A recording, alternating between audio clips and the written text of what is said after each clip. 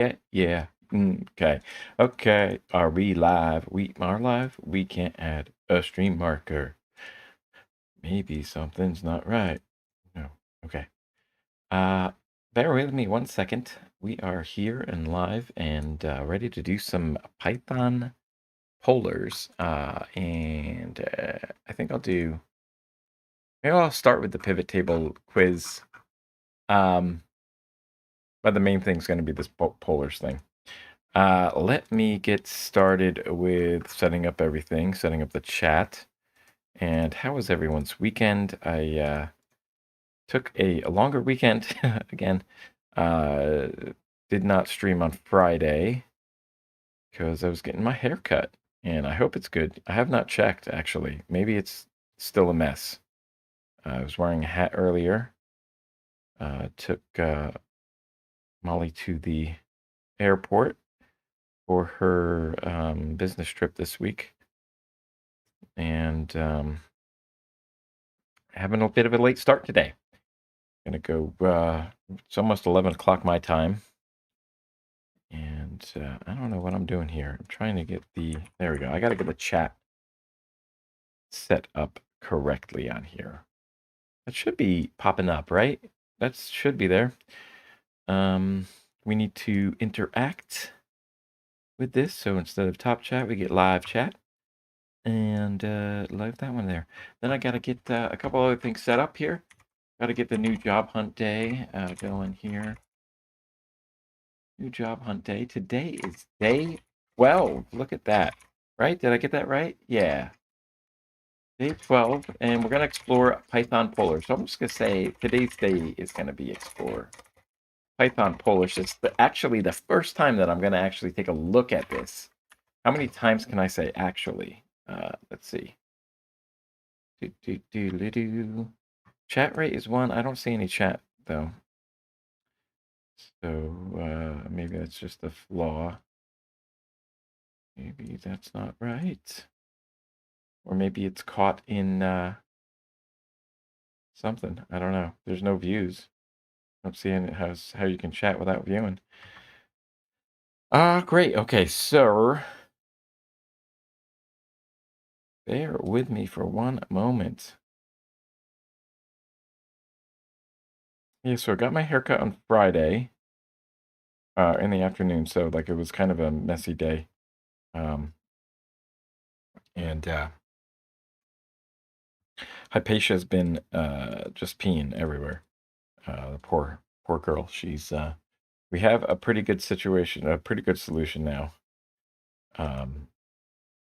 Where we're at the point where she's going decreasing her frequency of taking the prednisone steroid. So she should be getting better. She is slightly getting like incrementally better at holding it.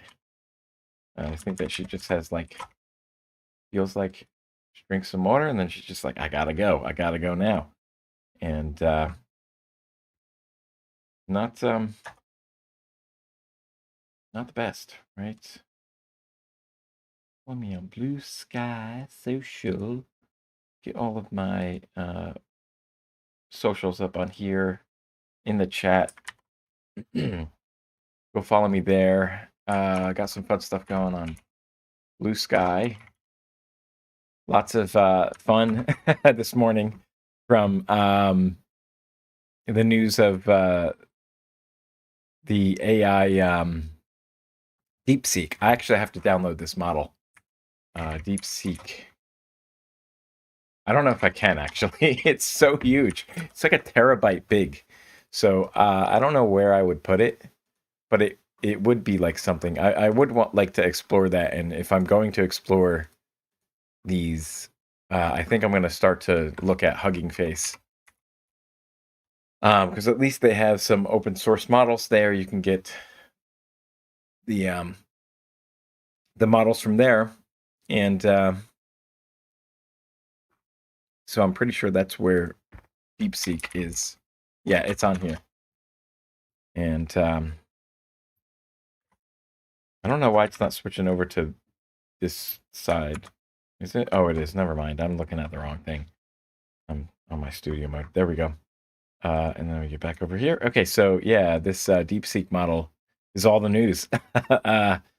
It's an open source. They have the code there. They explain what's going on, how they trained it and stuff. So like it's, and then they like did some benchmarks and stuff against the other, the major for-profit companies. Where I think DeepSeek is actually owned by a for-profit company too, but they put this out. They put this DeepSeek model. It's a large language model, and people are playing around with it. I think it was kind of released like last week or like a while ago, and there was a lot of downloads then. But and so since tapered off, so this is where people are testing it or stuff. So auto train, fine tune this model. Yeah, so I'm not, this is kind of outside of my expertise. Well outside is working with these things, so I haven't really worked with them. Not sure if I will or not in depth, but at the very least, like I think what I would do is if I wanted to use it to build something, I would use one of these models. They have smaller models, right? They have a bunch of somebody wrote a post about this. It's like this is all the model stuff. And yeah, lots going on there.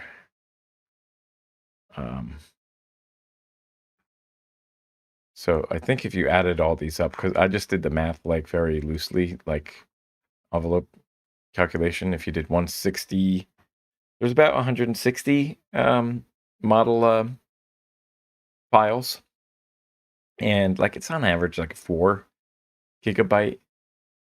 So 4 times 160 is going to be 640 gigabyte. So I'm thinking, and that's a very conservative underestimate. And then there's 1/3 of that, 1/3 of 150 is going to be 50 gig on top of that. So it's like 700. So it's got to be pushing a terabyte. Yeah. So it's big. So your tokenizer config modeling DeepSeek file. So I guess it's using PyTorch or something like that.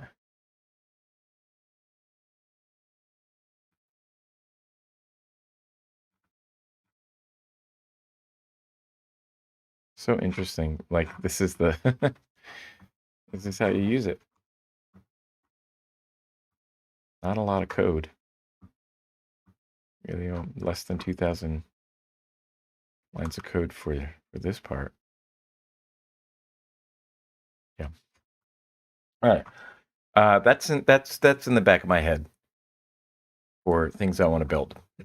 But it's all fun because let's see, DeepSeek that. Why don't you DeepSeek some better? Yeah. Where were the things that I had shared? Let me see. New Blue Sky. New Django? Security releases. Okay, I think I updated. Over the weekend, I did start playing around with the portfolio tutorial from RealPython for Django. So, and then I wanted to take a look at this, the executive order around the federal hiring. So, I think all the events that I was going to attend are going to be canceled because there were information sessions, and the information is going to change apparently. All those things about how to navigate, how the process works is going to be lost. It's going to need to be updated. So That's a setback, so I'm not going to be looking for federal jobs in my search now. Cross them off the list. I'm going to be looking at state jobs, so I'll look at different states that I want to move to, and yeah, that'll be the focus. And as well as companies that are, the small, the small list of companies that I think I want to work for. So let's see. One way of getting your Republican family member to acknowledge that Musk made a Nazi salute is to ask them if you can film them making the gesture. Anyway, of course, I wanted to tell my mother when she told me that flags are not, they're just symbols. And so she kept flags out front of her house. So I was thinking, you know what? Why don't you, if they're just symbols, they don't mean anything. Just put the Nazi sign out there. Why don't you just put the Nazi flag out there? Yeah, there you go. Yeah, they don't mean anything. Did not start from gas chambers. Of course, this is what's infuriating to me is like the discourse is like, well, you can't be a Nazi because he doesn't hate Jews. Well, like for one, they're kind of masking some really history of him saying anti-Semitic things, and so with that aside, it doesn't matter. Like it's not that like they're not doing these things now. It's that this is the end, right? When you realize that you can't process this many people in a mass deportation, what happens? That you don't have enough resources to round everybody up. Like, what happens then? Hopefully, they just give up. And you fight back and they give up. But it requires people to fight back. It requires people to push back on this bullshit. So, don't go along with it. And let's see what else did I do. There was something more to the point here. Okay, yeah. So this one was I found nice from Technology Connections, who I think has a YouTube channel as well. Really like their stuff. I remember one about how old remote controls used to work, because you'd think that it, like was the RF thing, but it was actually like radio frequency or something like that, and not even like high up in the in the bands. So like if you had a radio of today, you could change somebody from that one, from that old TV. Let me go see. Bop bop bop doo doo bo doo bo doo bo doo. Yeah, gonna spend NDI spaces. Oh, this was funny. Nate Silver put out this bullshit. Thinking Chat GPT is useless as midwit. It's a magic box that answers any question you ask it, from levels ranging from modestly coherent to extremely proficient. If you haven't bothered to figure it out to derive some utility out of it, then you're just being lazy, to be honest.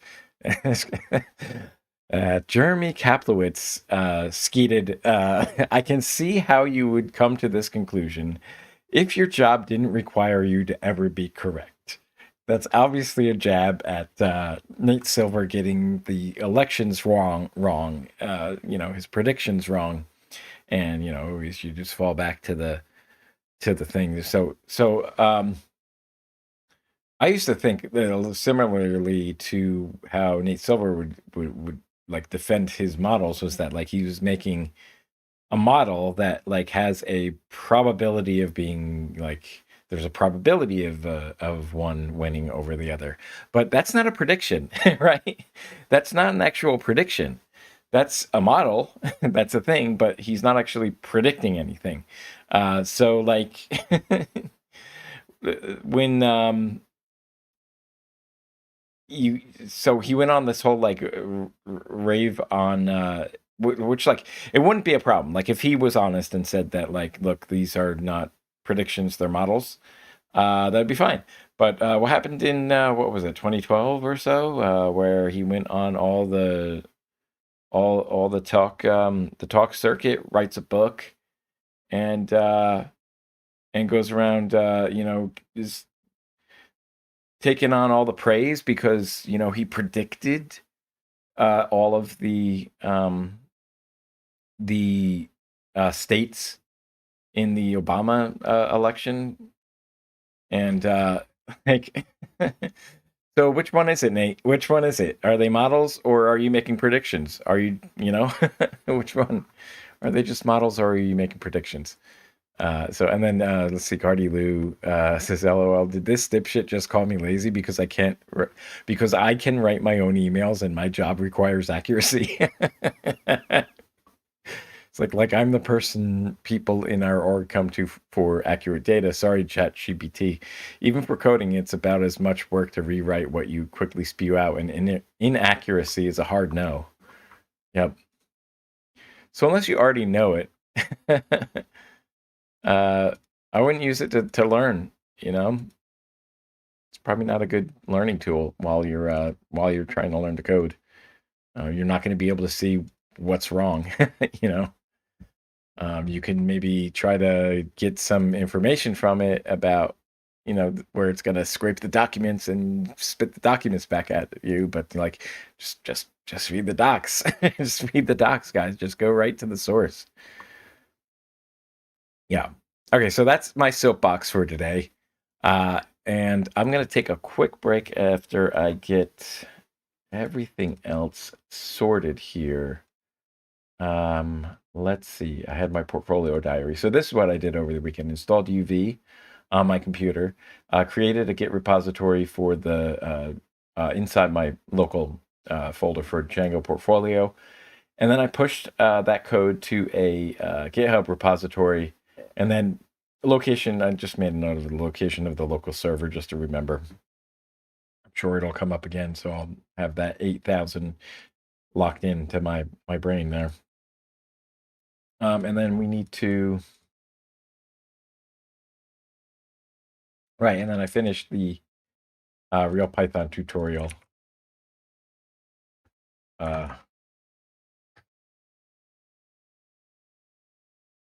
Up to add the projects app. And so those are the things that I'm working on. That's what I'm going to kind of pick at on the weekend, is to pick at the learning about Django, because that's kind of serving a dual purpose for me now. I want to use it to build a portfolio, but I also want to build a website for puzzle YouTubers to, I want to build an aggregator of the day's puzzle solves that were posted to YouTube. Just, gather them all into one source, and don't go searching on YouTube for those things. I'm gonna put those out in the Reddits for, come here, you get that list of all things, find a puzzle tuber that you really like, and go support them. Because the algorithm sucks, right? It sucks for people doing this, for doing puzzle content. And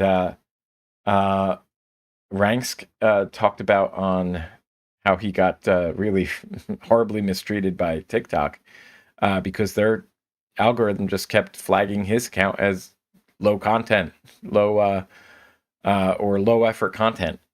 Like, Jesus, if you guys knew how much work this guy puts into this stuff, my God, like that would drive you insane. If like, I don't know how. So yeah, so he said that he's skipping TikTok, moving off of TikTok. Yeah, I hope he finds another stream of revenue. But hopefully the YouTube stuff kicks up a little bit. Yeah, so that's what's going on. Let's go and start this week with exploring Python and Polar. So I'm going to actually just create that file first before I get started. I actually just want to nosh on some food that I just made in the oven. So I'm going to do that in a second. So what I wanted to do Yeah, this is so weird. I guess I'll just move it to the inbox, and then when it's in the inbox, I'll move it from there. Yeah. We'll move this to job hunt, and then we'll do tutorials. I got that set up for that. We're putting those into tutorials. Okay, so we have this file. So we just like scrape the article so I know what I need. Strange that there's no code in here, though. There has to be code. I think the code examples are missing here. Yeah, the code examples are missing. Well, that's odd. Yeah, that is odd. I don't know why. I don't know why it's missing the code examples. Maybe we just delete this item and then try it again. If I try selecting everything, then do that, does it come up with the...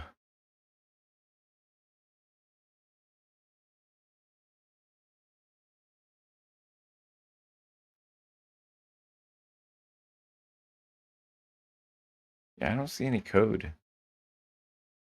Oh, there it is. There's some code there. Yeah, okay. Let's see if that works. And there we go. I think that'll work. Table of contents. We get down to here. We have the Python. We have those things. Not fully formatted because it's, a different thing, but it'll do for now, so I can use it as my notes. Okay.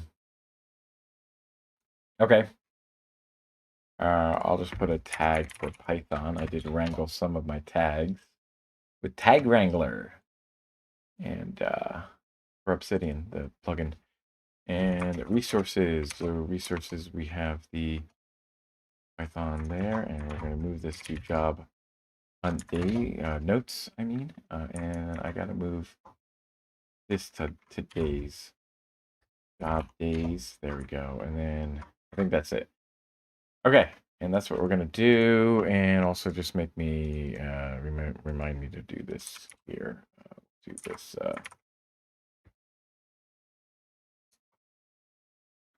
Let's see. Okay. Yeah, that one. Or actually, I don't need the. Wait, what happened there? What? That's what I want. Okay. Okay, so I'm going to take a quick break, and I'll come back and we'll get started on. We'll start with the quiz, and then we'll jump into Python for polars. And if time permits, we'll jump into the book from Bruce and Gedek. Practical Statistics for Data Scientists, and we'll do chapter 2, start exploring chapter 2. All right, so that's going to be the day. It's going to be probably a pretty long one today. Let me restart this since there's an update to VS Code, and I'm going to take a quick one, and we'll be back in 15-ish minutes or so. Bye.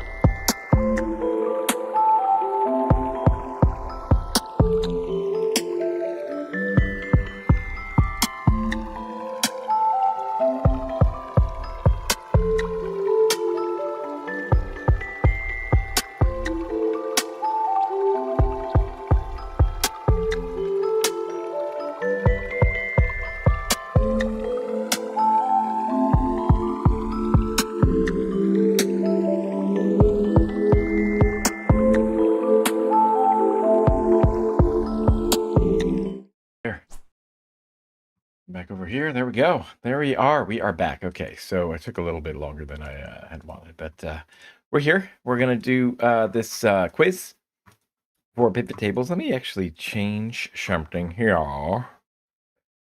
Fix my ticker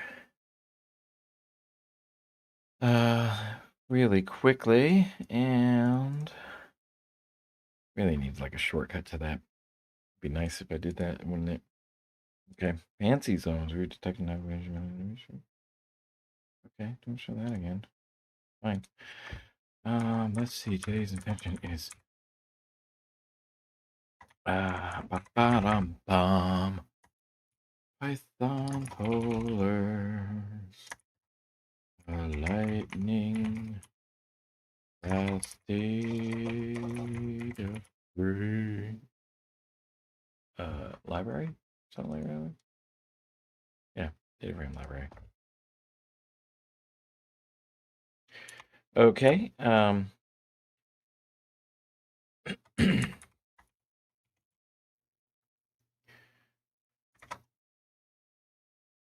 Yeah, so that'll be the, yeah, I'll just leave it like that. That's the intention for today, and then we'll do that other stuff. So, yeah, that's what we'll do. Okie dokie. All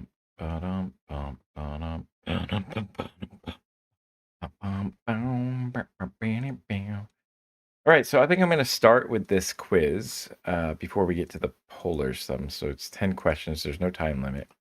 We get 1 point for each correct answer, and at the end of the quiz, we'll receive a total score. Let's go for it.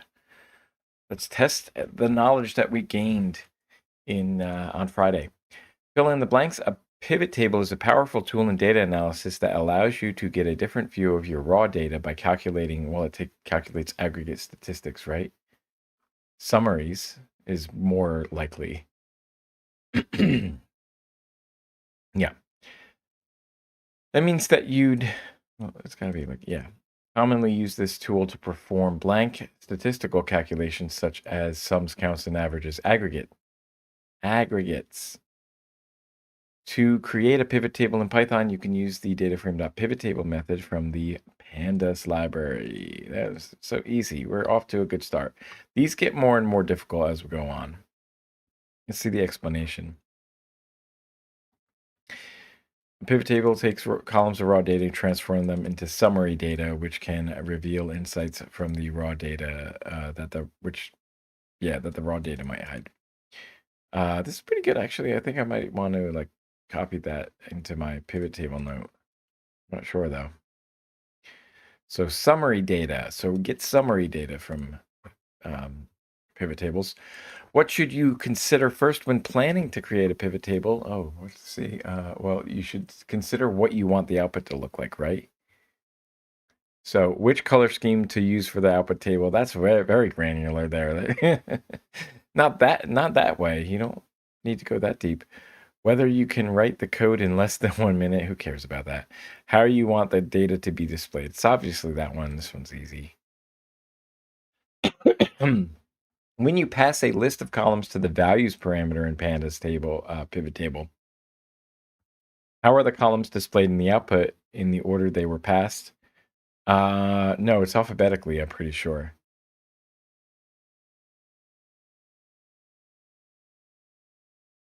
Oh, no, wait. When you pass a list of columns in the order they were passed, right? Wait, I'm just confused by this. Oh, in the values parameter?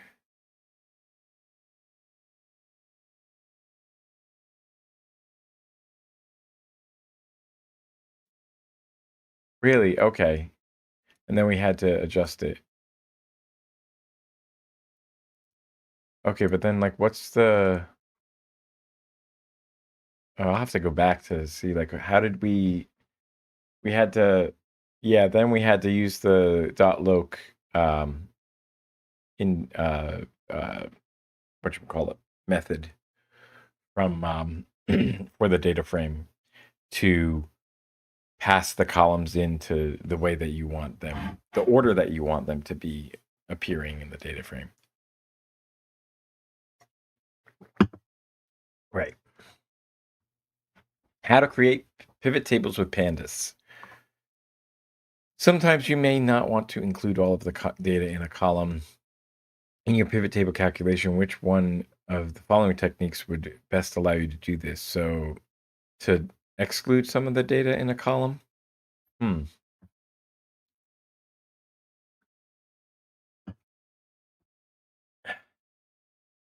Like NANs or something? You must always use all data in a column. Delete the unwanted data before you upload it into a data frame. Well, I mean, there. Okay, you could use a filter parameter. Did we do that though?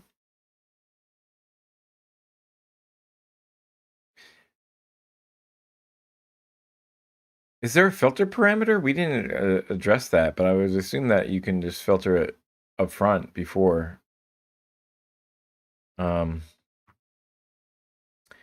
Is there a filter parameter?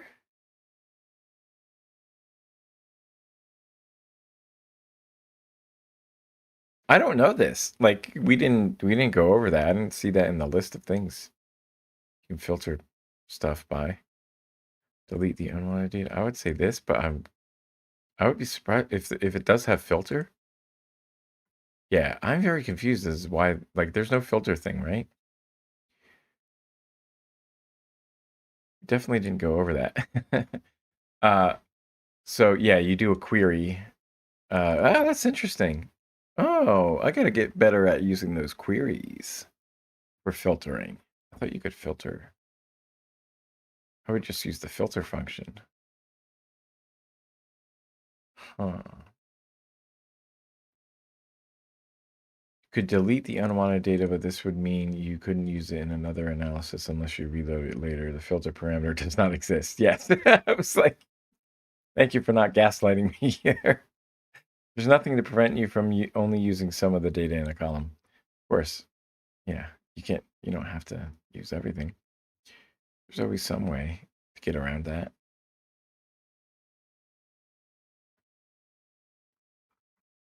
Although, like, this is like kind of true. Pivot tables must always use all the data in a column because, like, uh, when you do this query, I'm pretty sure like what you're getting back is another data frame. It's a different data frame qualitatively than the original data frame, right? Because you're filtering it.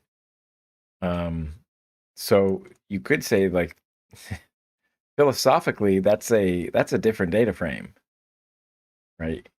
So I don't know. I don't know if I like this question. I think it could be reworked. I don't know if I'm motivated enough to put feedback onto there though. So I'm just gonna move on. Fill in the blanks. When you need to apply multiple aggregation functions to the same data in a pivot table, you pass them in a list to the agfunc, right? What are these other calcfunc, datafunc? Those things don't exist on that. Okay. Are these like names for other things? Other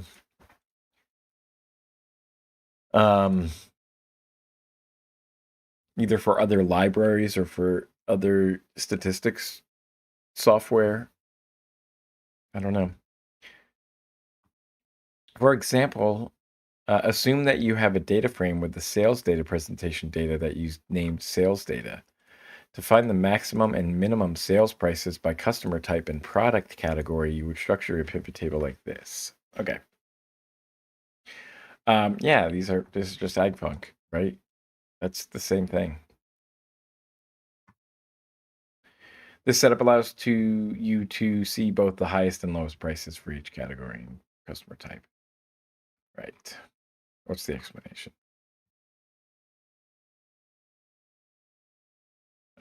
Yeah, specify agreement. That's nothing, no more, not a very detailed explanation there, but that's okay.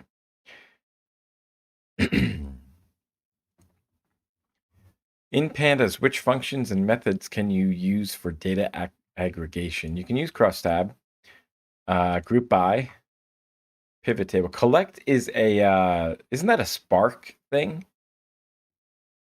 Aggregate, I don't think that's a function or method or anything. Yeah, I think you can do this with crosstab, group by, and pivot table.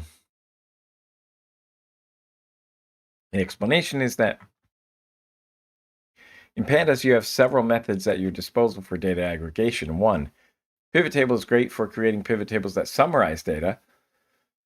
Group by is used to group data according to the values in one or more columns, right? And then crosstab is used to compute a cross tabulation of 2 or more factors. There you go.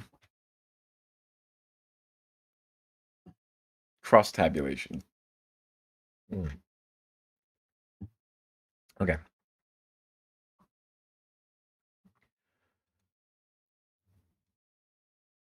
Right. They're all important things to know. Right. And maybe I do want to schedule doing the group by, learning more about group by, mastering that, right? But not so much with crosstab. I'm not sure if there is something on crosstab. In addition to the pivot table, so crosstab is kind of like an extension of the pivot table. Like you can do slightly more things with it. But yeah. Okay. Pivot method is a more powerful method than the pivot table. All right, so data frames also support pivot. Which one of the following statements is true? I don't even know if we went through that. Did we go through that? Both methods have the same functionality, but pivot is now deprecated. I would guess that that is correct.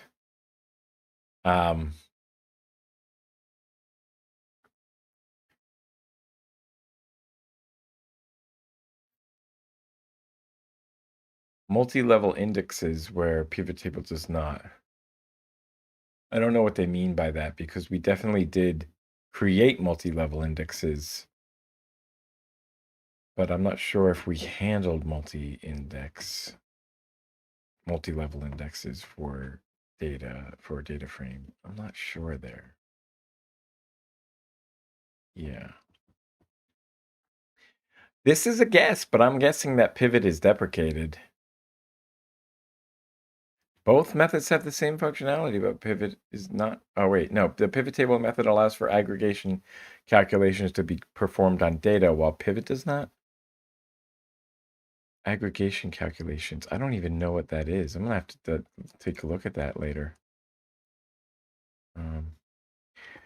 With .pivot, which, okay, that's good. They have a link to there. Let's go to that afterwards. You can only reshape data rows and columns. You can't use it to aggregate data. Just to reshape. Okay. And it doesn't.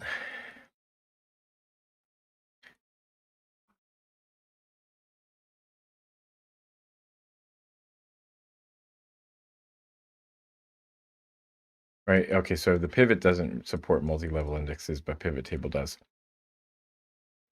Both methods are still available and do different things. Because of its data aggregation abilities, pivot table is more powerful. Well, that's great, but like we never went over this pivot. I'm just going to say like feedback on this question.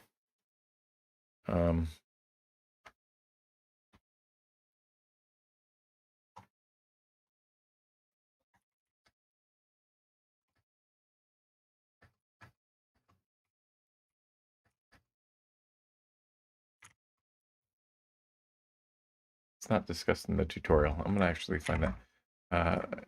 Wait.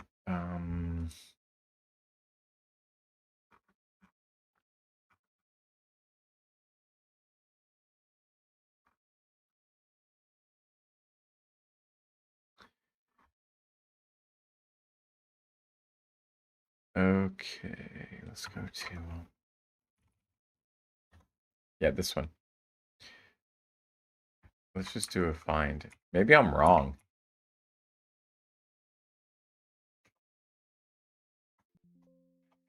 That pivot, I don't think is mentioned.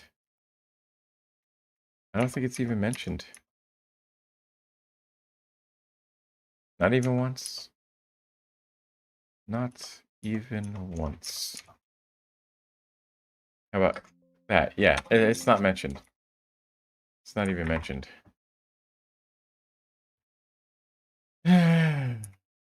Yep, so I'll just see that.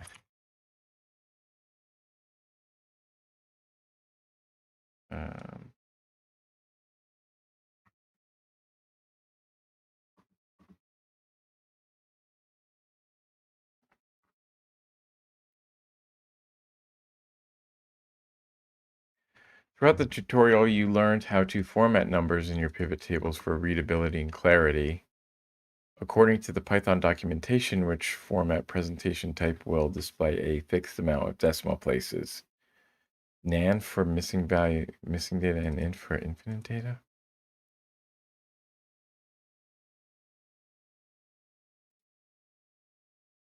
Okay.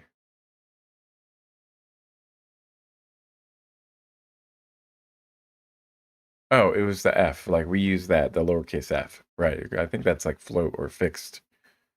Um, wait, what? What? F4 is the only one here that meets the requirements. F4 is nearly correct, but it displays NaN and inf in lowercase. Oh, come on. Really? Oh boy. The E and E format specifiers are for scientific notation. Not relevant here. What a joke. How to create pivot tables with pandas. Suppose you wanted to find the square root of variance calculated by setting agfunc equal to var. Which of the following is the best way to do it? Just use the standard deviation function. Set the agfunc to the std. Standard deviation is the square root of the variance, so replacing the var function with std is the best approach.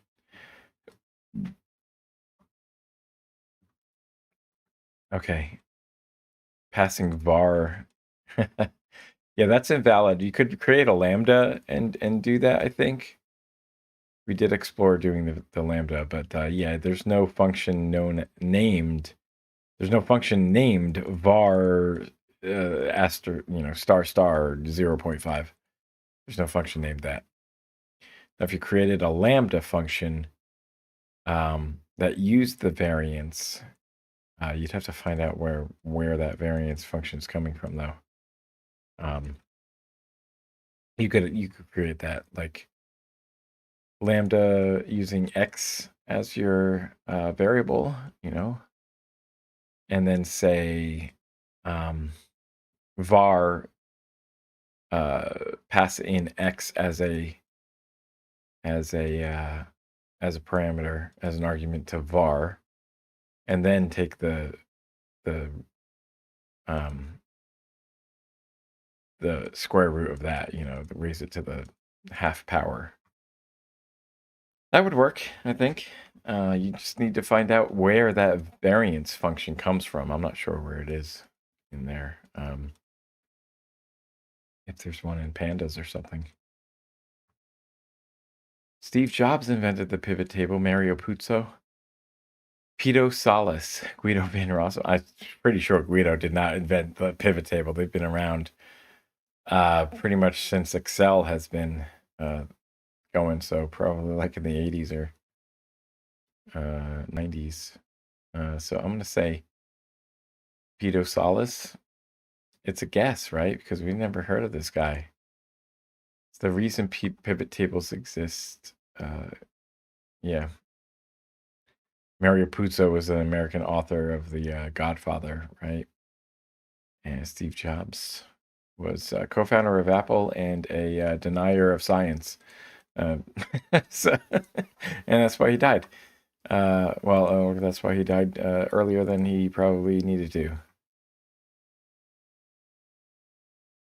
There we go. So we got a couple wrong. We got 3 wrong, right? It was the dot pivot and the other thing there, and then the string, yeah, the F format. And yeah, that other one that really irked me was the dot pivot. It was just like it wasn't even mentioned. So fixed point notation, same as F, but converts NaN to NaN. Converts NaN to shouty NaN and inf to shouty inf. Okay. Sure. Okay, bro. Those are things I don't keep in my brain. I just like when I need to use them, I just go to the docs, Curacao, American Cambridge software developer while working Lotus is advanced. Oh my God, it's not even attributed to Excel. It's Lotus. Oh my gosh. Wait, what was Lotus? Lotus was Lotus software. You had Lotus 123, this software thing. 82, 80.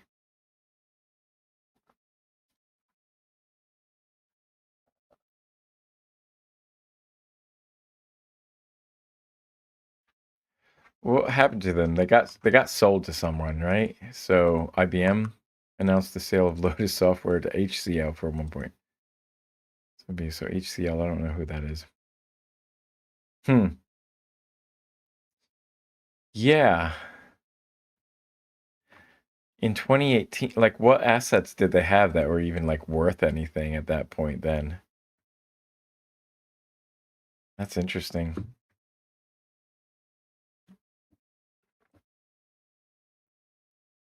Lotus Connections, what was that? Oh, it's like Teams. Yeah, like Slack or Teams or Discord.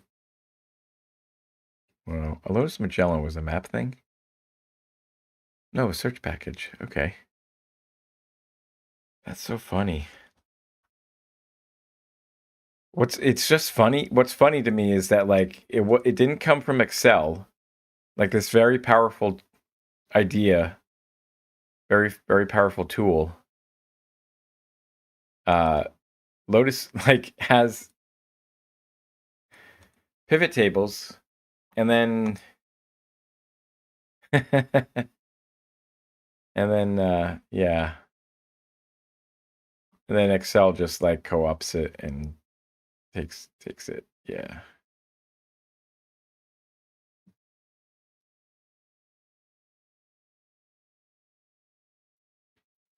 Yeah.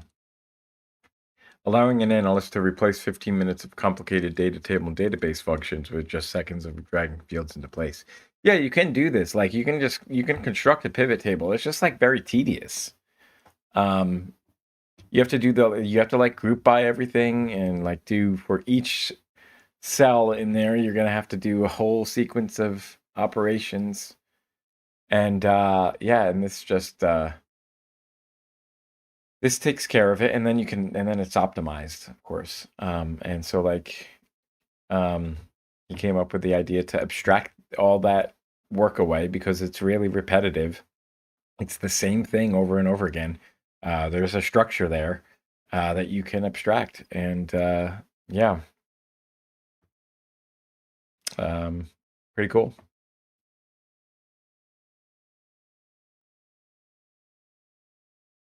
Okay, so he then became a practice of computer science professor at Brandeis, which is in where is that? Massachusetts, right? Yeah, interesting. That is some interesting history. Pedo Salas. Put that on um your trivia card. All right, so dot pivot is apparently the same thing, but you don't get the table or something. You don't get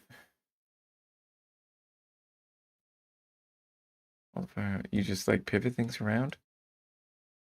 You because you can't do the aggregate functions.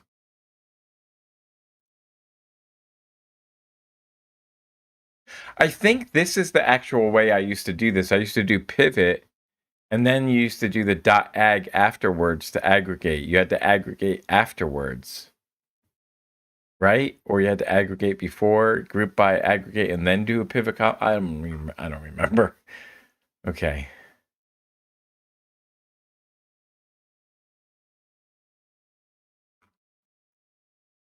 Yeah, it's just the pivoting. It's just index columns and values. You don't have any ag func. So you can just change the way it looks, basically, and use different values. Yeah, okay.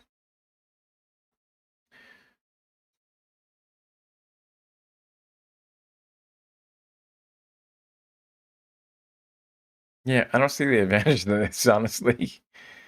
I don't know why you would have one columns of two. One, one, two, two, one. left 1. Yeah, I don't know. This is a very contrived example, and it's a very generic example, honestly. It's not like anything that's practical. Like, what would the practical use of this be? I'm curious. Actually curious. What would the practical use of this pivot method be? All right, so we did that quiz. We'll get that out of the way. Let's see. And I could take a break now and catch my breath, or I can just dive right into it. It's almost 12, so I don't know. I think I just want to dive right into this, honestly. Um, and then we'll get some more coffee, and then we'll go really deep with this here, I think. Yeah. Ooh, we got a call coming in from Florida. Florida. Let's see what number that is.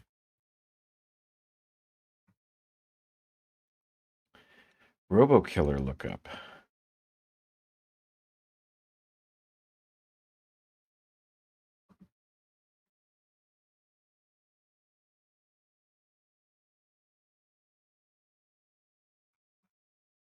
Okay. Bear with me for some moments. Actually, I don't know if I want to. I would really like to listen to some music in the background, you know? If I tried to do the title thing, it would uh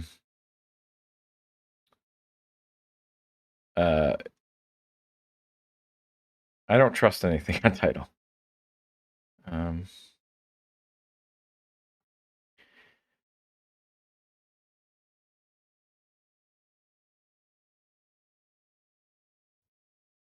or I could give a shout out to Josh and do that. Uh let's see.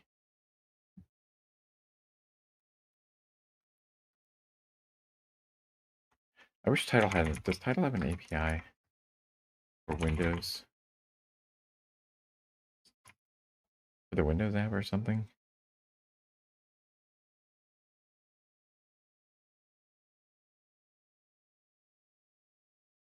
Like I want to figure out like if I can display like what the name of the song and the artist on screen while it's playing. Title API. Well, what does that do? Okay. Like the main thing we just want is get the currently playing, get currently playing or something like that.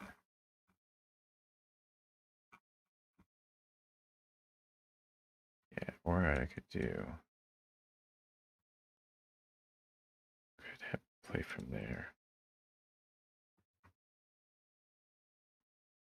Bear with me for a moment. Songs over here. I want to clear. Wait, can I clear the playlist? Clear the play queue. That's the way I do it. Okay, and then we'll go.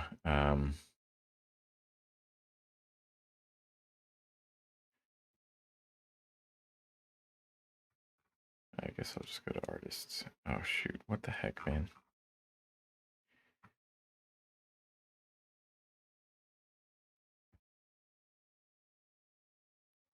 Just send a message to him real quick. Make sure they can do that. Really? Schedule an install.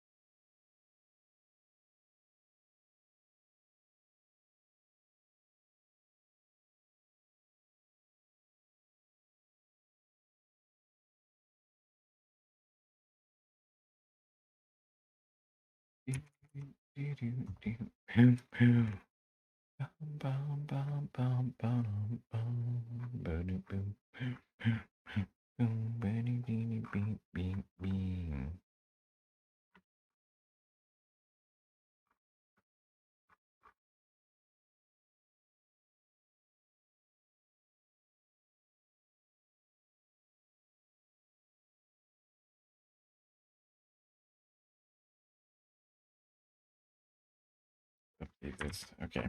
Bear with me for a couple minutes here. Just gonna try to get some music going in the background so we have something that is other than my voice going on. Yeah, I think we can capture desktop audio. I think that'll work. Let's see, -15, -15 decibels for the monitoring off, but it is on. So interesting. Browser music.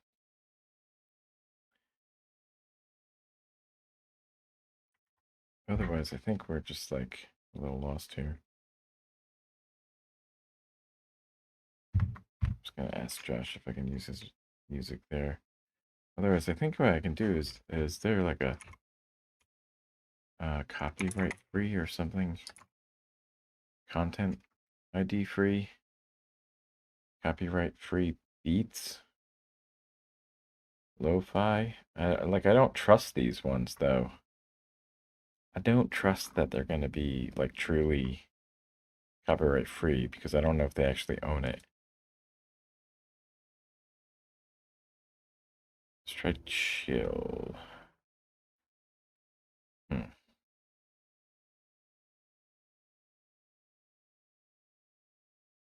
I think I'm gonna try this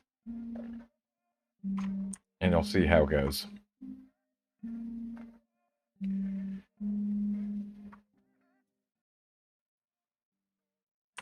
Huh, I don't think it's working though. Yeah, it's not coming out the right spot. um,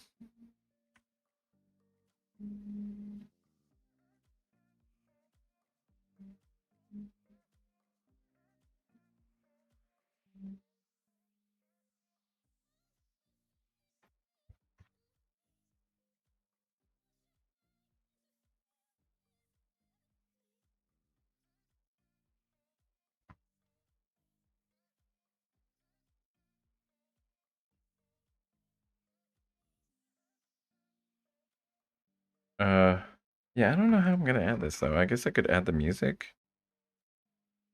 Oh, sorry. Hang on a second. Let me go back to let's go to chatting here. There we go. All right. Oh my goodness, it's mirrored. Oh shoot. That's not right.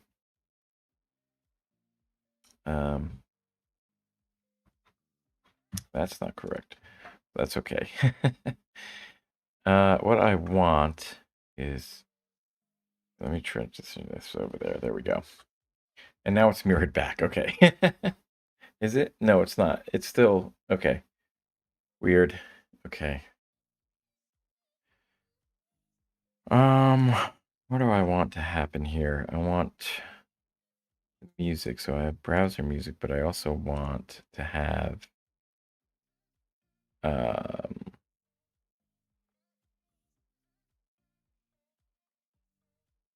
audio output capture.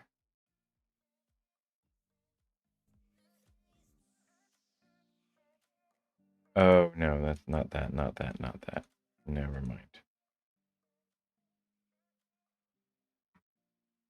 Game capture, display capture. No, I think it's just window capture. Gonna be a title. We'll select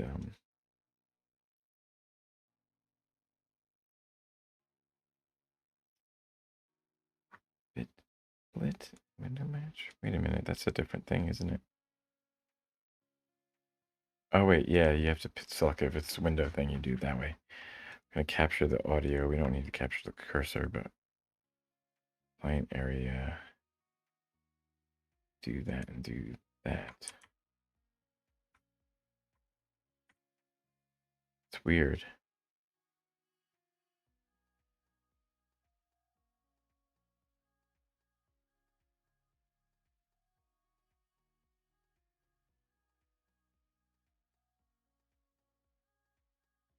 What's the shortcut to Control R? Okay. That's interesting, though. Why is it not, like, showing up here?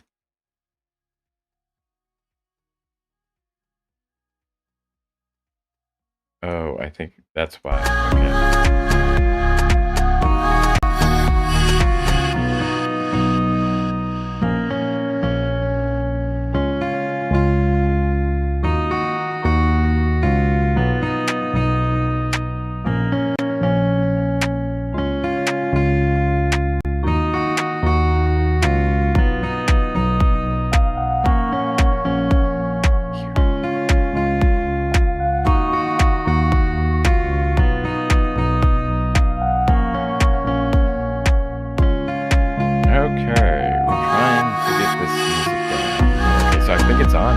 Okay.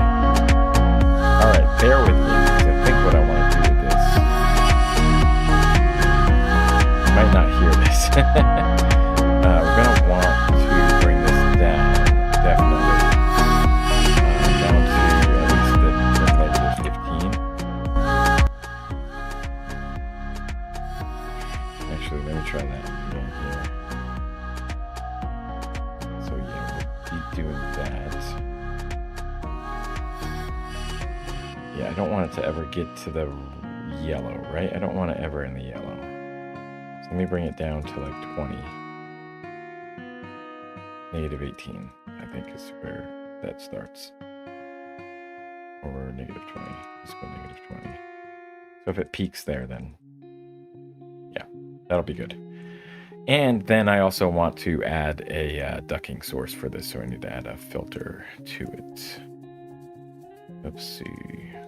Audio filter, compressor. Oh, I forget what this is.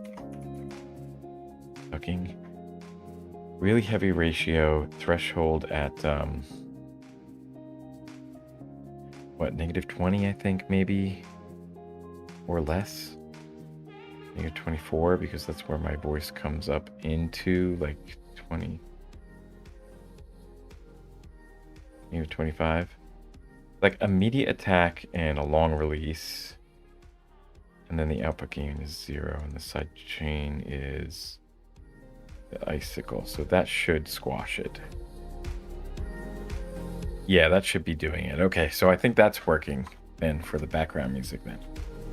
Okay, I'm gonna try this and see what kind of strikes I get on this content ID and stuff. So still waiting on Josh to hit me back for the approval on that. I'm sure it's gonna be okay, but I'm really I really just like I want to credit people where credit's due. I just have a bias towards crediting people, right? So I don't want to make it seem like I'm stealing stuff, right? And even then, like it's not even that. It's just, you know, we live in a connected society, right? We live in connection with each other. So it's always good to give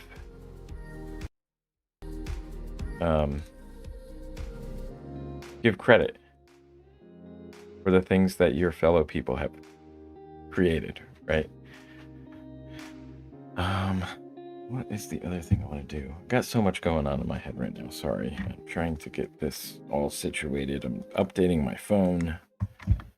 Get a plug into there to charge the phone. I need to do something with this title thing because it's part of the music thing.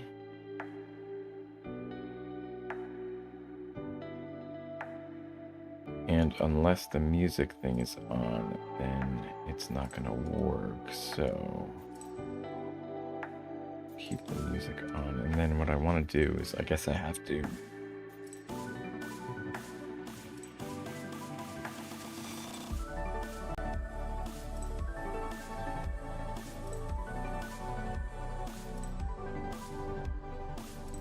hang on a second.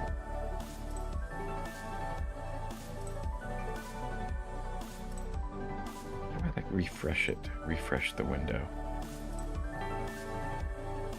Go away from it. It's so bizarre. So bizarre.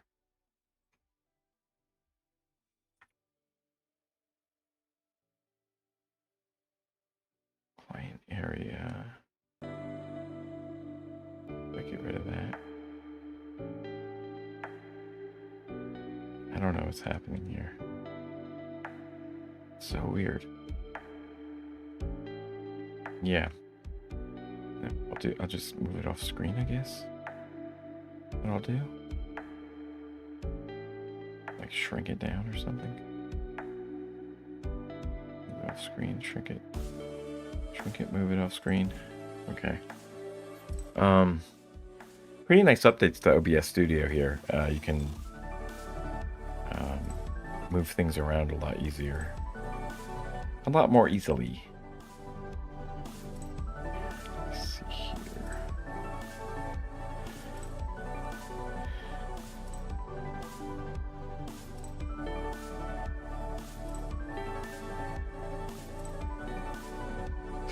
Okay.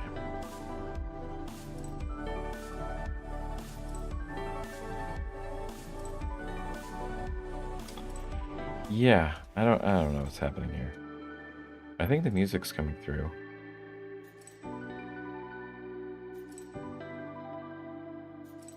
And hear this stuff.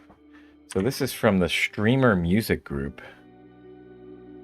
And it's called Chill, copyright-free music. So I hope, like, I don't get any strikes or anything. But you never know. You never know with this stuff. So my hair's a mess.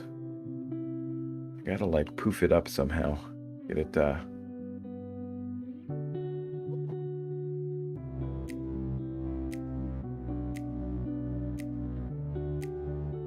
it's laying very flat. So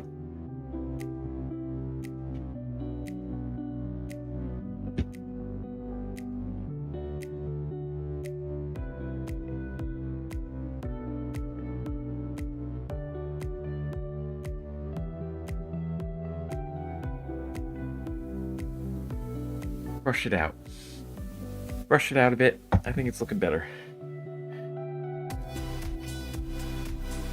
Oh God, this is wrong. It's all backwards. I can't look at the camera because it's backwards. It's not correct. I actually wanted the part to be like here. My hair has not been cooperating though. That's a little better.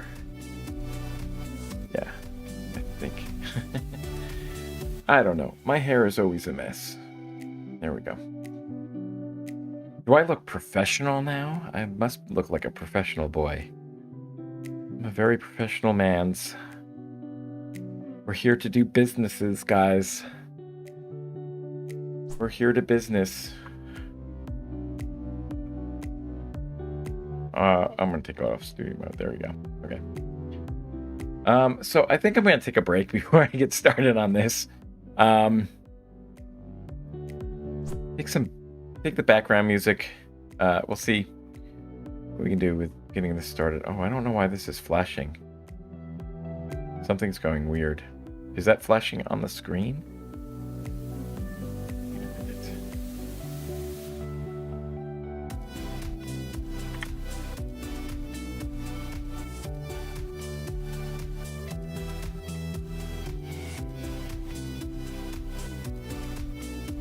Oh, that was weird. That was weird. Okay.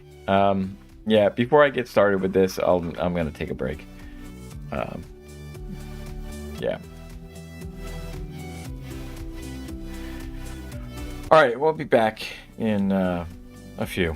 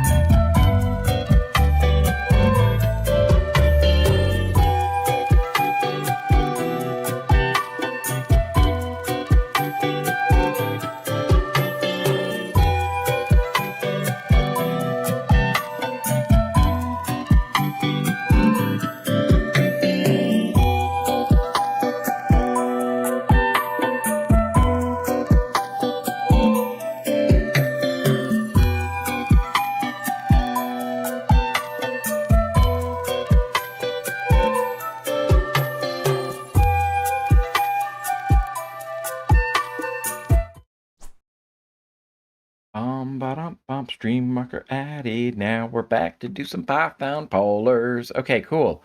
Wow, weird. Okay, so we have, yeah, so we're going to bounce back and forth here between these things here. Let's see. What are we going to do? All right, so we have this. I want to do that data and sampling thing later. Let me just eat that out of the way there. Just get it out of the way. There we go. Table of contents. We're going to do the Python polars library, getting to know polars, installing Python polars, data frames, expressions, and contexts. Getting started with polars, data frames, polars, context and expressions, the lazy API. That's interesting. I don't know what that is. Lazy frames, working with lazy frames, scanning data with lazy frames. Seamless integration with external data sources, integration with Python ecosystem. This seems like it's going to be a lot, doesn't it? It doesn't look like it's that much, though. I think it's just going to be a lot of reading and a lot of like note taking here. So, what I want to do, what do I want to do? Polars. I want to create maybe a file for polars. Where do I want this? That right there? Do I want that right there? And then I can have my, I think maybe that's where I want that. Trying to figure out how I want to set this up best. We will be bouncing back and forth. I kind of want to have both of these things on the screen at the same time. It's kind of interesting.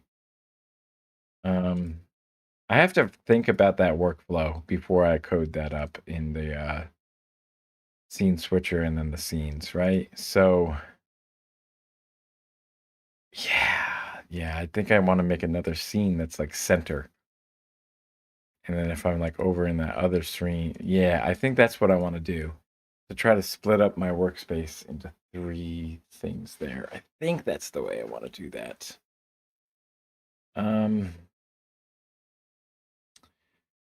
Yeah. Yeah. So I got to think about how I'm going to achieve that. But for the meantime, let's get started with this Python polars. Okay. We're going to take some notes. We're going to create some new notes here. It's Monday, and I'm just like, I'm trying to get my head back in the game here. It is still kind of early in my day. 2 hours in, I guess. So let's try to work through this. We want to make sure that we understand everything here. Let's see. Okay. Josh says he would be honored. Okay, cool. Okay, yeah, I want to play his stuff in the background. And hang on a moment.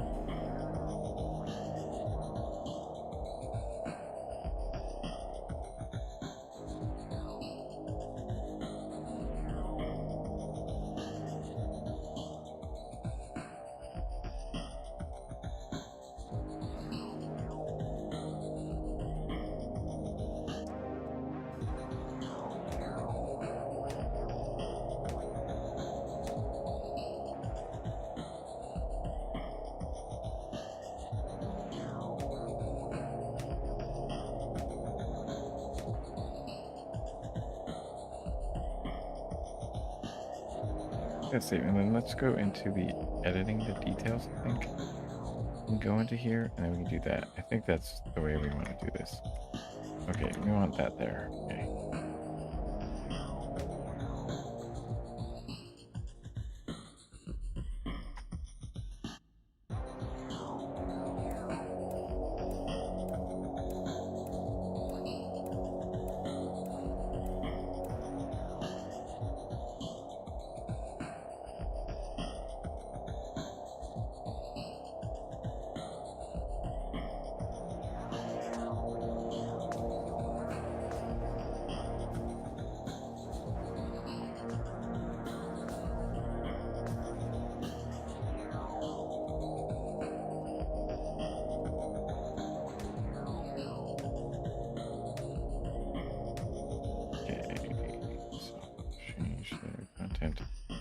There we go. Okay, I think we're set then.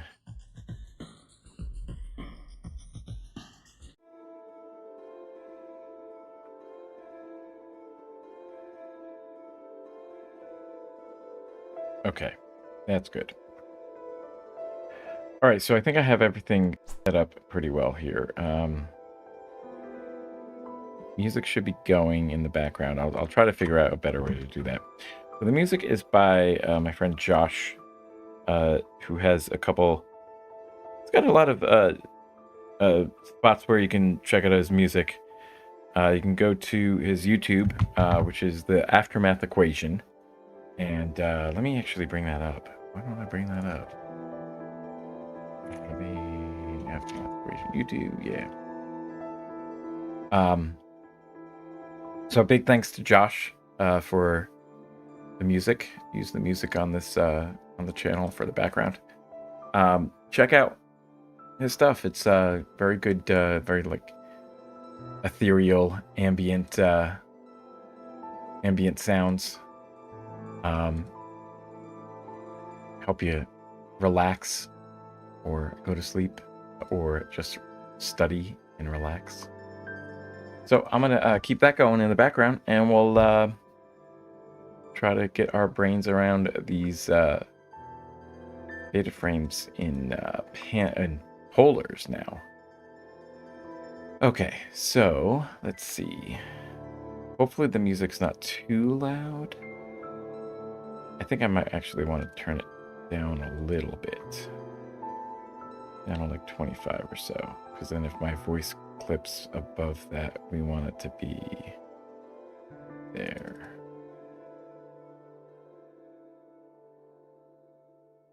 Okay, I think that'll be good.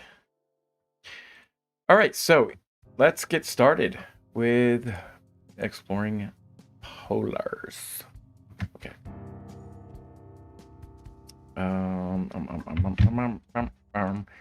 So in the world of data analysis and manipulation, Python has been long been the go-to. Actually, do I want to zoom in on this?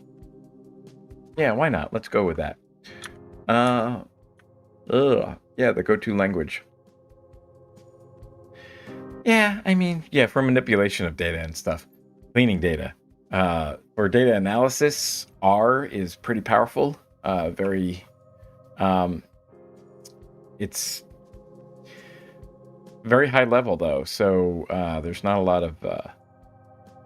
You pretty much just access a lot of stuff from the data analysis, data science libraries with the functions and stuff. So Python is similar, but let's see. With extensive and user-friendly libraries like NumPy, Pandas, PySpark, and Dask. PySpark and Dask. So I'm curious about doing a dashboard in Dask, honestly. Let me see something. Dask is a DataFrame Dask. I'm not sure. What do you use Dask for? It's used in geospatial, finance, astrophysics, microbiology, and environmental science. Curious. Okay. Interesting. So, what is Dask? Parallel and distributed computing. That's what Dask is. What is the dash? Like Plotly Dash or something like that for the dashboards? Okay, Dask is for parallel computing, distributed computing. Cool. Okay. Nice. Okay. Among these libraries, one name that's been generating a significant amount of buzz lately is Polars. And they have a link to the Polars documentation and the user guide here. I actually want to save this here as the link to the documentation in my own notes for my resources. So I can figure out, just when I go back to these things, we can look at like what I learned and stuff. All right. So in addition to learning, to getting back to pandas, I'm going to be exploring these other libraries. So Polars is one of those that I've been hearing a lot about. It's a high-performance data frame library designed to provide fast and efficient data processing capabilities. Inspired by the Raining Pandas library, Polars takes things to another level, offering a seamless experience for working with large data sets that might not fit into memory. Okay. Not fitting into memory. So what I'm getting is maybe you're saving these things, these data frames, in a format on disk. That coffee is hot. Hot coffee. Okay. So in this tutorial, we will learn why Polars is so performant and attention-grabbing, how to work with DataFrame's expressions and contexts, what the lazy API is and how to use it, and how to integrate Polars with external data sources and the broader Python ecosystem. So after reading, I'll be equipped, you will be equipped with the knowledge and resources necessary to get started using Polars for your own data tasks. Before reading, we'll benefit from having a basic knowledge of Python and experience working with tabular data sets. We definitely have that. You should also be comfortable with data frames from any of the popular data frame libraries. Then we're going to get the download the code here. Let me download that here. Okay, it's not opening that up. Let me take that off screen for a second. Take that to my focus area and get to, wait, no, it's on my projects. Projects. Oh, wait. Oh, before we even knew that, let's come on over to here. And let's see. We got real Python pivot tables. That's what we're going with. Let's exit out of these vaulted ones here. Get a new terminal. Okay, there we go. And make sure that we're on the right level here, and we want to make a directory called real Python. And we're just gonna say Polars as the directory. And then inside of Polars, what I want to do, I'm just gonna save it into there. I'm gonna save the data into there, so you'll see that populate in a second. I get into real Python Polars. We'll save that into there. That'll be the zip file into there, materials there, and then I will open that up. I don't know why I can't open that up. Let's open that up. It's not done downloading yet, despite being only 6 kilobytes. Don't understand what's happening here, honestly. Man, slow internet connection, I guess. Can't get that 6 kilobytes. Okay, they got quite... Alright, so I think this is just... There's no data here.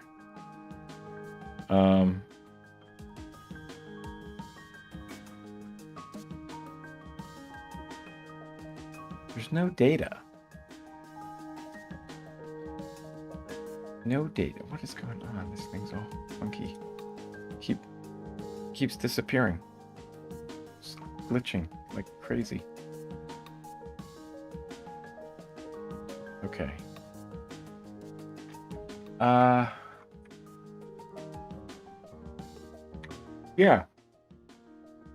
So we'll do that.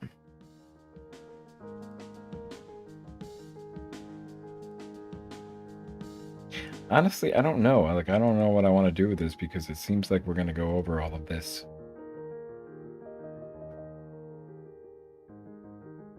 How to optimize your data processing. Yeah. Okay, but then I think we're going to go through all of this. I think we're going to create all of these files. So I'm going to hold those off for a second. We'll have them available, but we'll just come back to that in a moment. So, polars has caught a lot of attention in a short amount of time, and for good reason. In this first section, we will get an overview of polars and a preview of the library's powerful features. We'll also learn how to install polars along with any dependencies that you might need for your data processing task. So I'm going to be probably using the Venv, the virtual environment that I've been using. So I'm still getting my hands around working with UV. So I won't be using that. But I'm hoping to start using that like in a few months, or a few weeks, a few months maybe. Polars combines the flexibility and user-friendliness of Python with the speed and scalability of Rust, making it a compelling choice for a wide range of data processing tasks. So, what makes polars stand out among the crowd? There are many reasons, one of the most prominent being that polars is lightning fast. Okay. The core of polars is written in Rust, a language that operates at a low level with no external dependencies. Rust is memory efficient and gives you performance on par with C or C++, making it a great language to underpin a data analysis library. So the library that I was mentioning, or the framework that I was mentioning before, was UV for kind of its version and dependency management for Python. And it's built on Rust as well. So it's supposed to be like much faster than like Venv, than traditional Venv, or in the standard library of Python. And that has borne out when I've created virtual environments that way. It's pretty quick.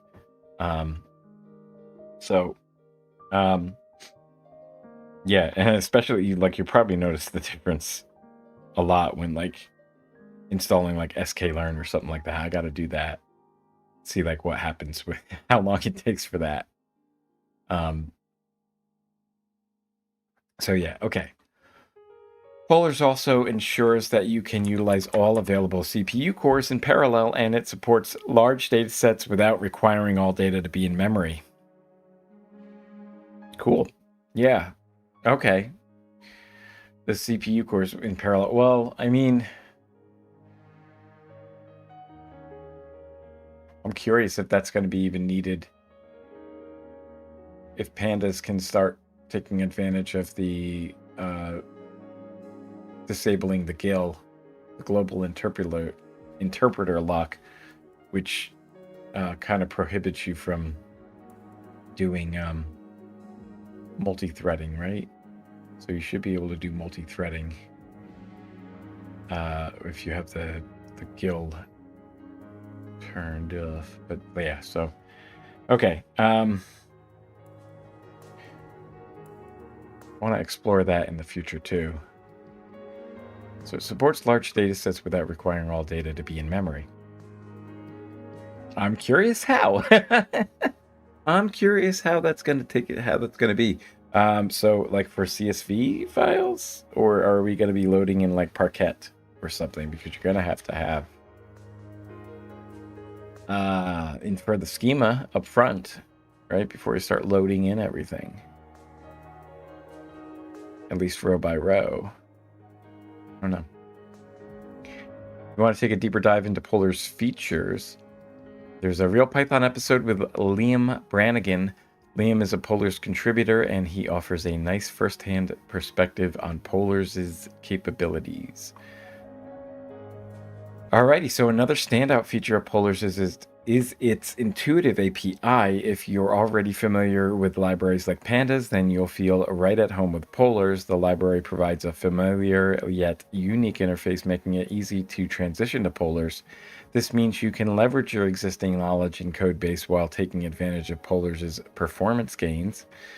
Polars' query engine leverages Apache Arrow, just like the Pandas now is using those Arrow data types now, but I guess Polars is actually using Apache Arrow for vectorized queries. Just curious there. So vectorized query being that like you can broadcast essentially, right? Where if you multiply a vector by a scalar, right, you're applying that operation to every single element in the vector, and vectorization in Python just means that it's fast, right? And so it's parallelized.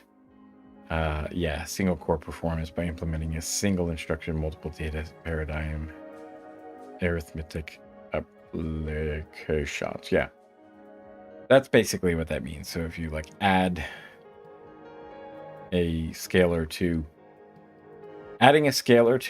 to a vector is this isn't a mathematically correct thing, but in the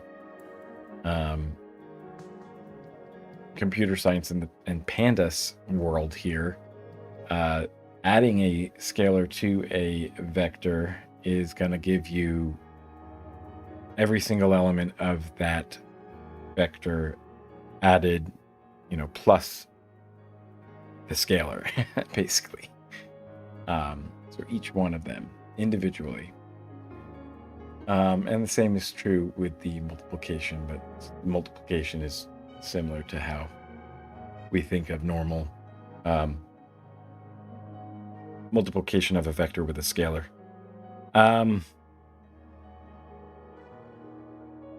Yeah. All those other operations, though, apply there. All arithmetic operations will work for that. So, let's see. Yeah, Arrow's the data format, right? It's the data types and all that stuff. So Apache Arrow defines a language-independent columnar format. Okay, but like Parquet is kind of similar, right? For flat and hierarchical data. Oh, well, that's interesting, though. Hierarchical data. I think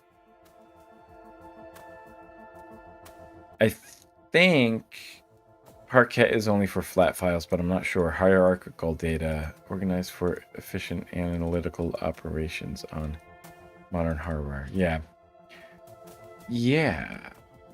Interesting. Apache Arrow is a development platform designed for fast in-memory processing. This is yet another rich feature that gives Polars an outstanding performance boost.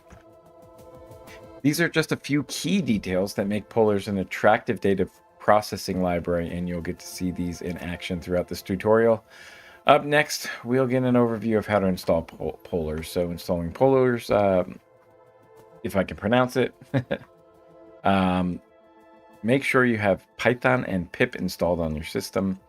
Polars supports Python's versions 3.7 and above. To check your Python version, open a terminal and command prompt and run the following command. Python version. So we know we have it, right? We're using 3.12. So well above 3.7. I think 3.7 is like they're removing the support for it soon, right? They're not managing it or whatever. So any bugs that come up in there are not going to be taken care of. As far as I understand. So PyPI, of course, the package index using pip. How deep do you have to go with this here? how to install Python. Yeah. I wonder if they mention UV on this. They don't. It's updated for 2025, and I think they should add that in there. Installing Python via UV. I guess that requires its own article, except I would hope that they would like at least mention it and then link to that article. So we're gonna install. I can just go like which Python in here and make sure that I have the right Python installed, or the Python that's going to be used as the command or the executable here is the right one that has the virtual environment that I want. I'm going to install polars here and see how long this takes. I should do like a benchmark or something, but no, that would be too much. Benchmark the installation of polars with in just regular straight up Fen versus using UV. Okay, so we're just gonna make sure that we have the right thing. So IPython, or I could do Python Interactive as well.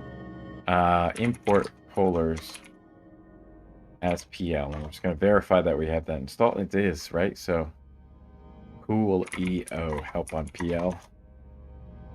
There we go. There. Polars is installed. Data types, classes, objects. Interesting. Okay, so the data types are binary, Boolean, categorical, enum, null, object, string, and unknown. Interesting. But there are other classes as well. Float theory for. Okay, there's a whole bunch. Never mind.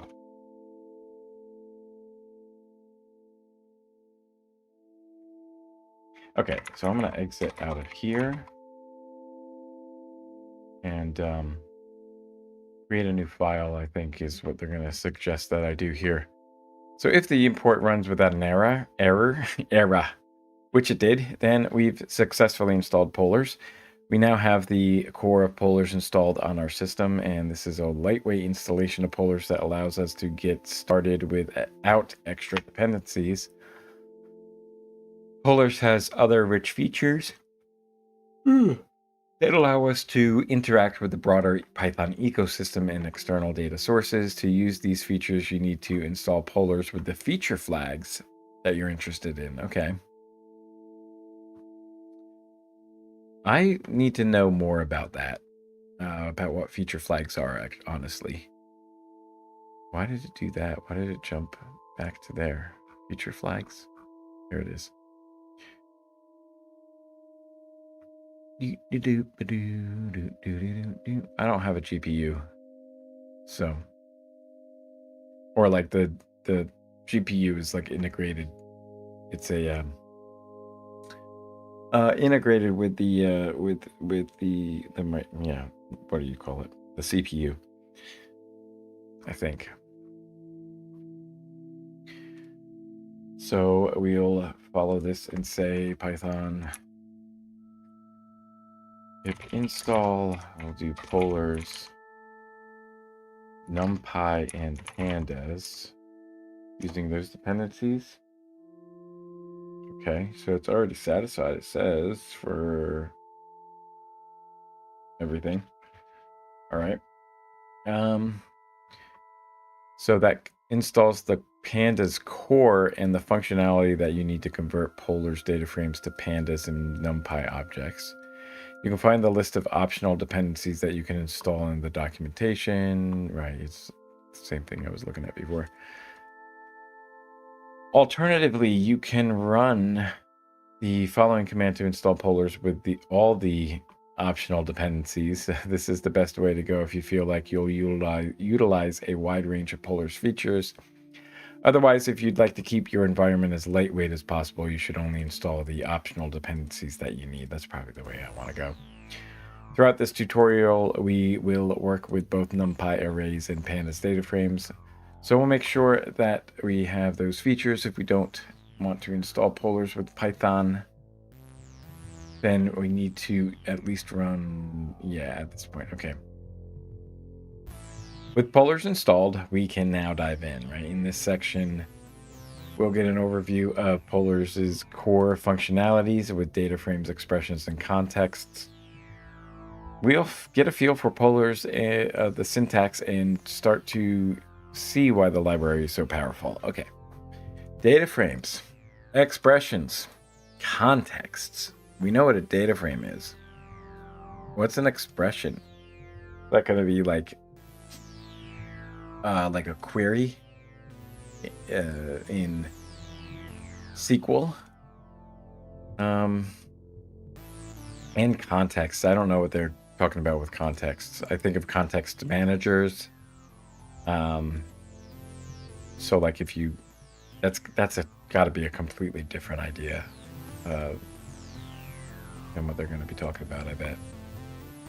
Where like if you open up a file, you have to close when you open up a file, you have to close the file, right? And there's context managers for Python, where the syntax is like with the context manager as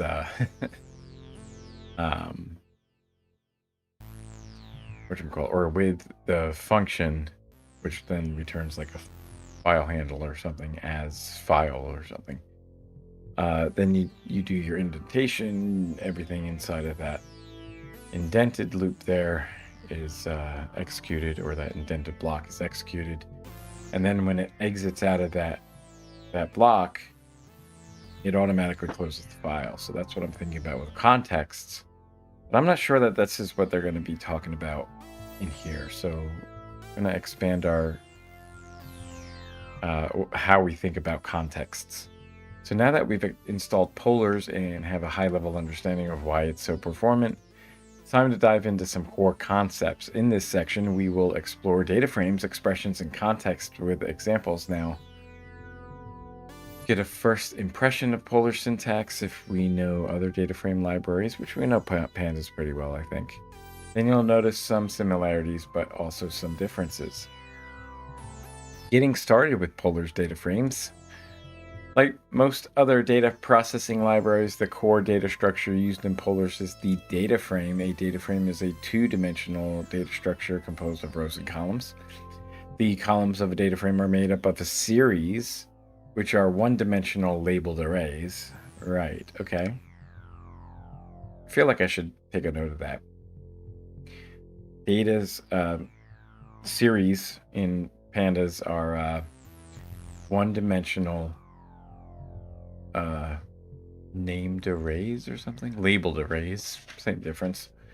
You can create a polars data frame in a few lines of code. In the following example, you'll create a polars data frame from a dictionary of randomly generated data representing information about houses. So be sure to have NumPy installed before running this example. So let's create that first example here. So this is going to be, let's just call this getting started. Oh, okay, so we have to, yeah. Actually, let me cd into polars here. There we go. Okay. And we'll do code getting started.py. That's what I'll call this one. We're in that section there, and we'll call this, saving that, import numpy as np. We'll import polars as pl. And then we'll set the number of rows that we're going to create here. The RNG is going to be the from the NumPy library, the random module default RNG. Setting the seed to 7. So we're setting the seed to be the same so that we get the same results as listed in the tutorial here. So we make sure that we are doing everything the same way. RNG exponential. Interesting. You can draw from the exponential distribution. Is that what that is? Samples from an exponential distribution. Cool. Scale 1000. That's going to be, I guess, 1,000 samples. And size, or that's 1,000 possible outcomes. Is that what we're doing? What does the scale do for that? Let's see. No suggestions, really? The scale is an array like float. That's the scale. Okay, yeah. So 1 beta is equal 1 divided by lambda scale parameter. I forget how that was. So the exponential distribution is like a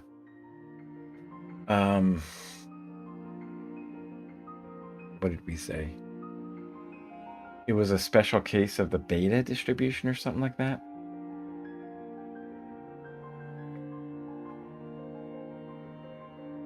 I don't know what the lambda is here. Lambda being like the number of outcomes or something? I don't remember. It's not the average. Could be the average, actually. I don't remember. I think we'll learn about that, though, in the practical stats. That book. So, let's go to out as under scale. Scale samples from the parameters exponential distribution. Okay, let's make sure that we have everything here. Okay. Of the year, we have an RNG integers. Isn't that just like a uniform distribution of integers? Why is this like so overloaded? Wow. Okay.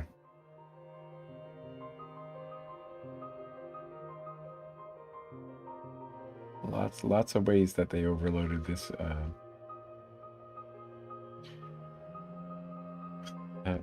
that method. What does it do? Random integers from there replaces there, so I'm pretty sure it's just a uniform distribution. Yeah, discrete uniform distribution of the specified d-type. Okay. I just want to understand everything. So from 1995 up until 2023, we're going to do size is equal to the number of rows. We need to make sure that the size is all the same, I guess, for all of this data here. Otherwise, I guess there's some funky stuff.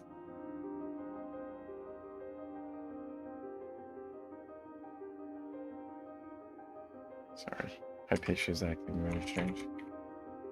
Then we're going to do a choice from 3 objects. So this is going to be a categorical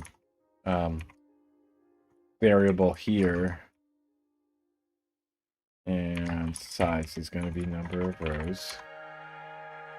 And let's go here. Buildings.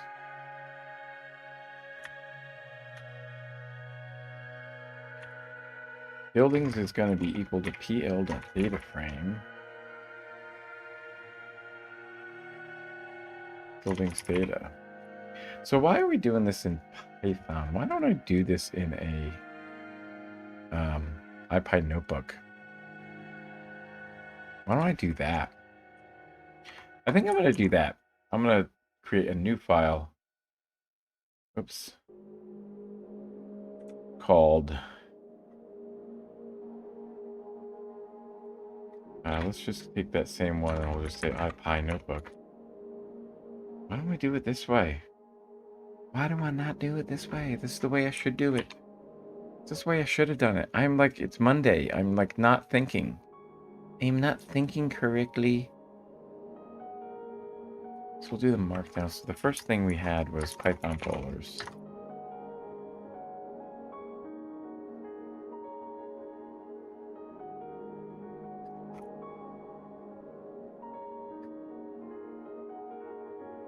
Okay. And then, yeah, so we had all the other stuff we installed. We got to know. We did all that data frames expressions. So then I'm going to do another section just called data frames expressions in context. And then I'll do another thing underneath that. That's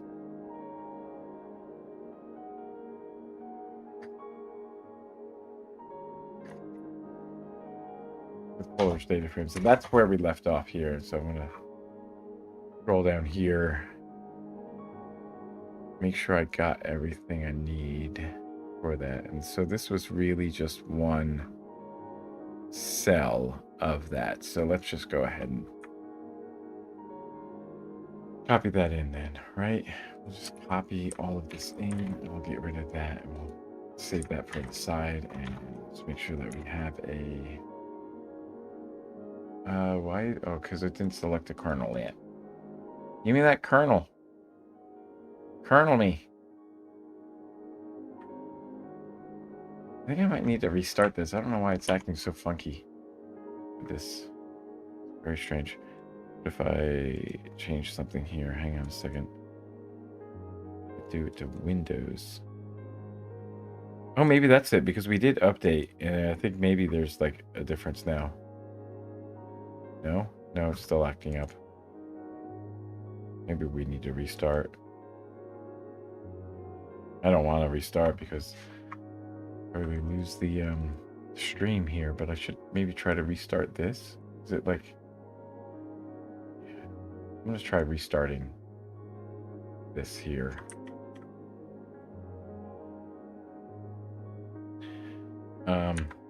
Yeah.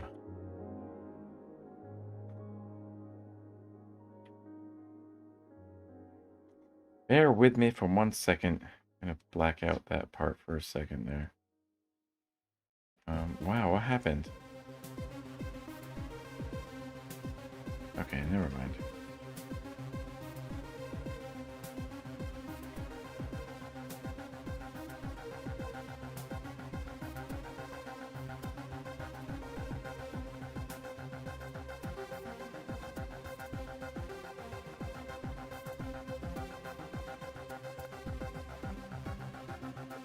Try that again.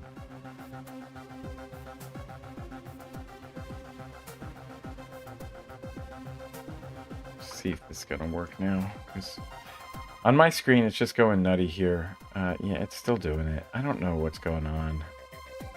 My gosh. Please, like, I really just wish that this would work. I have to change this after all.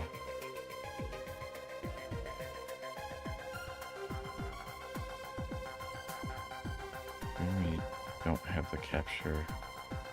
The cursor, it's still capturing the cursor. I think maybe that's what it is. Wait a minute.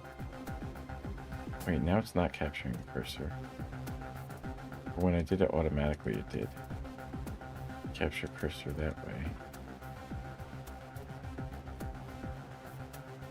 It's disappearing. Oh my gosh, I hate this. What was the thing I did? It was settings. It was the keyboard or the cursor.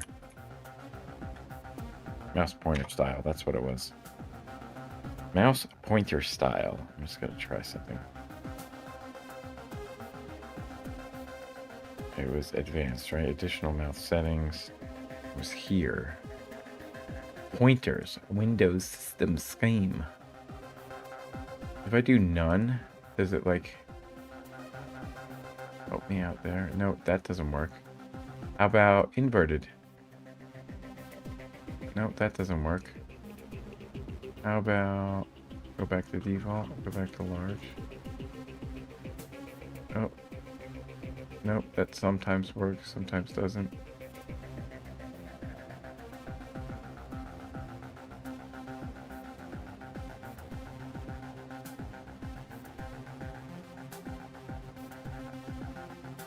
Takes a moment to get to it, but it does it. Okay. Let's see. It just takes a second. I don't understand why. It's so weird. I don't know what that is. What is that delay? There's like something going on with it.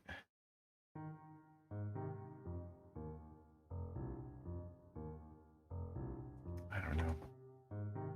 Okay, so we're going to run this cell and we're going to show the buildings data. Okay.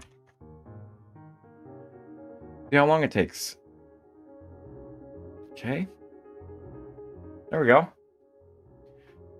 So we got square footage, the year, and the building type. Now it's interesting that there's no index to me. Like, that's very interesting. What is the index? Is there an index? I just want to like find out. There's no attribute called index. Yeah, is there no index? Like, how does it... I guess with columnar format, you don't need an index because of reasons. I don't know.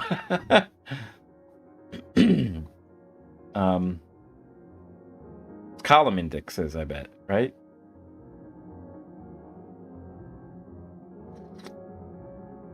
So float 64 is that F64. I64 is in integer and string. Okay. Interesting. What else? What else might be available? Can I check out info on it? No. I don't know what you can do then. Like, I don't know what you can do on this. So this is going to be fun. Figure out what we can actually do on here. Okay. So in this example, we first import NumPy and polars with aliases of NP and PL respectively. I wonder why it's not PO for polars. What is what uses PO? Some other library must use PO as the de facto standard alias. Next, you define num rows, which determines how many rows will be in the randomly generated data. Naturally, to generate random numbers, you call default RNG from NumPy's random module. This returns a generator that can produce a variety of random numbers according to different probability distributions. Now that is interesting. It's a generator. It's not actually returning the numbers. It's returning a generator. So is it extendable then? If it's a generator, you can like maybe go beyond the initial size. That would be interesting. And then we define a dictionary with the entries square foot, year, and building type, which are randomly generated arrays of length and num rows.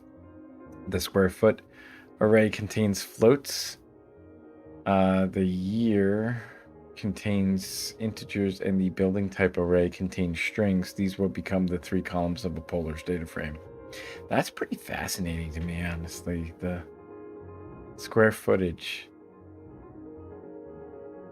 Well, that's funny because like some of these are pretty low. That one that's like, there's one that's less than 58 square feet. When you're living in a box. We live in the box. I was in the box. If you've used NumPy in the past, you might be wondering why this example uses default RNG generator instead of directly calling functions from NumPy's random module. Okay. I have used NumPy in the past, but it's been a long time. So since version 1.17, NumPy uses the permuted congruential generator 64, PCG64 algorithm that generate random numbers. That might be a deep dive to go down, right? Oh gosh. Wow. Oh, this is fun. Ooh. Why is this John Cook guy comes up like all over the place? PCG. Yeah.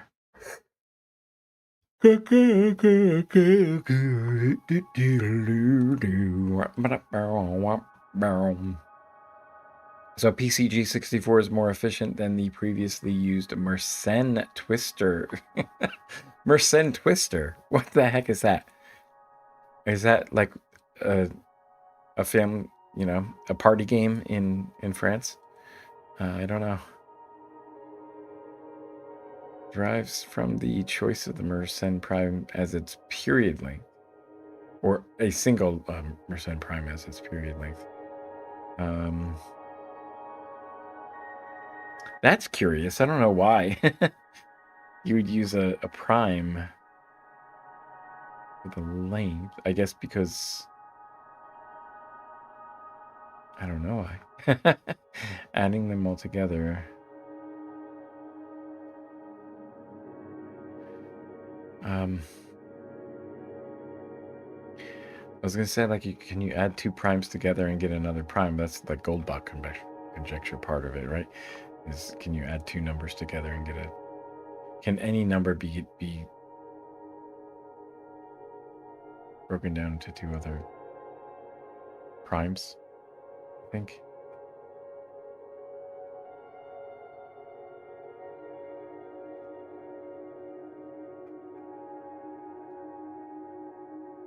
Like evens is pretty obvious, I think, because you just take the... Or maybe not. I don't know. That's a rabbit hole.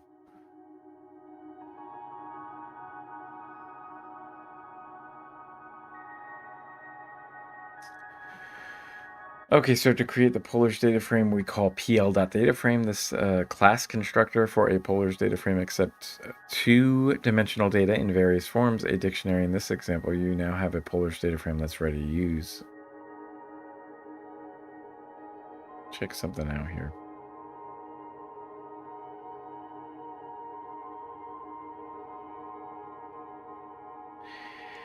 Yeah, I am perturbed by this. I don't know. It's just annoying. The cursor just disappears on my computer, even though, like, I think you can still see it on the screen. It just disappears on my screen. It's annoying. String representation prints the shape of the data as a tuple, with the first entry telling you the number of rows and the second number of columns in the data frame. Naturally, like that they use an underscore for the thousand separator.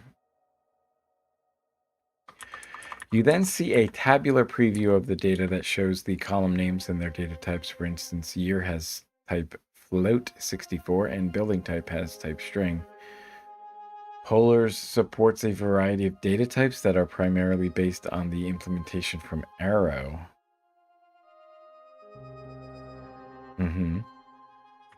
So it takes them from Apache Arrow, whereas Pandas gives you the option of using Arrow as your data types. But let's see, the other... Yeah, so by default, Polars uses Arrow. Okay. Polars data frames are equipped with many useful methods and attributes for exploring the underlying data. If you're already familiar with Pandas, then you'll notice that Polars data frames use mostly this same naming conventions. You can see some of these methods and attributes in action on the data frame that you created in the previous example. I mean, does Pandas do that? Does Pandas do this?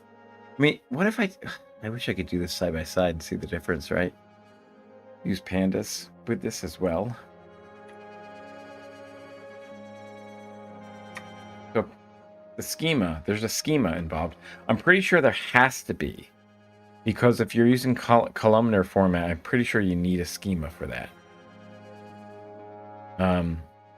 Maybe not, but inferring the data, inferring a schema from it.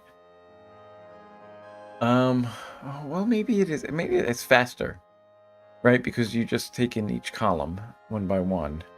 You don't have to load the entire data into memory. You can just load a column. and then infer the schema from that. Maybe it is quicker. I'm not sure.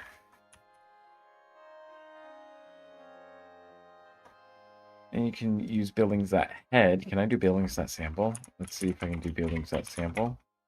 I can. If I do 3, we get 3 there. Cool. Okay, so I can do that.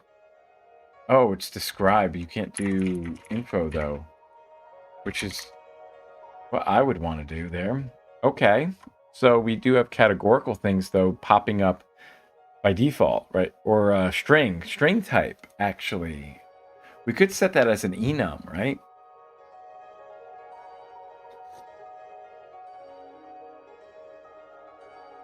Makes no sense to do a mean or standard deviation or a median on categorical data on strings. So here we go.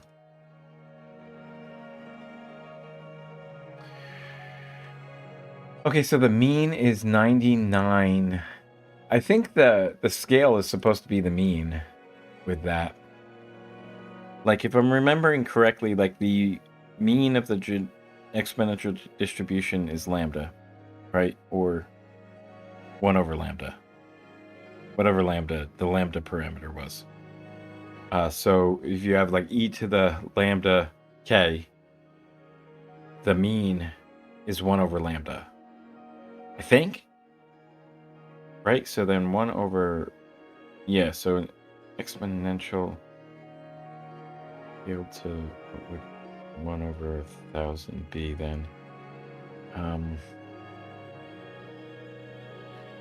Where would it... I'm trying to think of where it would intersect with 1,000.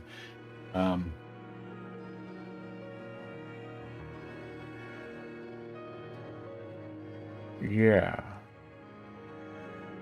Right. I think that's that distribution. I'm just thinking about things. I don't know. Sorry, I go off into some tangents here. You first look at the schema of the data frame with buildings.schema. Polar schemas are dictionaries that tell you the data type of each column in the data frame, and they're necessary for the lazy API we will explore later. Okay. So they have a look at the schema for this here. Okay, type checking lazy frame. Interesting. So lazy frames. Thinking about Spark again. Okay, they're necessary for the lazy API. So we get a preview of the first 5 rows of the data frame with buildings.head. We can pass any integer into head, depending on how many of the top rows we want to see, and the default number of rows is 5. You can also look at the tail method that allows you to view the bottom rows, just like in pandas. Lastly, you call buildings.describe to get summary statistics for each column in the data frame. This is one of the best ways to get a quick feel for the nature of the data set that you're working with. Here's what each row returned from describe means. So count is the number of observations or rows in the data set. For us, that was 5,000. Null count is the number of missing values in the column. Shouldn't be any. You build it all out. Mean is the arithmetic mean or average of the column. STD is the standard deviation of the column. And min and max are the min and max values of the column. Median is the middle value, right? The 50th percentile of the column. 25% and 75% are naturally respectively 25th and 75th percentiles, or first and third quartiles, respectively there. As an example interpretation, the mean year in the data is between 2008 and 2009. So if we go back to that, it's somewhere between 2008 and 2009.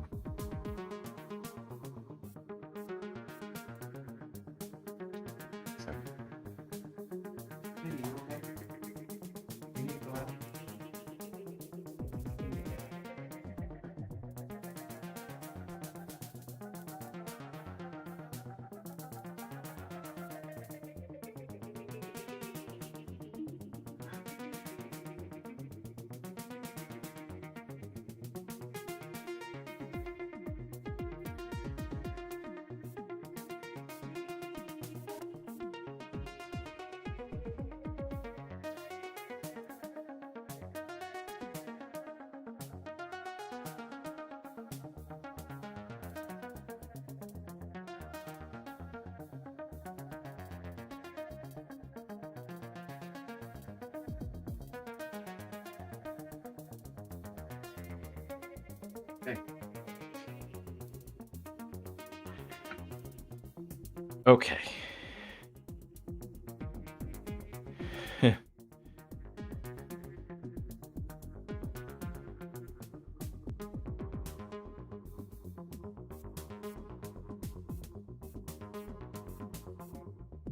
Okay, bear with me one moment.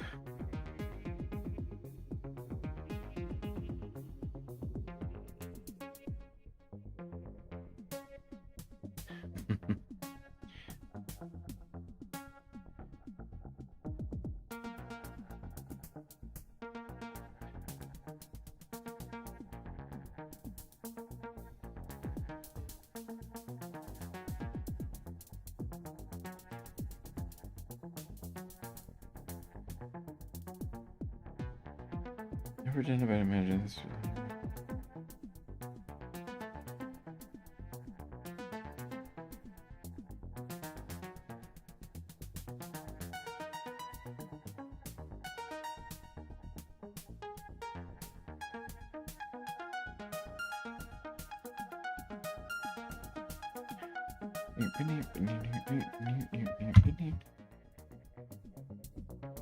Okay.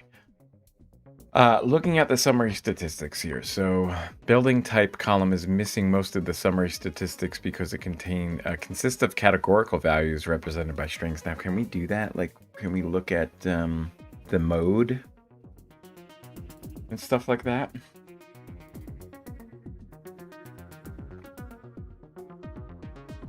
What can we do?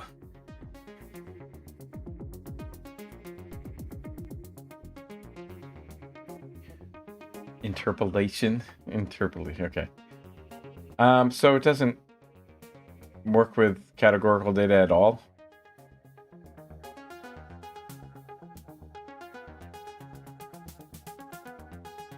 What's with the linear interpolation? What's that for?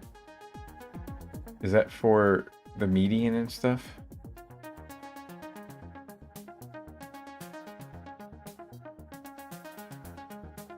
You're right. Interpolation method used when calculating percentiles because it differs, right? The nearest, higher, lower, midpoint. Midpoint's the one that I'm most used to. And then linear. I'm not sure what linear is there.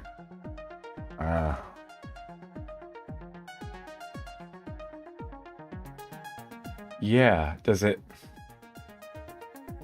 depend on the slope of the min and max?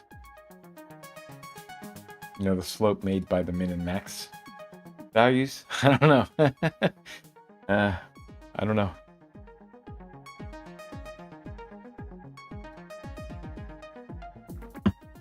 I'm thinking maybe it does. Otherwise, is it like actually calculating the line of best fit and then using a predicted value? I don't know. I don't know. These are all questions that come to my brain. And I have to, like, be disciplined and not chase them down. I have to be able to say, I don't know, and move on. Sometimes I can't do that. Most of the time, I can't do that. Most of the time, I have to just, like, go find out what the answer is, because otherwise it will irk me. Just like a trivia question that you just can't understand. So I guess you can't do categorical data summary statistics with this, with calculating the mode or yeah, like the most frequently appearing one and the least frequently appearing ones as well. So that's a bummer. But we can calculate that ourselves, but you just don't get it up front with the describe method.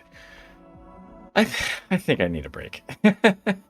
Polars, context, and expressions. So let's go with that, and then we'll come back for that.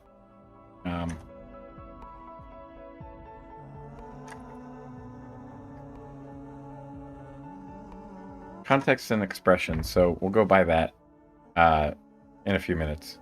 So I do need to just adjust something here.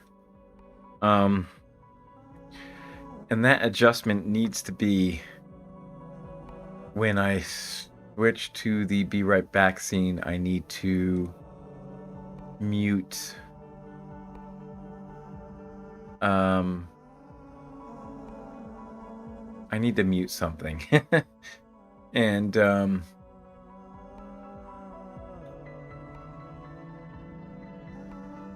yeah.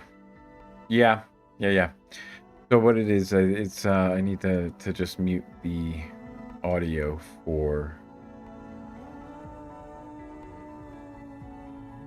title, and then when I come back,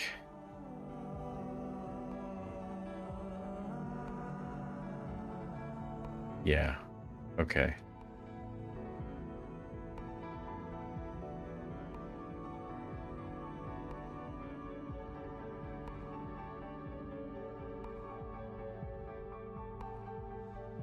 Right, and the context for which I mute my microphone as well.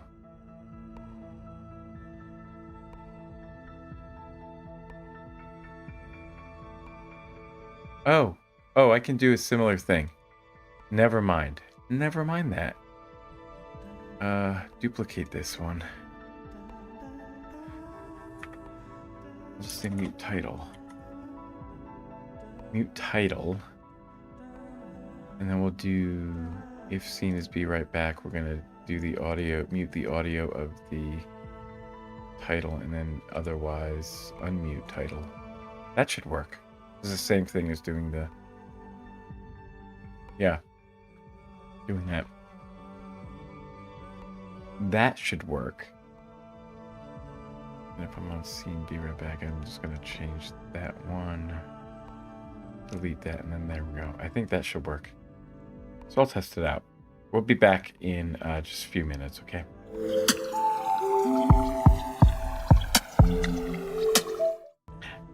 back, but we're not really. I'm just testing the audio. I'll be back in a minute.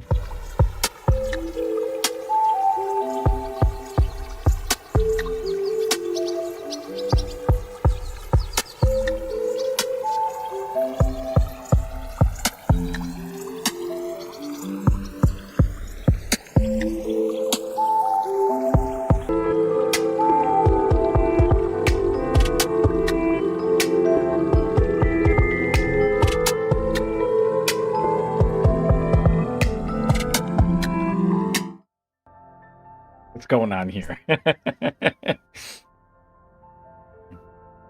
don't know why that just pops up every now and then on that screen. It shouldn't. I don't know. I think I know why, actually. I don't want it to. Okay, I'm back doing polars, contexts, and expressions.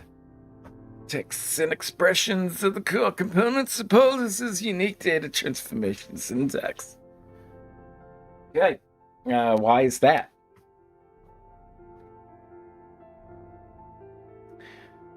Oh, come on. Why? I'm not lost. You had it up. It was right there.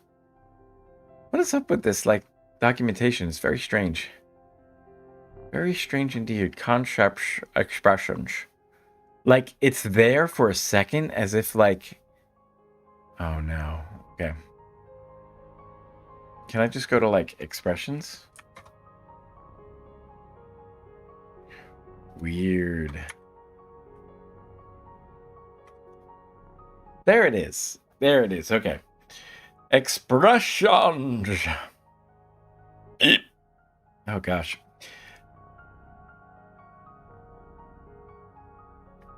Why does it point to the wrong thing? Because that's not what...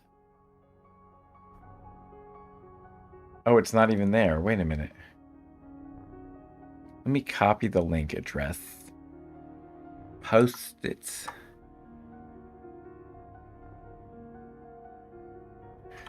So there's nothing named concepts, but like if I go, okay, so I can probably find it from here though, right?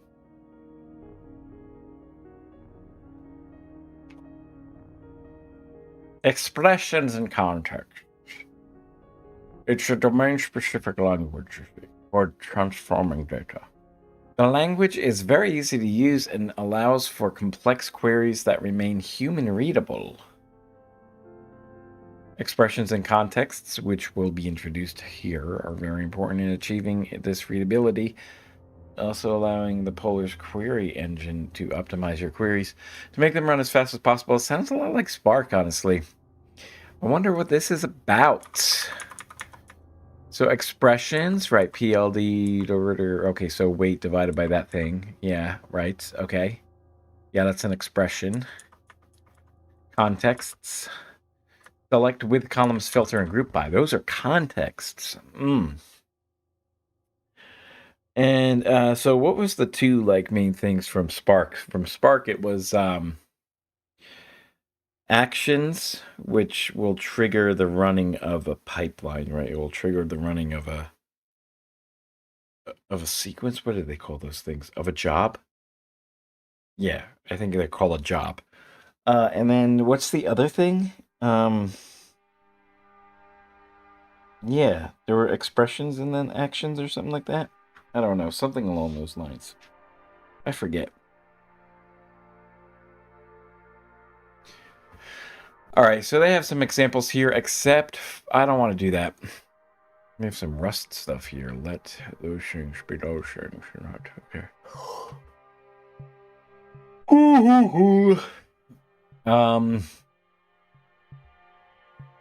All right, so I will just take a look at these things. Expressions.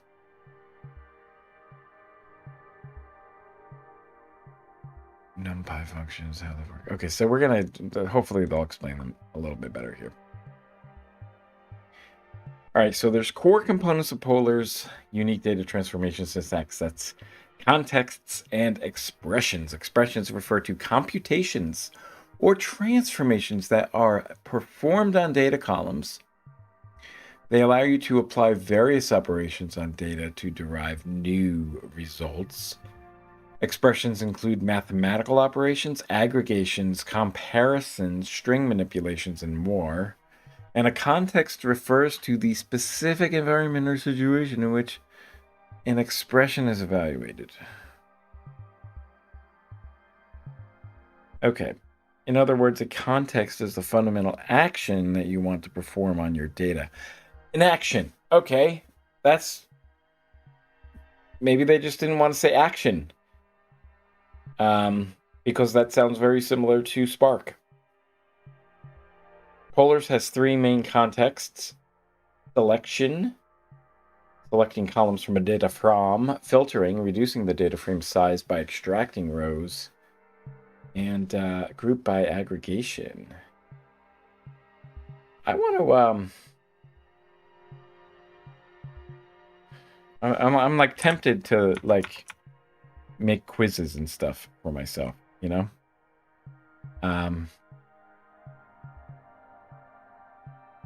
Yeah. I want flashcards or something. Maybe I should just make a folder, a file called flashcards. So flashcards, but what should the title be? Flashcards, quiz, or something like that. Data, analytics, data, just data. And oh shoot, how did we do this again? I gotta remember. What was our syntax for doing this? Spaced repetition. I want inline, right? Inline reverse. Note that after changing the manual edit any flash separator for that. So the 3. Right. Okay. End of closes. Oh no.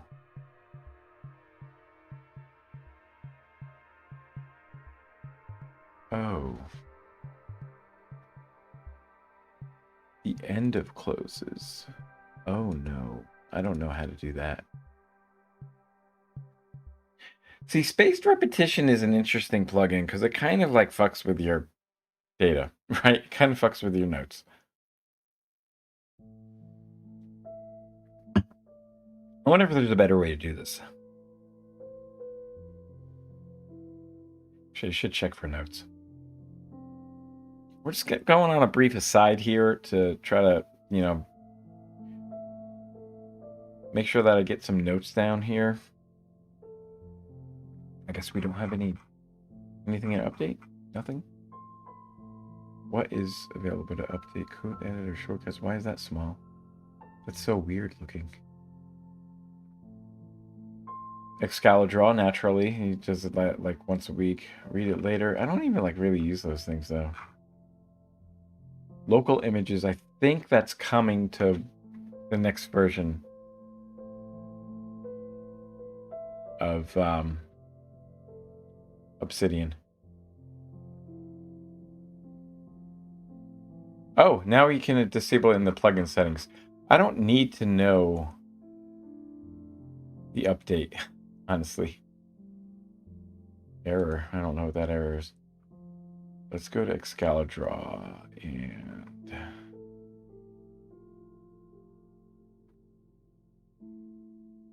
Why is it? It's so weird though.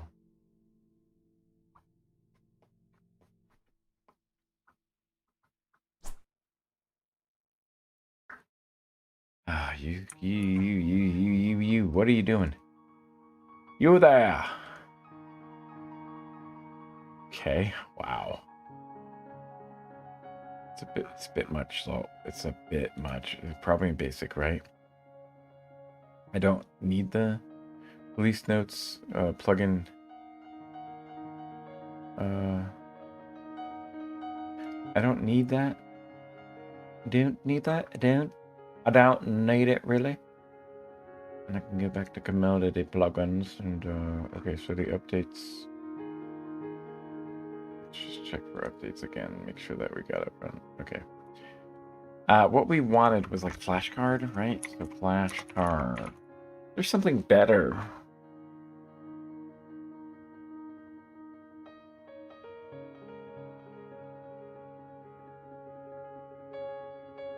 Improved flashcard learning system. That sounds like something. Display vocabulary words. There's an Anki, whatchamacallit, integration.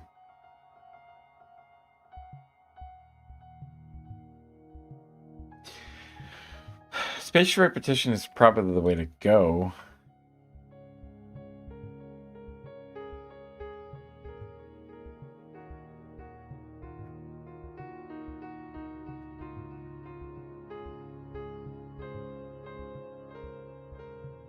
Main cities deck.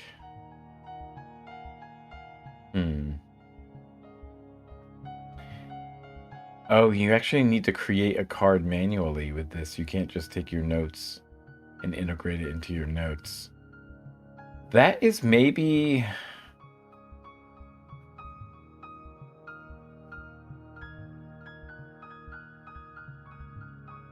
It's maybe okay. Anki sync. How does it work?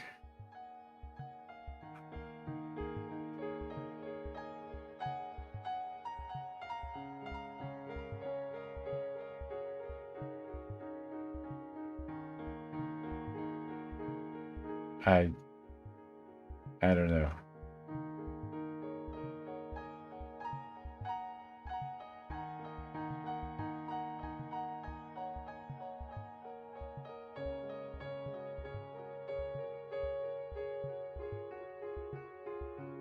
Ooh. Cute.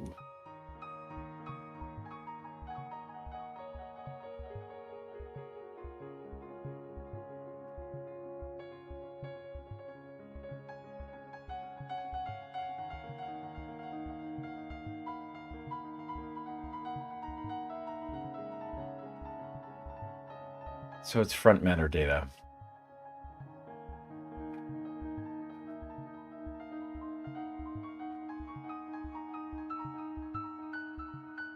I have kind of problems with the way that the spaced repetition it does mess with it. So this is interesting. You can generate flashcards. And you do need GPT-4. So that's the problem with these, is that like you have to connect using an API to OpenAI. Which is neither open nor AI.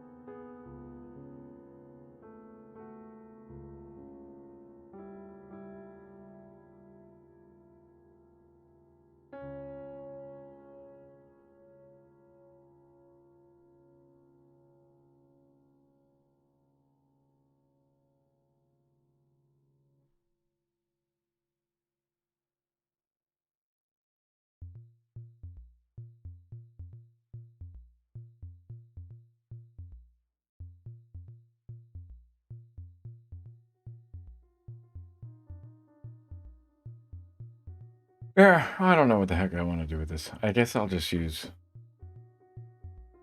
spaced repetition. It's fine. Coming soon store, scheduling info in a dedicated YAML file. That. Don't put it in the notes. Like, the notes suck. Putting it in the notes sucks. It hurts. It hurts me. It's not good for me.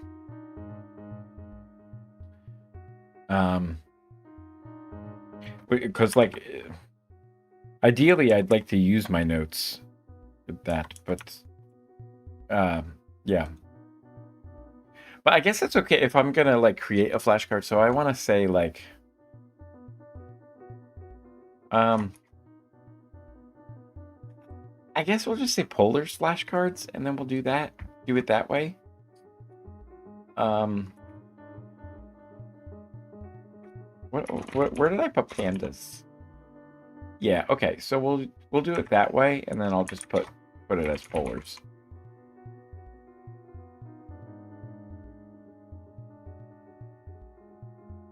Okay. So the first one we want to say, what are the 3?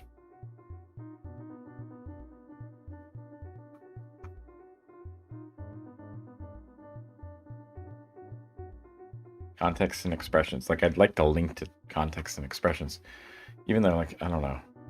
How do I synthesize that with all the other things. Selection, filtering, and group by / aggregation. So let's go with this. Let's just create a note that says, what are the 3 main contexts?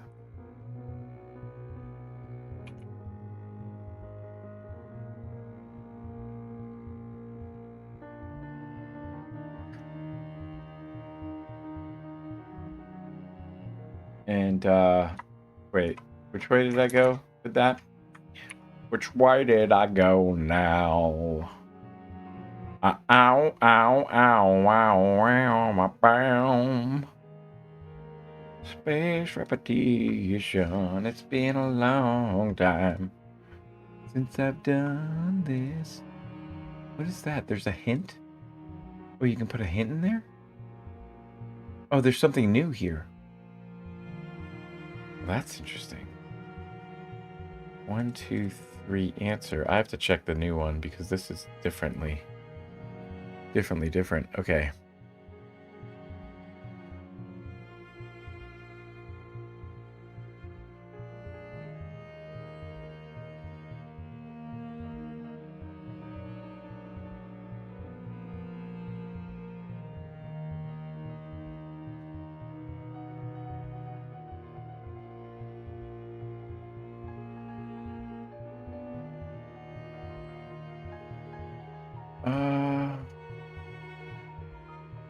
Well, that's closing, right? Close, right? That's a close. So confused. Custom close patterns. Anki-like pattern.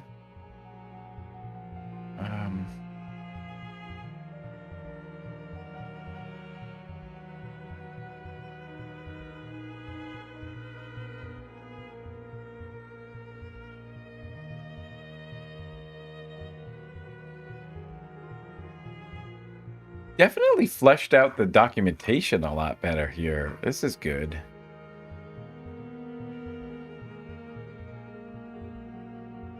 Okay, I might have to dive back into using this. What is RTL? The direction? Delete cards, card maintenance. Delete the scheduling information in the card text. Like, that's kind of a pain in the ass, though. Ignoring cards. You can wrap in HTML contents. To prevent it showing up in your review queues, you can always remove the wrapping comment later.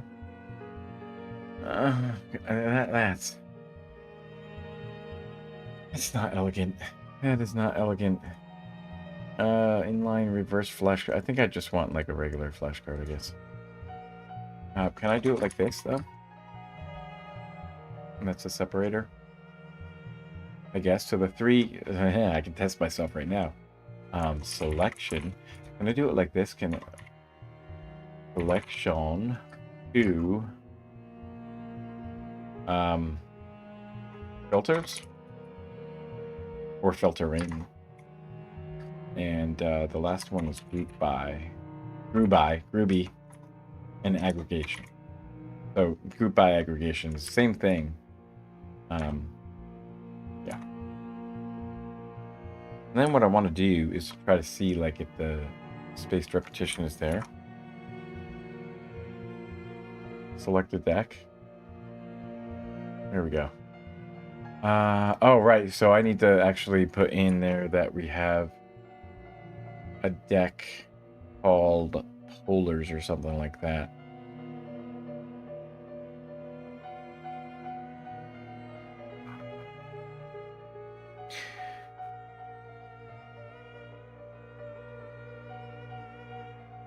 Yeah, actually, maybe I can do like a flashcard.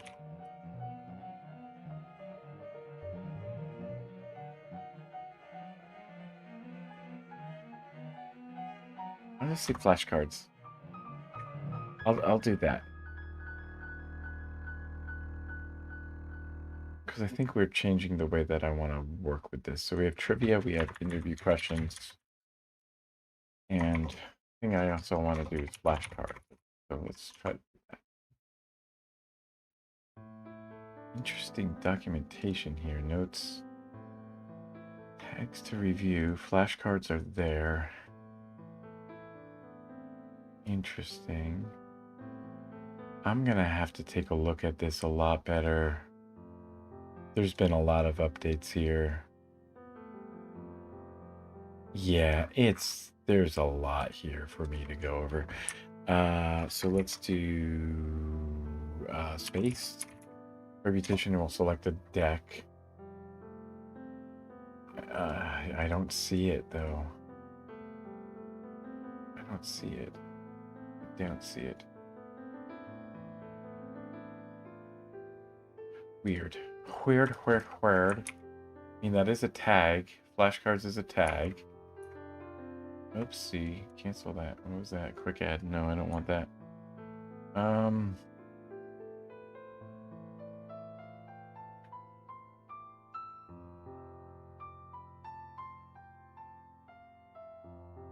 It's just separated with the space, right? Or you can do new lines. That's handy too.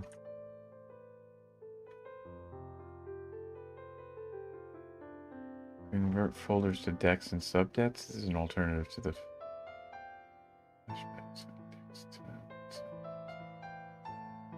folders to ignore.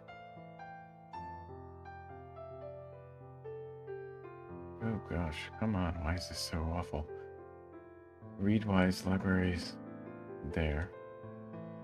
Flashcard review. Bury sibling cards until the next day. Randomly within a deck.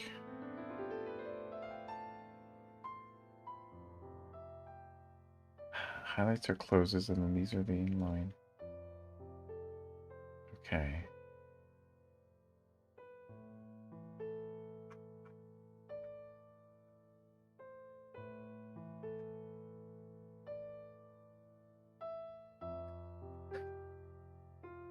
Can that be the separator with the space? Oopsie. Oopsie. Oopsie doopsie. I really hope that it can. That would be nice. So let's see. Can we do it that way?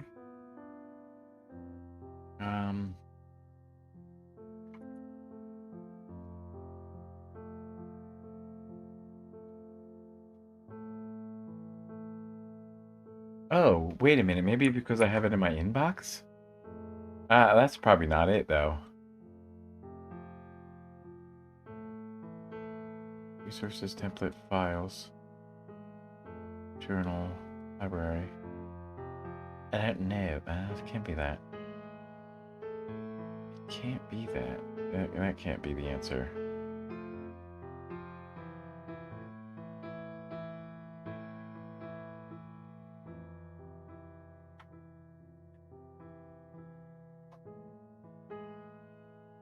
What the arf?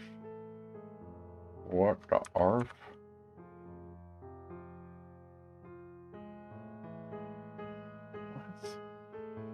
What? Why does doing that result in that? That is such shit behavior. Like, please don't do that. Like, stop. Stop it. That's annoying. What shit behavior is this? No, dude. No, stop it. Stop it. Not as good. Not as good.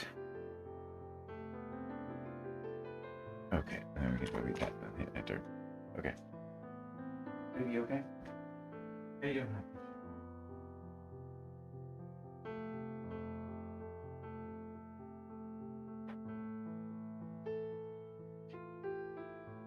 Okay. I don't like this. It's not good. Okay. Where are the... So it does like... So I did these in separate lines, but then it removed the new lines. Interesting. Interesting. It's interesting. You know how interesting it is? That's interesting. It's interesting. It's interesting. So let's go try to go to the space select a deck, right? Select a deck to cram. It's slow, honestly.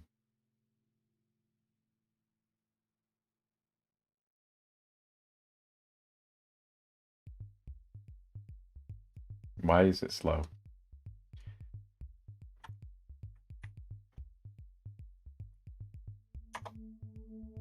Oh, okay, there it goes. So, go back. Yeah, what about 2 cards? New cards? Total cards? What about new cards? Why does it do that?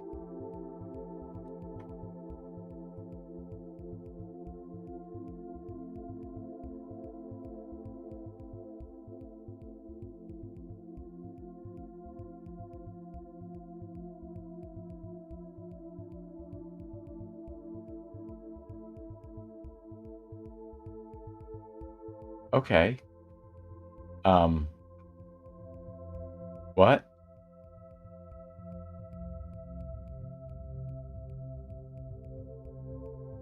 Yeah, I think the thing was the problem that I did this. Where was that? User interface?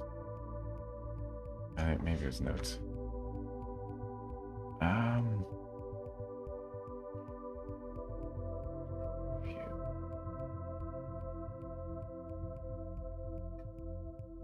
Convert folders to subdecks. That's not what I want. Alternative to that. That's why it's taking so long. So, like, can we select? That's probably what was going on.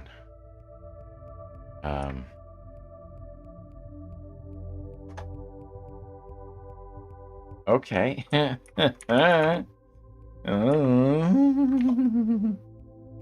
Why is it not showing up?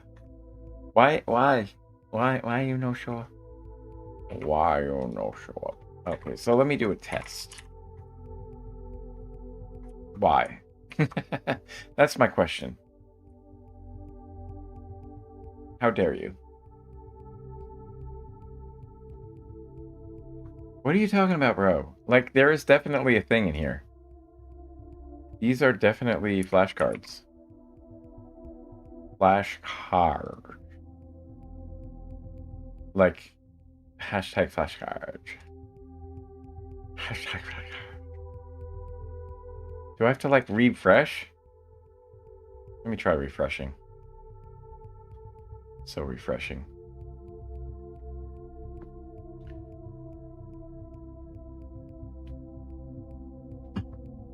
Alrighty.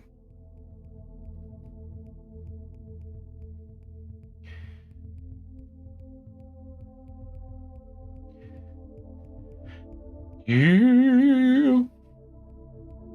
And I'm sailing, yeah.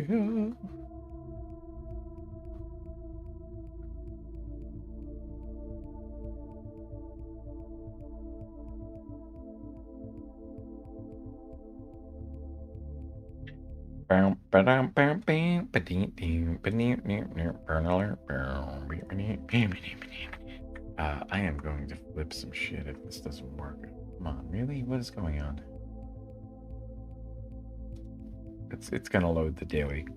It's gonna load the daily note. It's gonna load it. It's gonna load the daily note.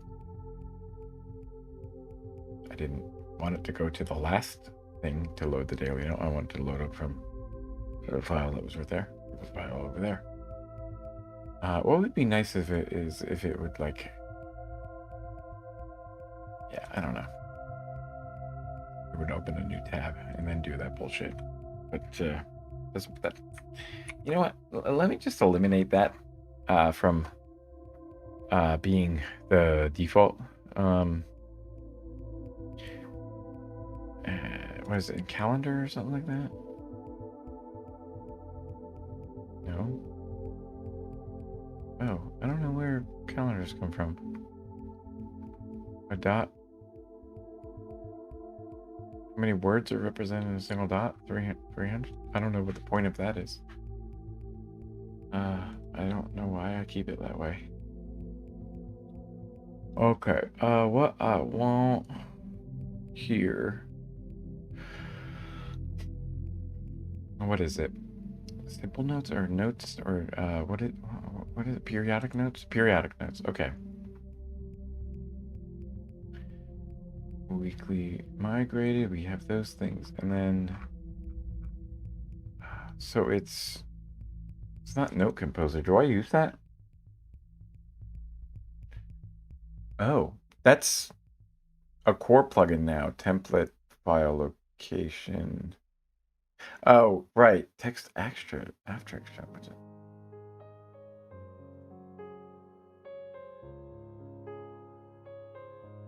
What? I don't know what that's all about. Daily notes. Open daily note on startup.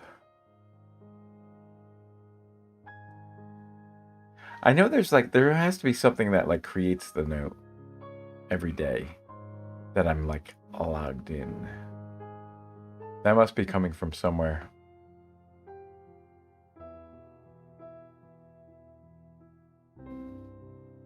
Calendar, annotator, periodic notes I think is under, so I don't know, maybe it's in calendar. Right, it's built on calendar.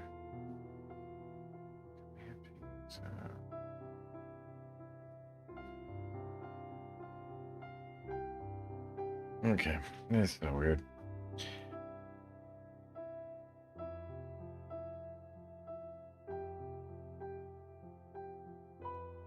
Yeah, I don't know what's going on here. Let's see if this works. Cram this note.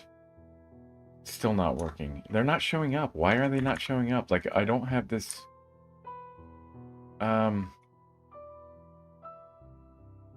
guess I'll move it to job notes or something like that. And we'll just do it from there. The flashcard's there. Okay.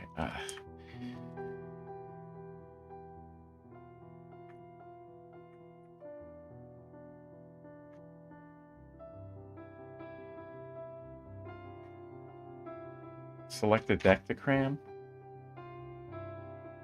Yeah, I don't see the flashcards. It's not showing up, dude. Maybe...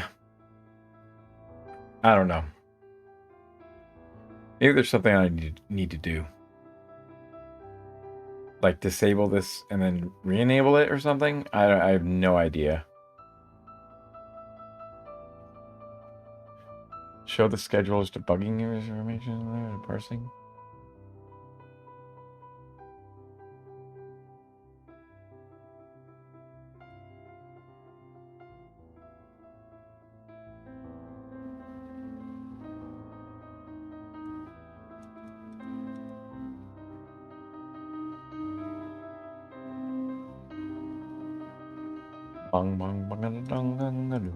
Okay, that's the same one. I thought you could like, or you used to be able to adjust this, right? Okay, so the base, ease, and then those things. Load balancer.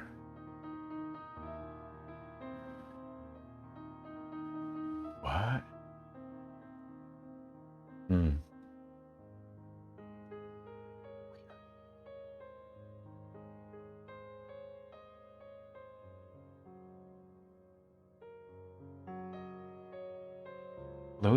Ordered by importance using PageRank. Why? Do you run PageRank every single time?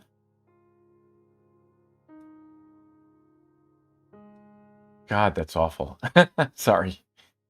Enable note review pane on startup. Because it's not saving this information in any kind of settings folder, config file, right? Automatically after review. I don't even know if I like this anymore. This is way too... It's gotten like bloated, and there's things that like are added that don't need to be there. Like you have this storage of scheduled data, but there's only one option. Like why is that? That shouldn't be... Sorry, that should be a branch on your... That should be a feature branch in your GitHub. It shouldn't, like, that feature's not available. It's not. It's in testing. It's not in production. Put it in testing. Why are the users? Why are users? Why there's no ability to change that? So I mean, I'm picking it apart, and this person's probably learning. But Oh god, it's just like from a user standpoint, it's just not good. Gosh, I don't even know if I want to use this anymore. It's gotten like so bloated. Deck tree should be initially displayed as expanded. Show context in cards. I remember that. Show status bar. Hide the plugin icon from the ribbon. Turn this off. Yeah, I don't want it in the ribbon.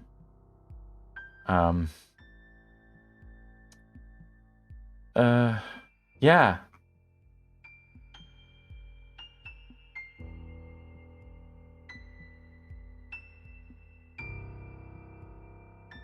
The problem is that it's not working anymore.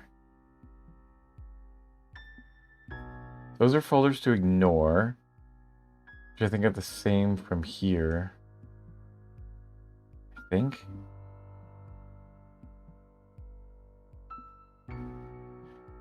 Oh gosh. My problem with this is it doesn't work. Okay, like flashcards, that doesn't work. What if I do? I'll say flashcards, but then like let's say that I do programming. Let me try to get programming notes, right? Are you gonna work on that? Select the DataFrame. All right, that's there. We have the code challenge, but I don't have. I have the Python thing.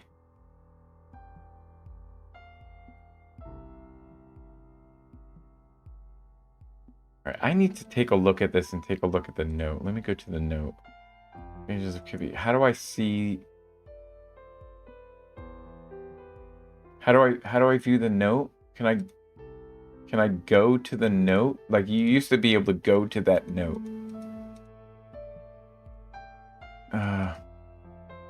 Python command line flag. So I guess we'll go to there.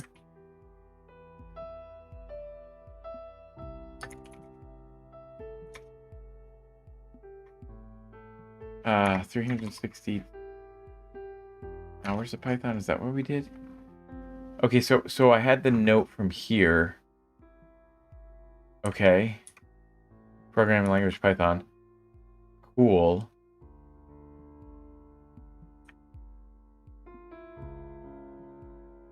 Maybe like flashcards. Oh, I think I might not understand what's going on here. Oh my god, really? I think that might be it. I think the way that the YAML is working here might be the difference. That's it. It's the YAML. Okay. What are the three main pollers contexts, right? It's selection, filtering, and group by. So let's go with don't know, and then we'll just go back to that. Oh my gosh. I hate this so bad. Okay, so I think, and then do we have the other one? Let me see if it has test Y on this. So it only has the one note. It doesn't have the other one listed. And code challenge is because we have a question mark. Okay. I think that's how I want it to be, honestly. Is to have a space in between. And to not have a space in between. Yeah, I don't know. It's kind of fucking me up here.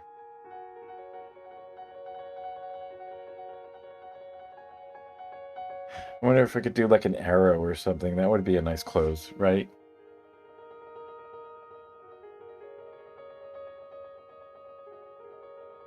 Yeah.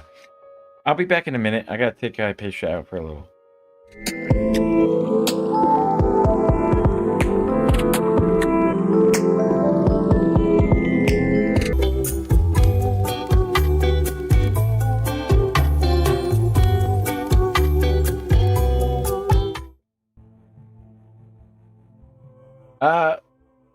What is happening? Let me see. I'm getting back at this thing here. Oh gosh. So we'll keep these. We'll keep it like that. That's fine. Selection, filtering, and group by aggregation. And context. I wanted some other definitions as well.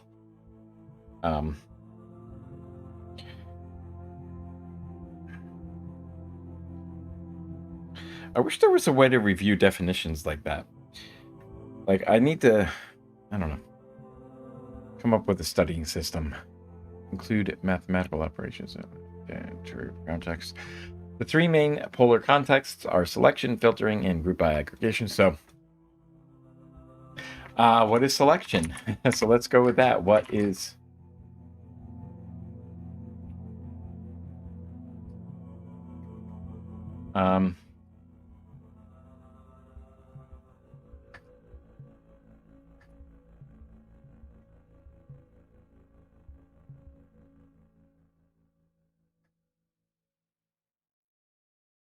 What is the selection context? It's selecting columns from a data frame. What is the filtering context?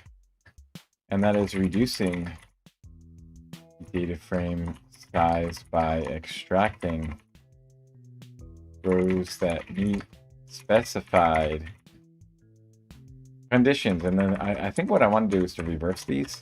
So it does these both ways. I'm pretty sure that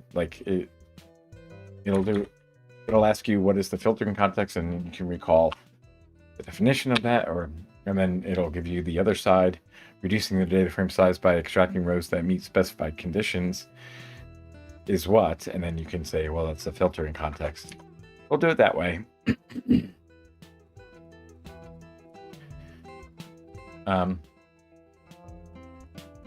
Yeah.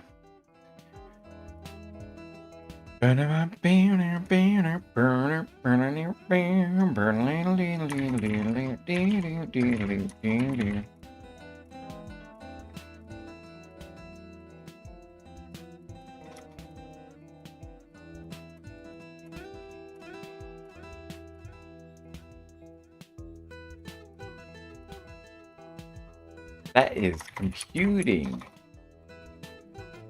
summary statistics within subgroups of the data. Okay. Cool. Coolio Magulio. Here we go.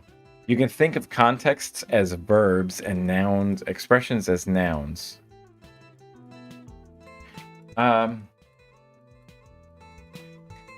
So we can do this as a close as well, right?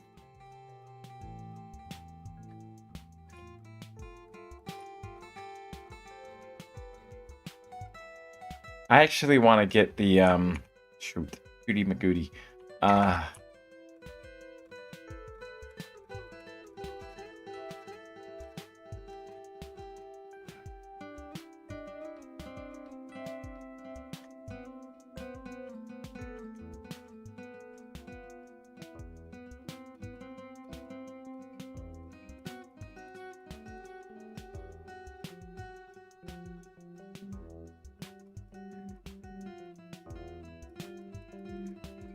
Well, yeah, here's that, but where's the docs? There it is. There's the docs. We want the docs, and then so what we want to do is to do hints, right? Close cards, simplified closes or custom close patterns. Simplified closes, so we want hint, right? For instance, the following note. Got this too, but without the hint. What? Okay, so how does hints work? Doesn't need to have number. This note doesn't need to have number on closes. Hint on closes? What does that mean? What does number mean?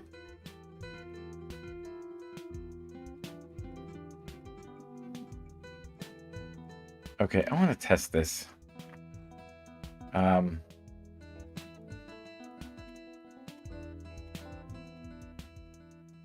Oh, wait a minute. If I say nouns, right, or verbs, these are the actions. of course. And, wait, expressions as nouns. And then I can do like a hint or something. Hint. And then inside of the hint, can I do that? Can I say like, so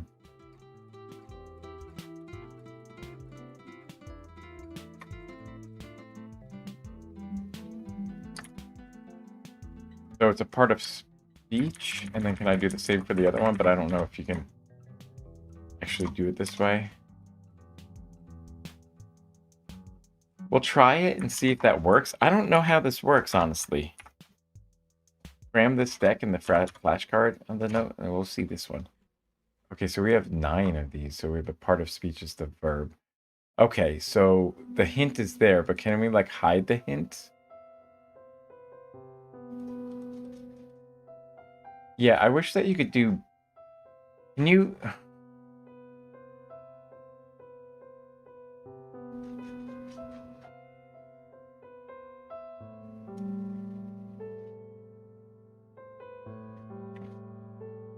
S on the first close.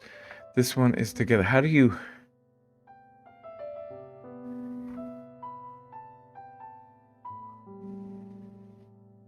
Shoot, I don't know how you do this. Oh, gosh. What I want is to pair the closes, like multiple closes in one note.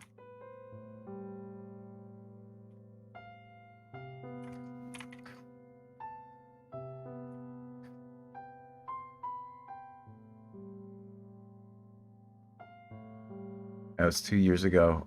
It's probably been updated if it's not available yet.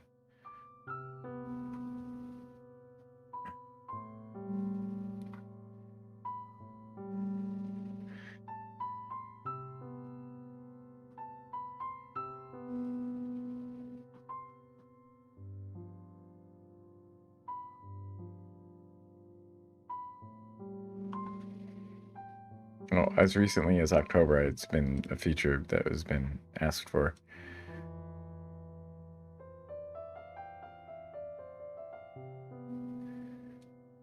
Answer and then hint.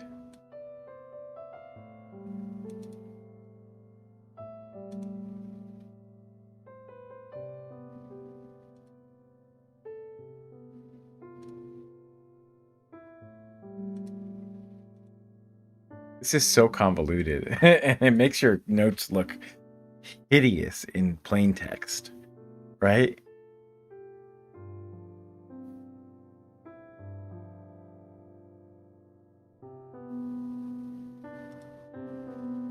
Assertion. Oh my gosh, it makes it look hideous.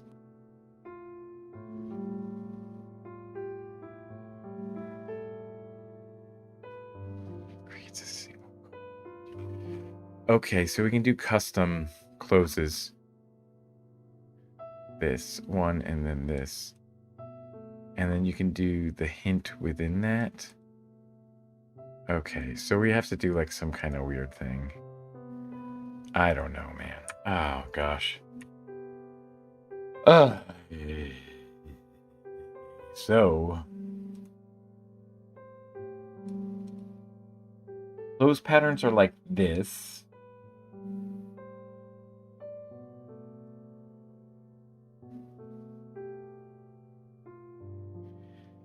So I can put... Oops. I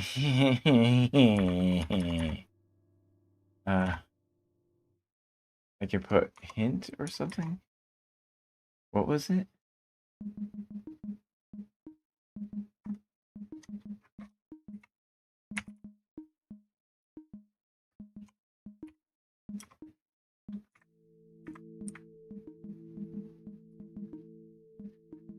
Oh gosh, I don't know, dude. This doesn't look good. So he says 1, 2, 3. So we can do...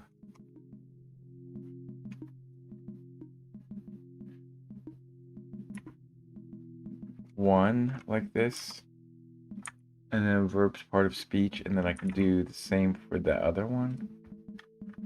But I guess I just like copy this whole thing.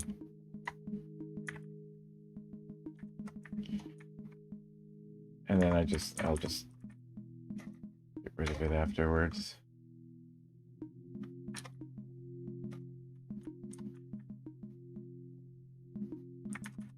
Or, I mean, like, I'll just change it to nouns.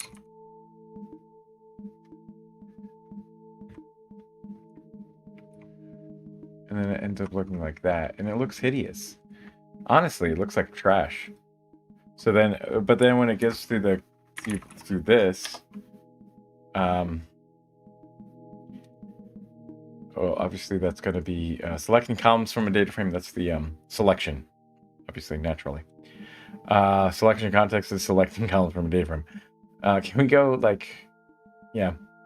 You can think of contexts as one and expressions as nouns. What? I don't understand, dude. I don't know. Like, what?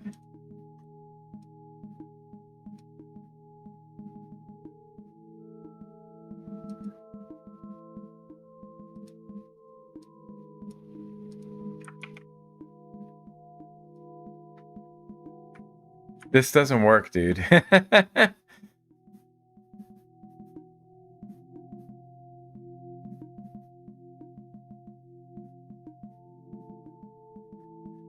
This...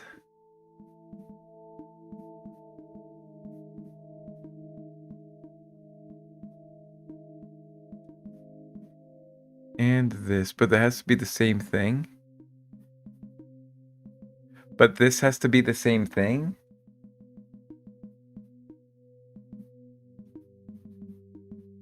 I'm so confused. Can I get rid of the highlighting? Highlighting sucks in this.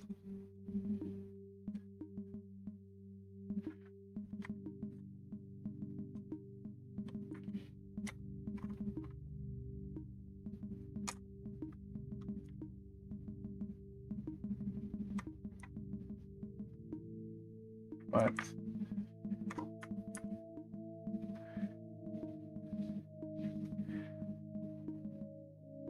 So without... Is it without the... without that? Is that what we're going with?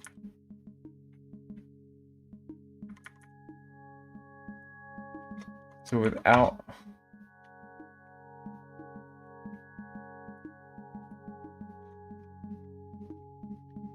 Is it that? Is that what we're going with?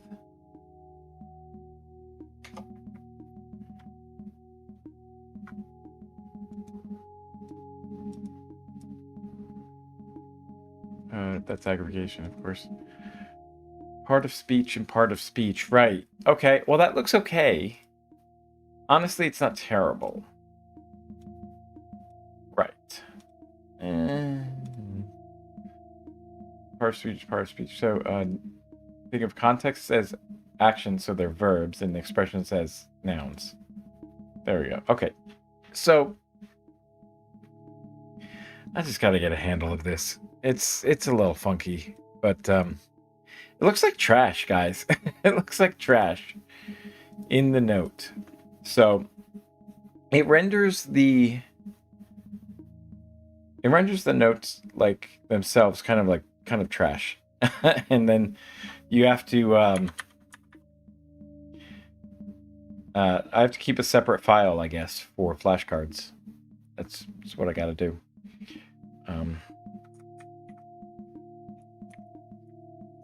So if I select a deck to cram, we can cram flashcards. We have that one. We have in programming, we have a bunch there too. That'd be nice to go through too. So, I mean, I want to get back to using this. It's just kind of a mess. Okay, so I'm going to add my resources, the flashcards, and okay, so we did those. Alrighty, multiple closes. That's how you do multiple closes. I think I have a handle on that. I can just always understanding of that. Now let's get back. Let's finally, do some coding here. Polars and context and expressions here. So let's see. We're importing NumPy as MP. We already have that imported.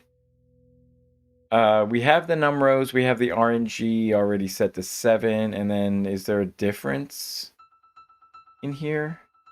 Oh, we're just talking about it. We're just talking about it. With the buildings data frame created, you're ready to get started using expressions and contexts.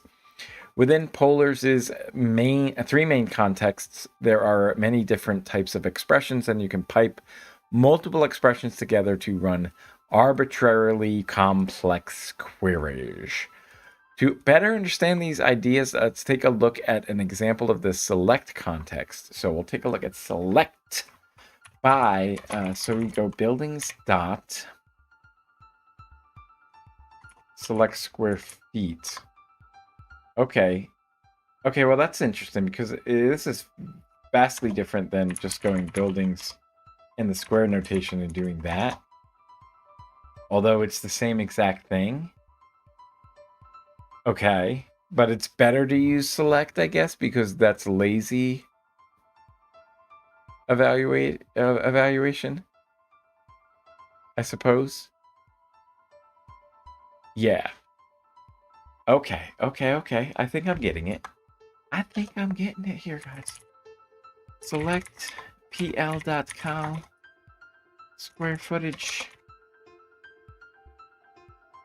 And that's the same thing too. So what's pl.col? What is that? pl.col is this. Okay. Okay, so these are both the same thing. This same randomly generated data as before. We see two different contexts for selecting the square foot column from the data frame. The first context, buildings.select square foot, extracts the column directly from its name.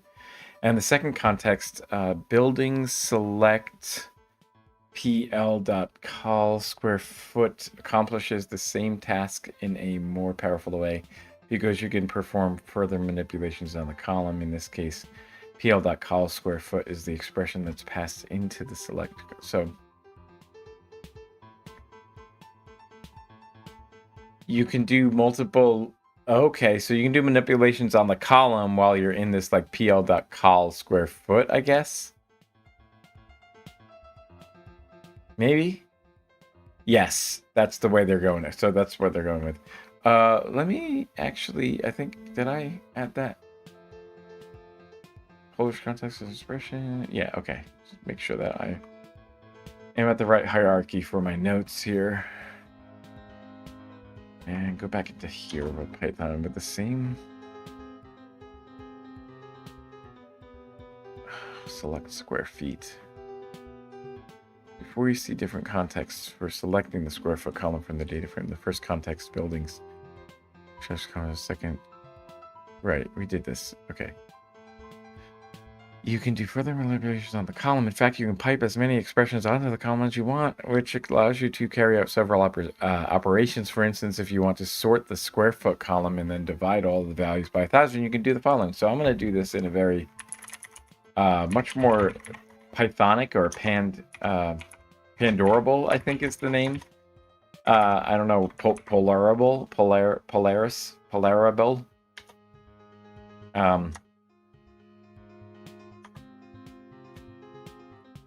I think I can do it that way. Yeah, I can.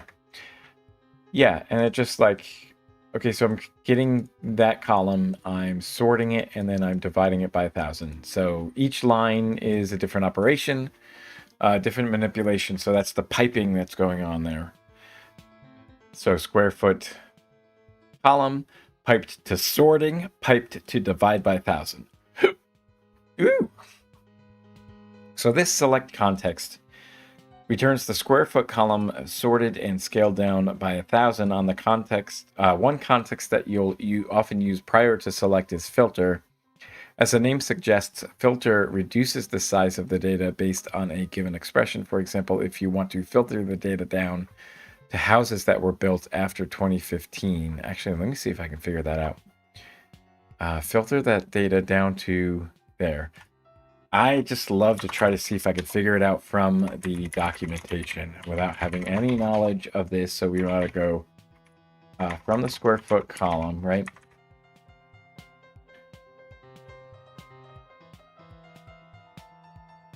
Oh, but we have to select. Okay, so we can select and then filter. Okay, so before select, we're gonna filter. And what are we gonna filter? Reduce the size of the data. Right. So you want to filter before that, right? So filter is a noun or a verb, right? So it's an action, and I think these are going to be lazily evaluated actions or contexts. Filter reduces the size of the data based on a given expression. So what is the expression that I want to do that to, though? So I think what we want to do is then, since it was select like that, we can do, so on the square footage, we want the square footage to be, or, oh no, we want the data, or the year, right? So do we have year as that? Let me just make sure that we have year. Year was the name of the column.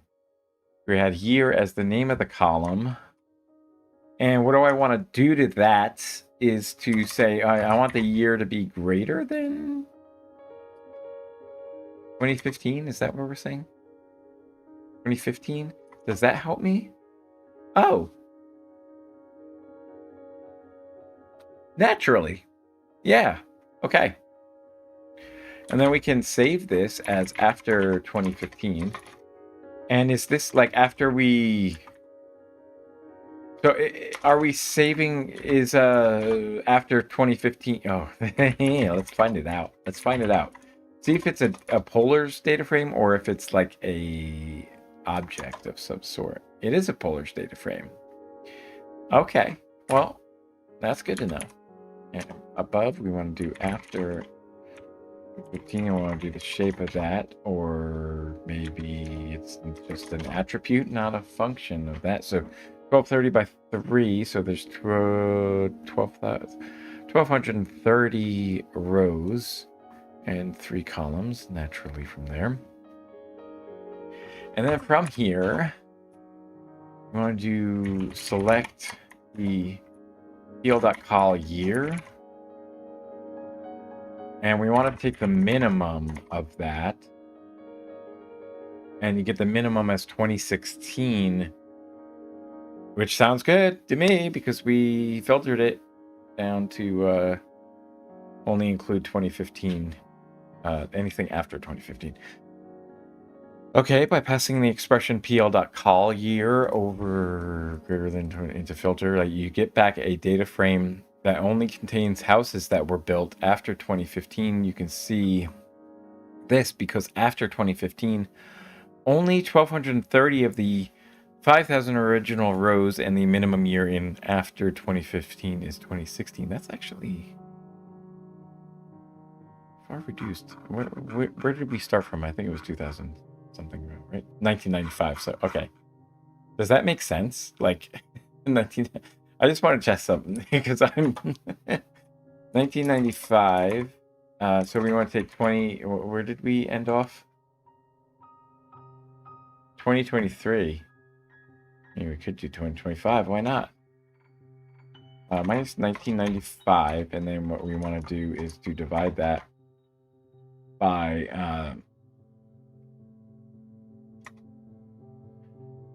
oh wait, that's just the span. We just want to know what the span is. That's the span, so that's the number of years that we have. I'm trying to think of what I want to do here. I want to find the proportion. So 7 years. Right, so I want to find where 2015 is on that. And that's 71. Oh, wait. What am I doing? What am I doing? What's the difference? So 2015 minus Yeah, I think that's what I want.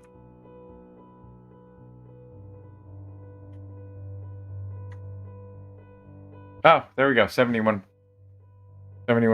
Okay. How does that work out that way? Okay. I gotta think of the math of that.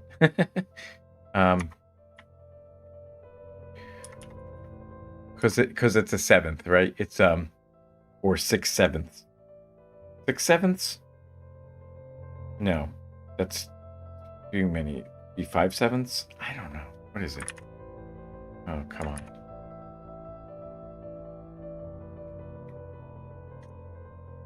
5/7. 5/7. Oh, it's an approximation. It's not the exact thing. It's not the right one. Okay. So it just happens to be the right. Okay. Just happens to be close to the right order, I think. But 71% of the data is there. I just wanted to see if it was correct. Like, how much of 1230 divided by 5,000 remains in the other thing? So 5,000 minus 75%. So we got, okay. This is just from the randomness of the data. It's a little bit skewed to the above 2015 for some reason. I don't understand. I thought it was uniformly chosen. Ooh, yep. It was chosen uniformly. So, okay. Just a curiosity. That's all I had.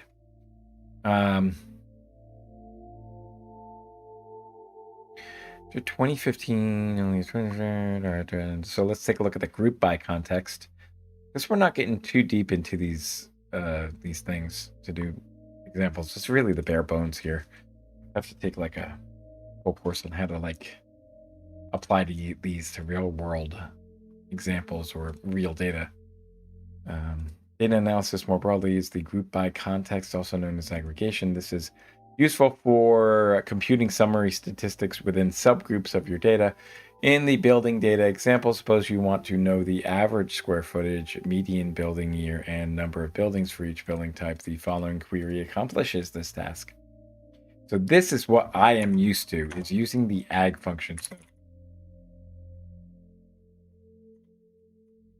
the building type, interesting. Okay, so we're doing that building type, group by, and then ag. So we're going to do an aggregate function off of the group by. So first, we group by building type. So then that gives us groups, but we need to know what function are we using, and what column are we aggregating over? What column are we using for the values, right? So we want to take, oh, wait a minute. So it's going with a list of things here. We can get the square foot, the mean of the square footage aliased as mean square foot. This looks very much like Spark. I don't understand what's going on here. I mean, if you're using Spark, maybe they're gonna get oh, wait a minute, because then you could use Python polars. You could use polars inside of DataFrame notebooks, and you don't have to use Spark. I wonder if anyone's done some benchmarks on that.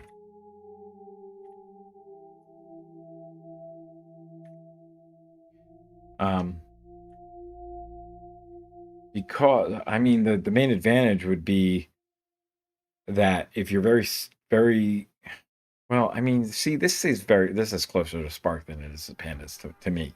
To me, it's closer to Spark. Even though Spark is pretty close to Pandas.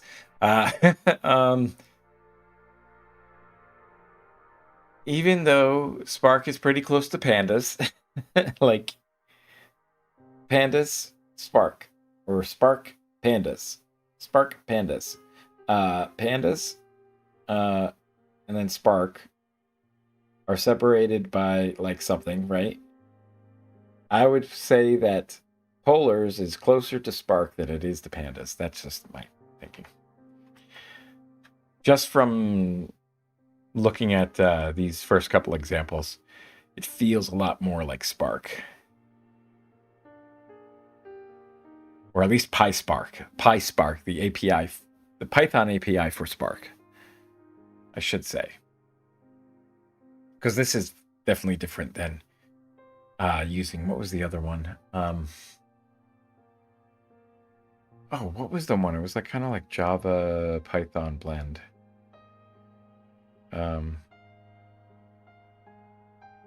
Spark was built on it. What was Spark? I'm sure if I do Apache Spark wiki, it's going to come up with that there. The languages that you can use. Scala, right. There's a statically typed high-level general purpose programming language. Yeah. So it was, well, what's it built? It's written in Scala, which is why they used Scala to directly access the RDDs, the data frames resiliently. Wait, what does it stand for again?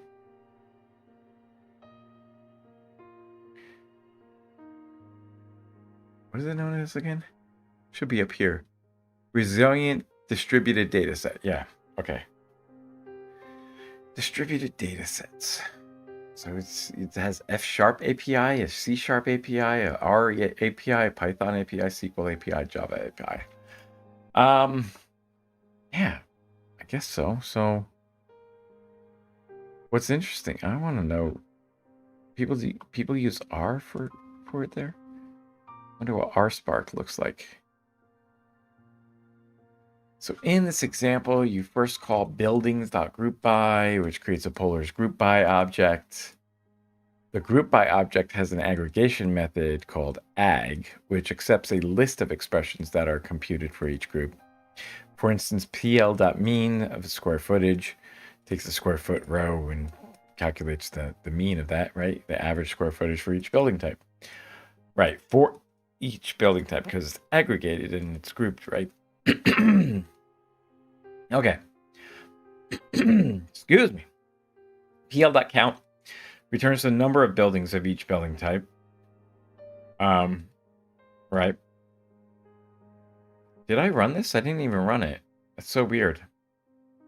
Okay. I just went off on a tangent and did something there. Group by.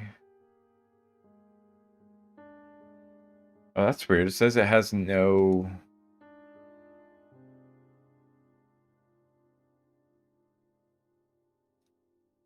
Well, that's a problem, isn't it? That's a problem.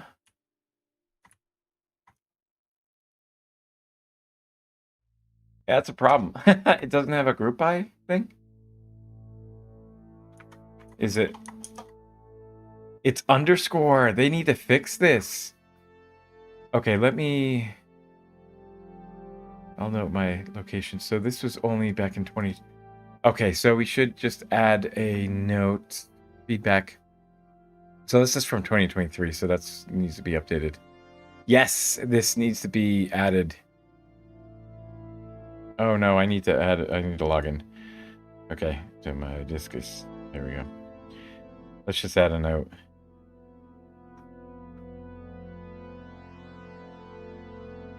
PL count is deprecated as well. Length.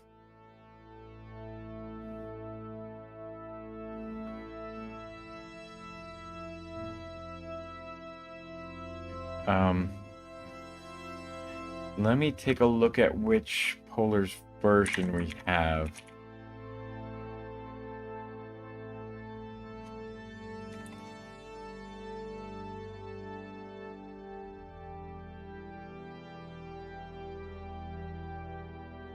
PL version.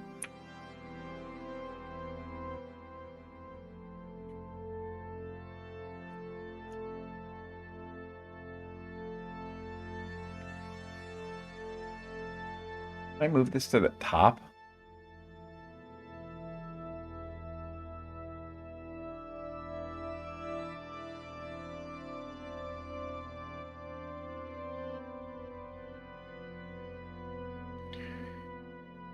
Yeah, this isn't the best user interface here, is it? I move it to the top and then right underneath there or something. You're kidding me. Where did it go? You are kidding me. After all that, you didn't move it? Are you kidding me, dude? Can I move to the top? Like, it's got to be some way to do this. Move cell to the top? Alt up arrow? Wait.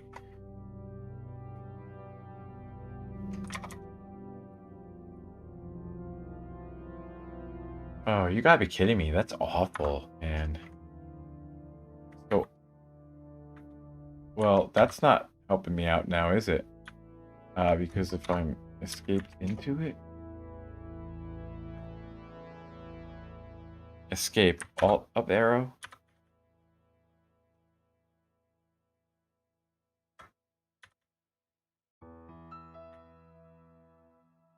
I can put it there. That's fine.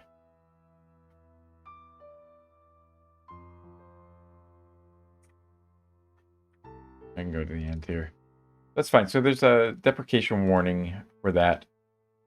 And Len is the one that they want us to use for that. So it's see, that's weird though, because count that's the verb that you use for whatchamacallit. So it's interesting, you don't have to pass the column into there. Okay, I guess because yeah, that's weird.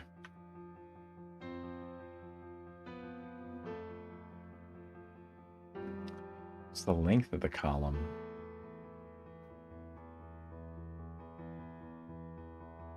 What's going on? How come, like, I did log in, it should be authenticated.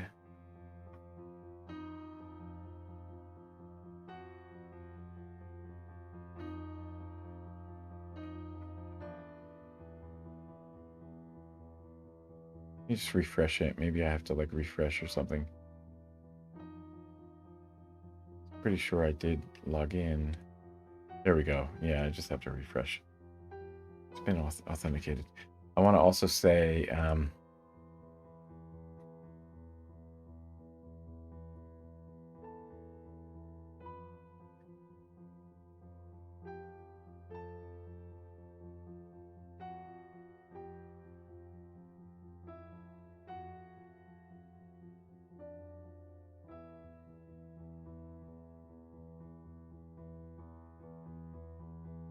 was 1.21. Yeah.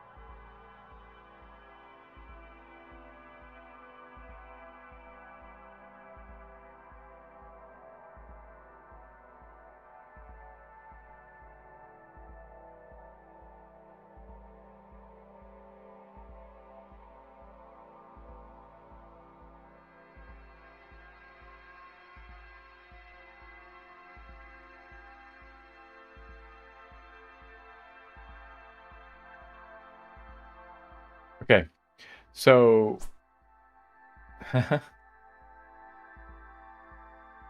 yeah, I like Discus. Discus is pretty good. Um,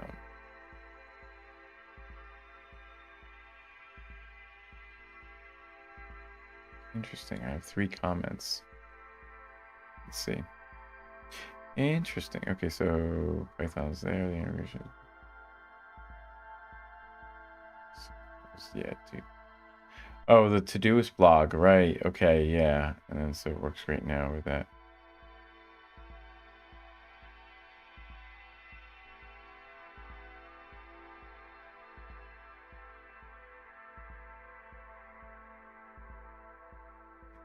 Cool. Like that. Balance, right? Okay. I want to finish this section and then take a quick little break. And have a little snack. So yeah, I guess we are done with this then. So the group by, we just learned that there's group by is deprecated. It's now with group underscore by. It's got to be Pythonic. It's got to be adhering to the standards of Python. Those are 2 words, so there has to be an underscore separating them. Right. I don't think Spark ever did that. The Spark, I don't know. That's another rabbit hole. I think pretty sure Spark just goes well like group by as that.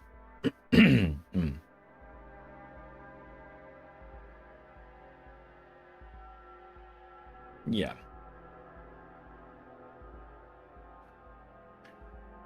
Okay, so aliasing looks familiar too because that's I think also a pandas method as well. And oh, maybe it isn't. I think rename is though, right? Rename is like akin to alias, right? Although, oh, that's interesting because I think aliasing is actually like you're not changing the original column. You're just changing the name of it. Yeah, I'm pretty sure that's the way it is. So the underlying data is still there. You haven't edited it. Okay.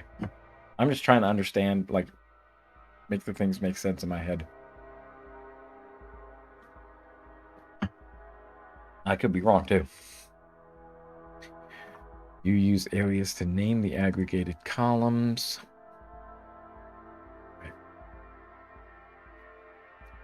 Count so this is going to be deprecated as of 1.21 or 1.21 version, the 21st the 21st release of version 1.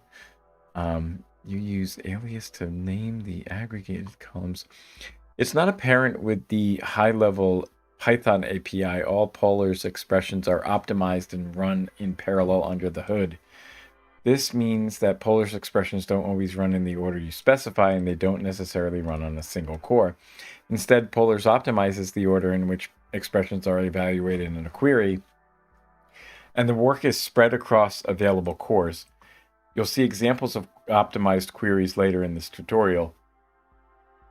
Now that you have an understanding of polars context and expressions, as well as insight into why expressions are evaluated so quickly, you're ready to take a deeper dive into another powerful polars feature, the lazy API. With the lazy API, you'll see how polars is able to evaluate sophisticated expressions on large data sets while keeping memory efficiency in mind.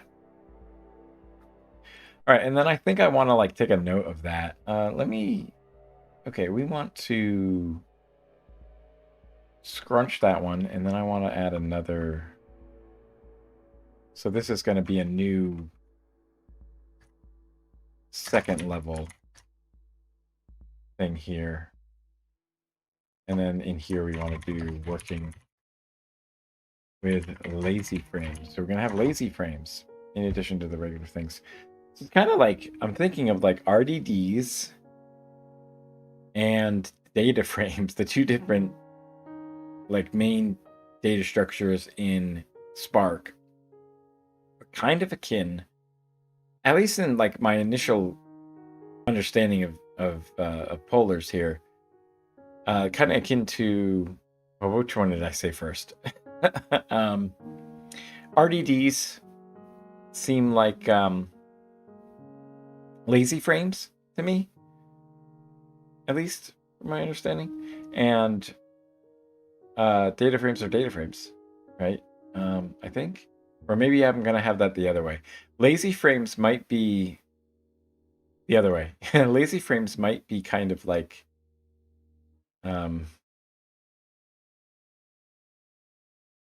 yeah, they might be more like data frames with it could be, yeah, it could go the other way. I'm not sure. I'm gonna take a break. I'll be back in a few minutes. Going to the party, eating the taquito. All right, lazy API.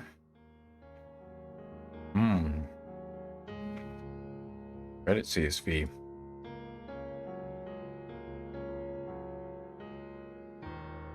Where do you get that from? That would be nice to get, wouldn't it?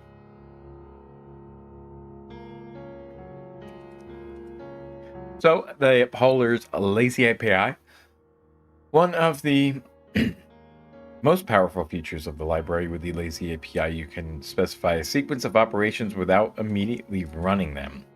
Instead, these operations are saved as a computational graph and only run when necessary. So in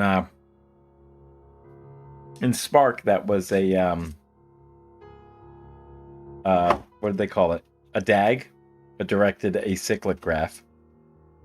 I wonder if it's the same thing here, because it'd be weird if there were cycles, wouldn't it?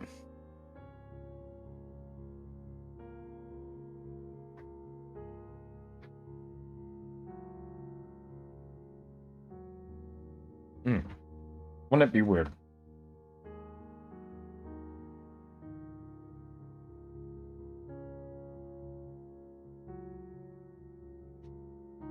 Yeah, it would be. Very weird.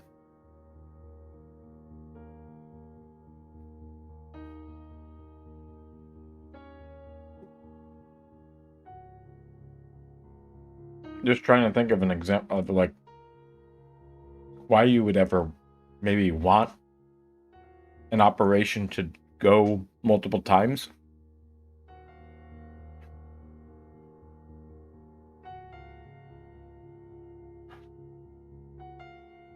Yeah, I'm not sure.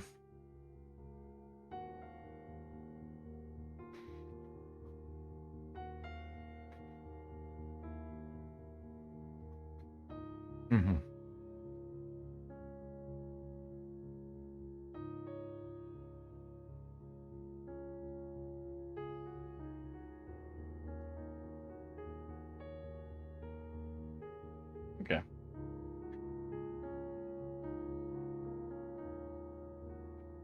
I think I'm going to actually go off microphone and work through this section. And if there's something that comes up that I want to talk about to like solidify it in my head, I'll unmute and discuss it. But otherwise, I'm just going to go through this section on mute. So.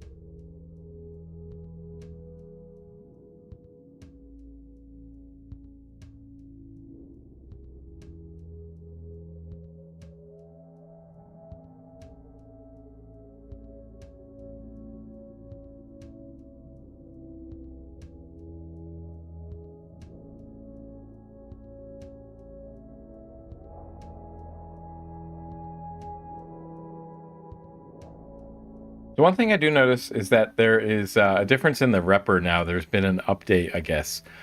Whereas as of like the version that they were using here, which I don't know which version it was.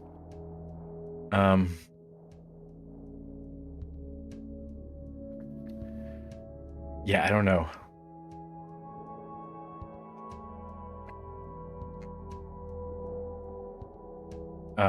Yeah, I don't know which version it was. But the repr, this is what the repr output before. It was Polar's lazy frame object, and it shows you the location in memory. Not very not very helpful a lot of the time, right? I think maybe that's it. I don't know. Is it wait a minute.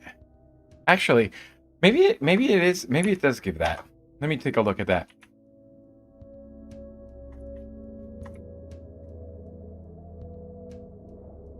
No, the repr is that. That is the repr, and then the toString.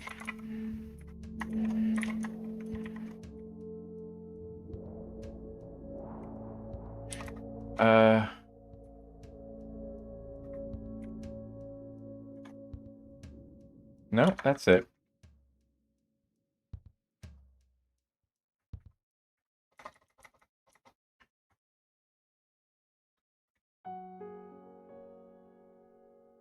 So that's weird. Wait. If I do print,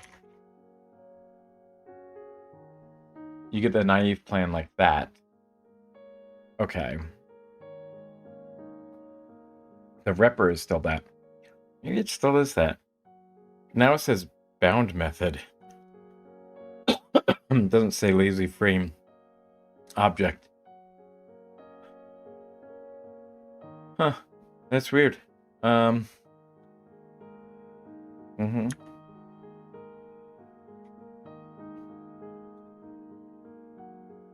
are the other options, though?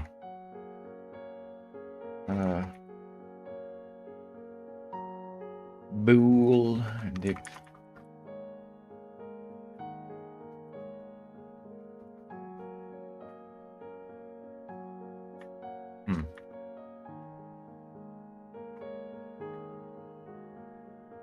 I thought there was a toString thing, or was it just string? I think it's just str. It's been a while since I've done that kind of stuff with you making classes and stuff in Python. Yeah.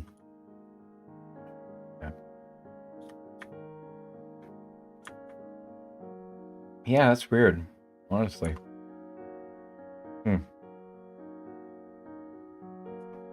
More annotations. Oh, yeah. I don't know what those are, honestly. Okay. Yeah, because when you print it, it gives you the lazy query. That's the string, right? But how come it doesn't show that in the string? Ah.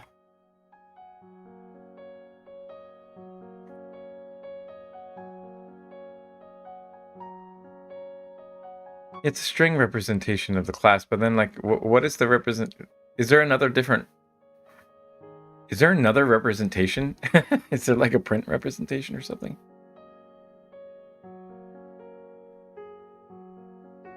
Is there another method?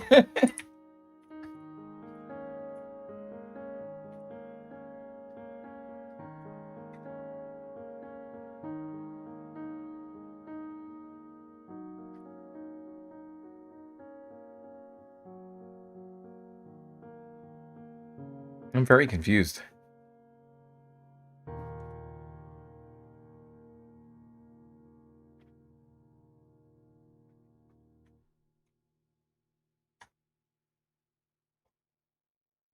It's the same thing. The repr is the same as the string representation.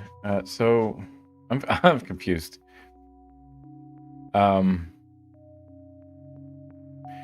Informal string representation. I was thinking maybe it's gonna. Why does it return the naive plan? Like, why does it return the plan? there. So we compute the price per square foot of each building and assign it to the name price per square foot. Then filter the data on all buildings with a price per square foot greater than 100.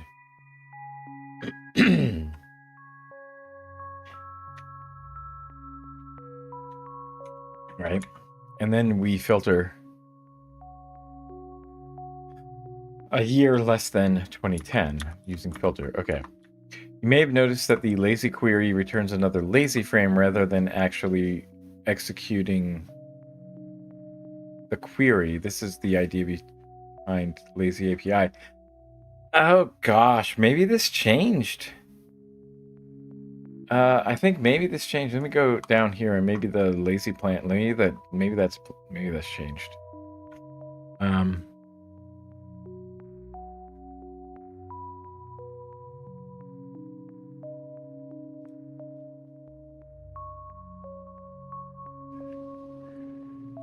ND array. So there's just a new name for that in NumPy, I'm assuming.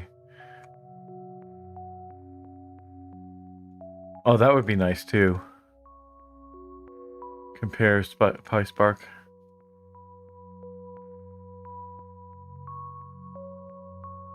So it's like 2 years, and yeah.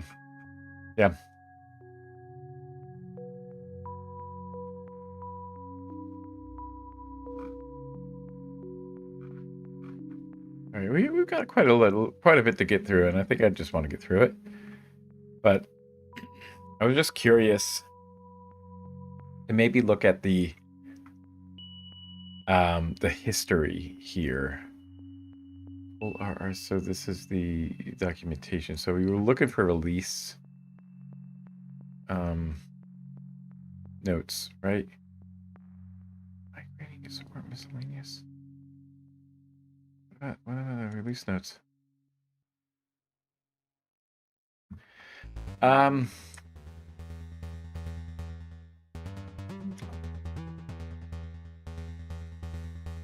Changelog is good too.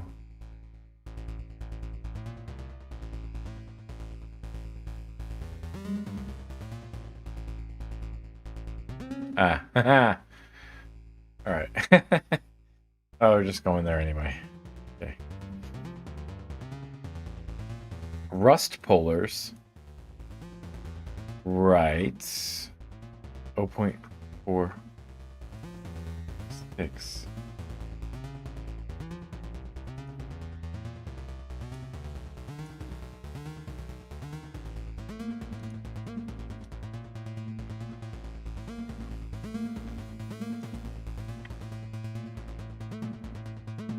Python polars 1.21. Oh, thank goodness. Okay, I thought there was like a mistake there. Okay, so when did that change? When did the repr change? That's what we're looking for. Like, can I search? Yeah, so we want to find where the repr was. Oops.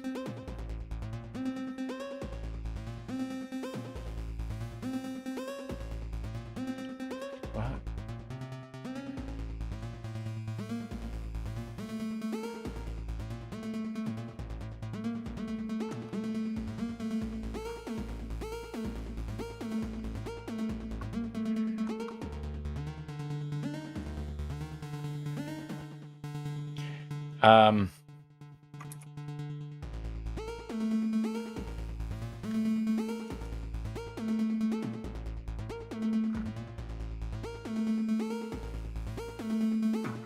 Oh, wait a minute.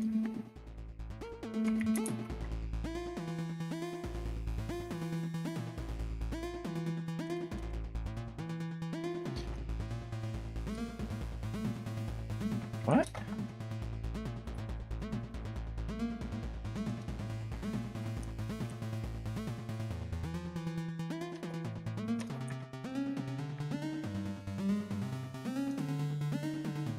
Oh, there we go. Okay. So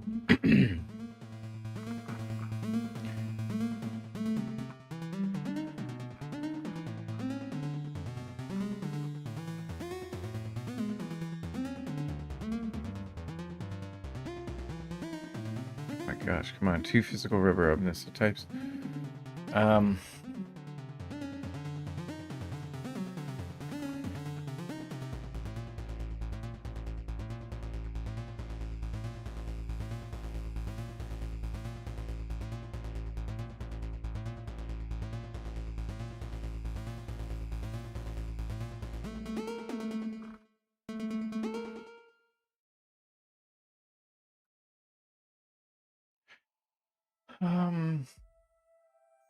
Maybe it's the 2-string method. I'm not even sure.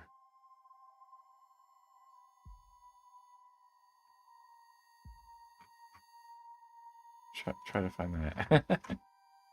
Let's do it up here, though. Let's try to find it up here and then down here.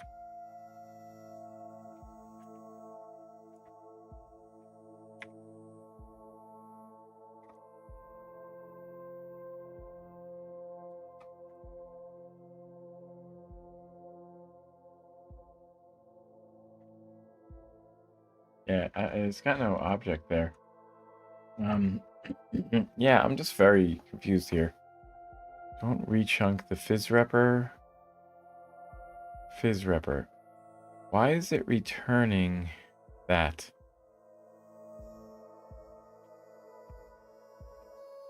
I'm you know what? I'm just gonna look at the code here, even though I'm not gonna understand it, right? I'm not gonna understand the Python one, right? Python polars, high polars. We want to look at the lazy frame stuff, right?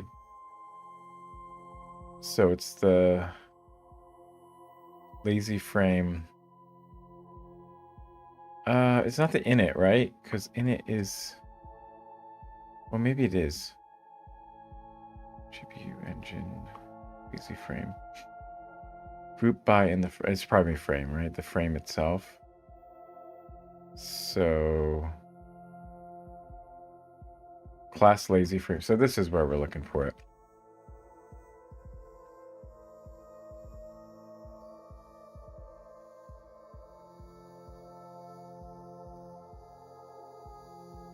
Interesting. So it's using the DataFrame.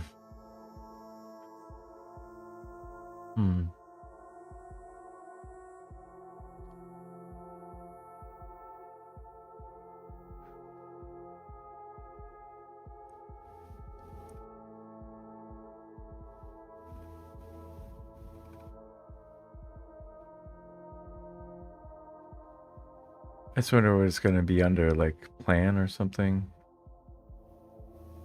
Here it is, but the string. Yeah. Well, it ends up going like run rate. Oh, that's so weird.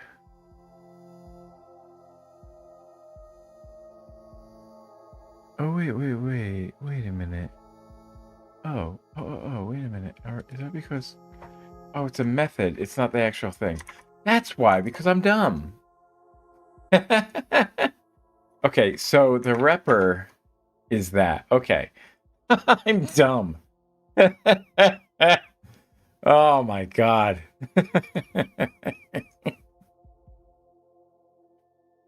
As if the bound method wasn't enough, like to, okay. Ah, of course. That's mystery solved. Mystery solved. So it doesn't actually, so there is a difference to the repper now. It doesn't end up saying polars.lazyFrame object. It just says lazyFrame at this. There you go.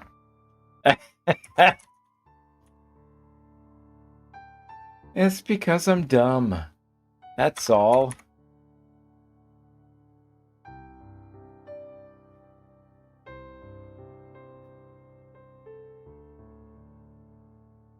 It's always like something stupid that sends me like down a rabbit hole. Oh gosh. That's why I gotta get back to basics.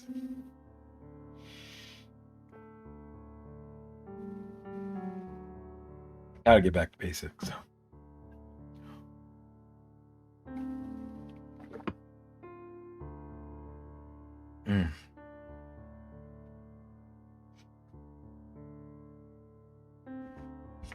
Josh's like melody lines sometimes remind me of Trent Reznor.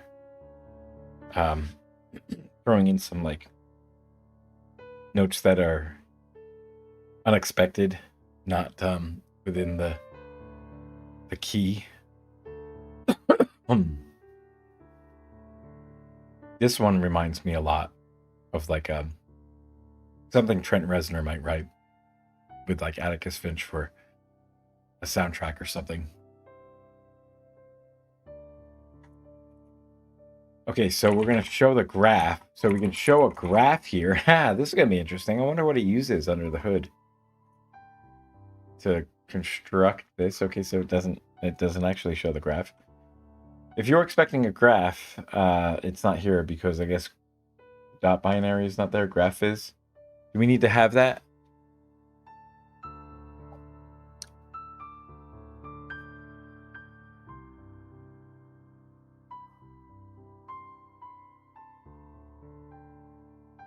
Oh, we need matplotlib installed. Oh, wait, you don't have that installed?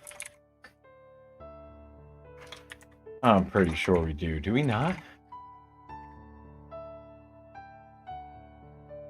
We do. I mean, for sure, we have to, right? So it's not that. It's something else.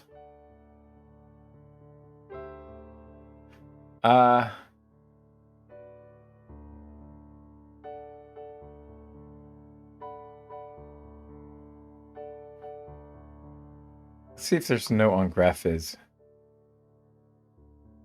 That was it, wasn't there? Okay, what is this anyway? Notifications? Okay, yeah, I did. It's notification. It's fine. Like,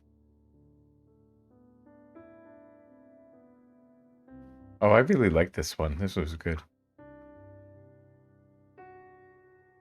Yeah.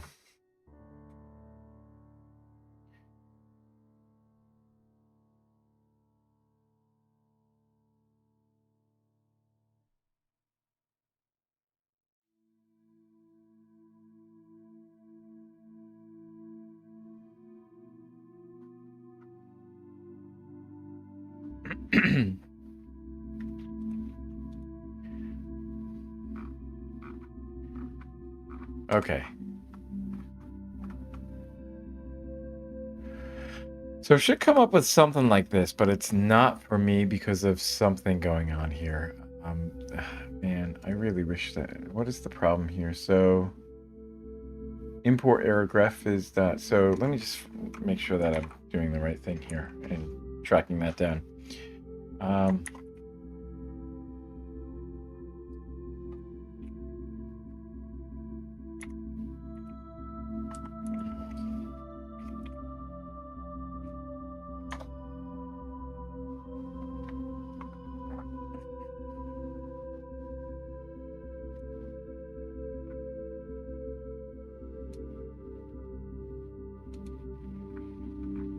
So graph is not on there, so it's not matplotlib anymore, I guess. It's with graph is and now I'm thinking like I want to go back to that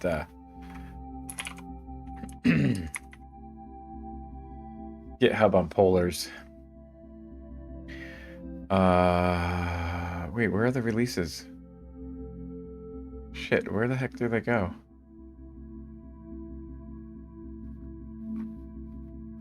Where are the release notes?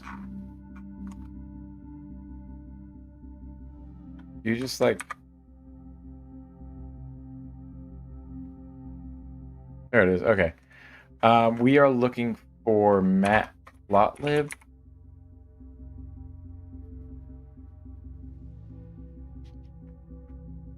So 019.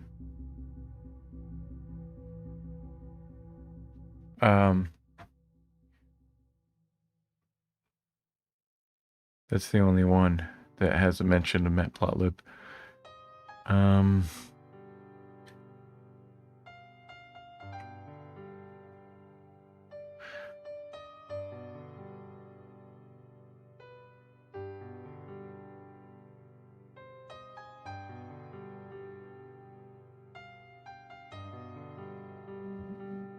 So this is pretty recently, or pretty recent for the previous version of Rust, and then okay. Today there will be scattered showers. The forecasted high of 6. I don't see no scattered showers. Fuck off. So it must have been version 1.14, 1.13. This. Okay, so it must have been that one. So it must have been for.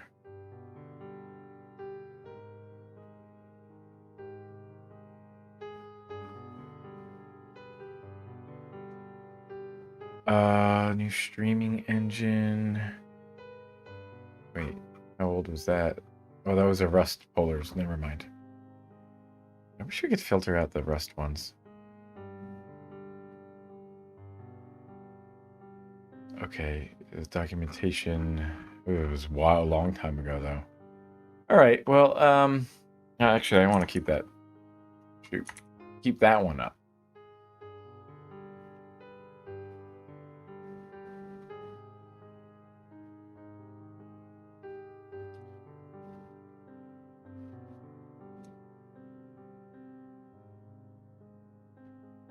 So you need the graph fizz. Okay, so we need.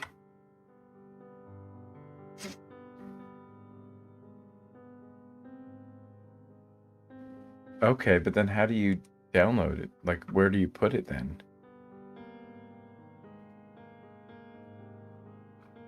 Okay, so I need it actually installed on my computer?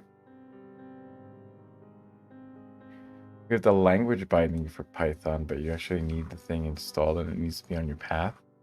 Is it installed? Do I need to fix the path? The dot binary should be on the path. Do I need to like find that in my...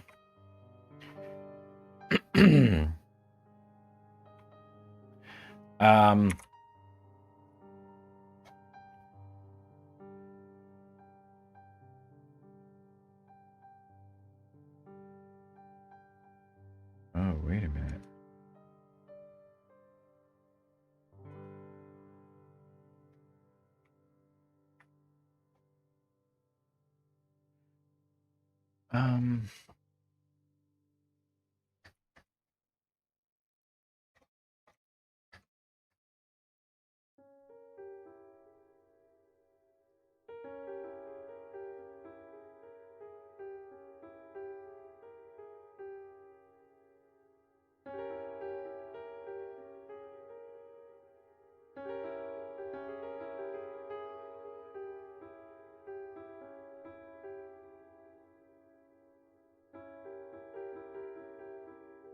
Graph is the pa. We need the executable though. We need the binary or the dot. And the binary. Dot binary. So yeah, I don't know what that means. The graph is dot bin or something.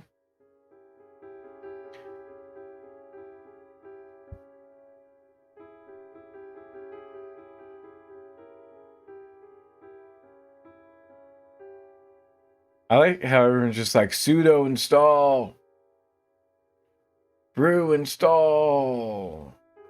So it solves on Mac OS and solves on there. But like the guy's clearly like on Windows, right? With this. Yeah. MSI version. It's not what he's asking, but I guess, you know, add a cheap win to okay.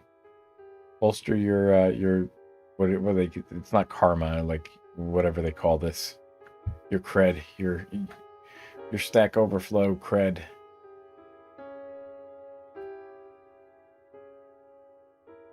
Python graph is so.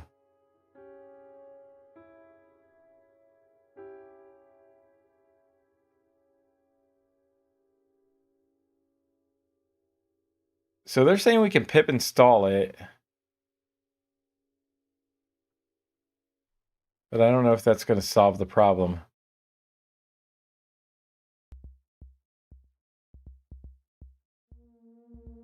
Conda install Python graph is, I don't know if that's different than Python. Well, of course it's got to be Python graph. Of course, because I think, I don't know, Conda's only for Python, isn't it?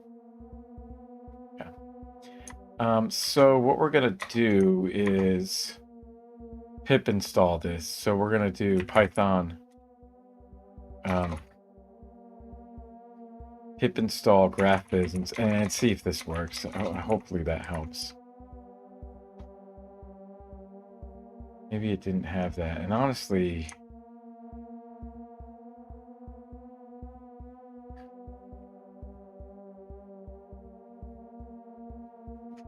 you know what? Let me go over to here.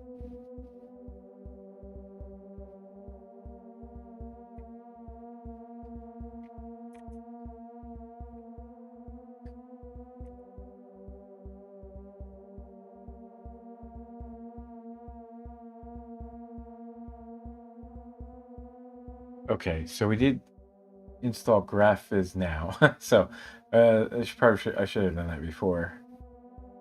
So we got some good stuff here. We got SciPy, we got scikit-learn. Yeah, hopefully we'll take care of that soon.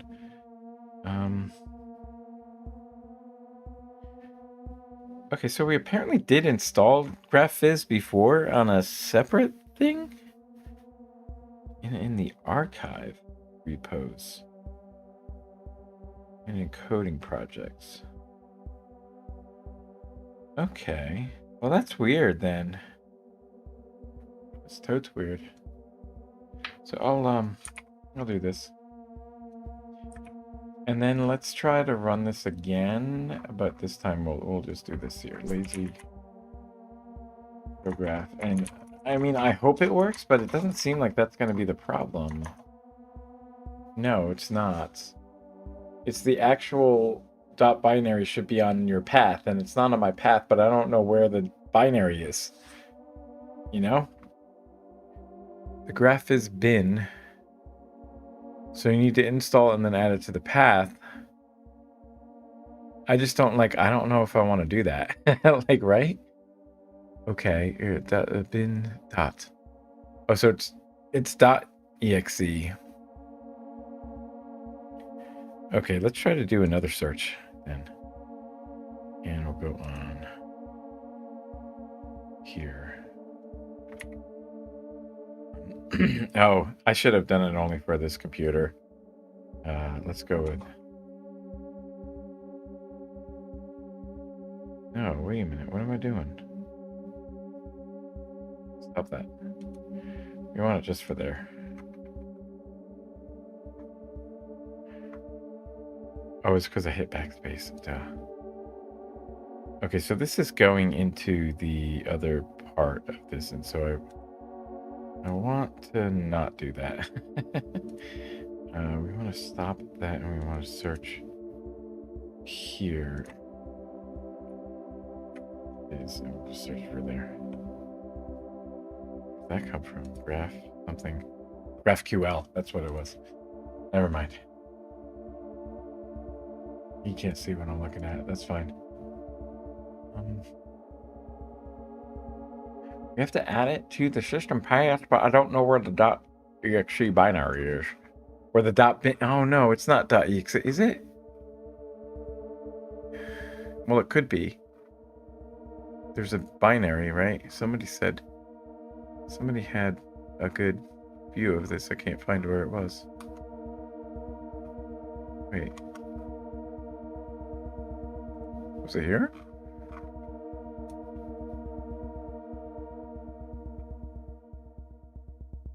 .nvxe. That's not what I'm after. .bin, .bin, .bin, bin. Wait, why? Like, what?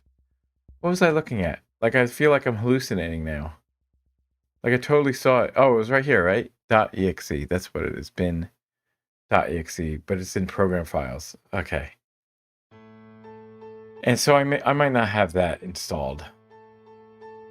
Don't have that .exe, of course, because we did not download it.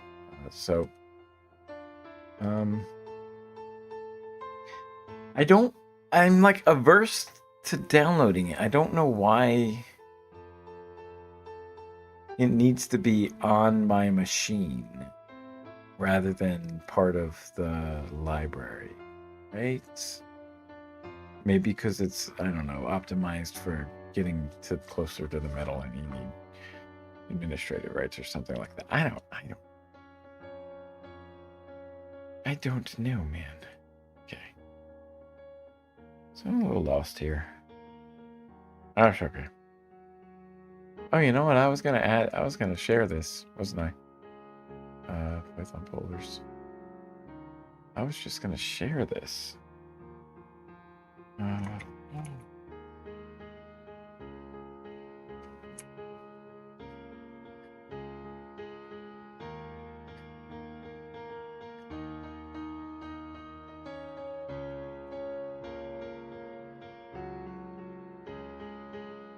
Yeah. Okay. I don't know what I'm doing here.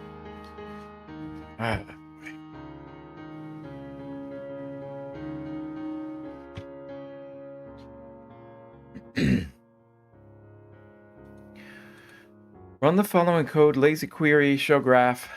Okay. It's not working. So I think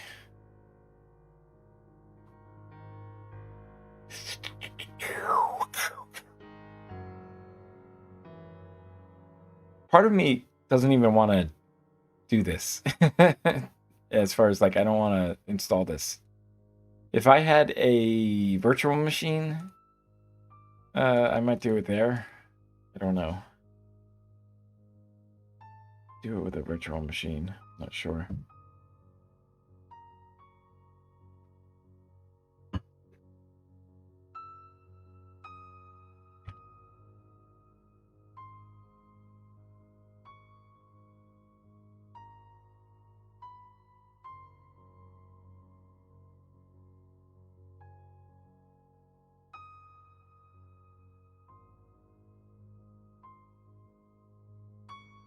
Yeah, I don't even know if I want to download it, though.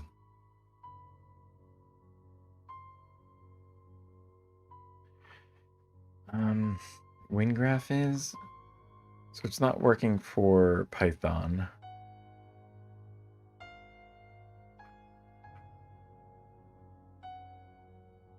I feel like this might have been the problem that I was having with Spark, right?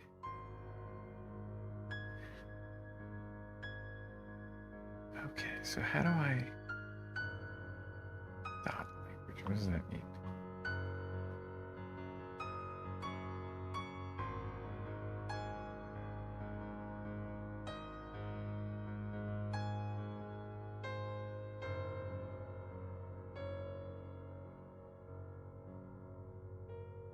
Weird.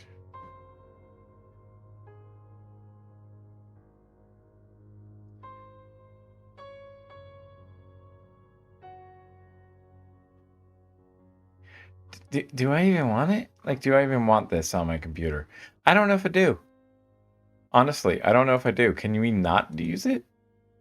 I guess. I don't know. I don't know what we want to do here.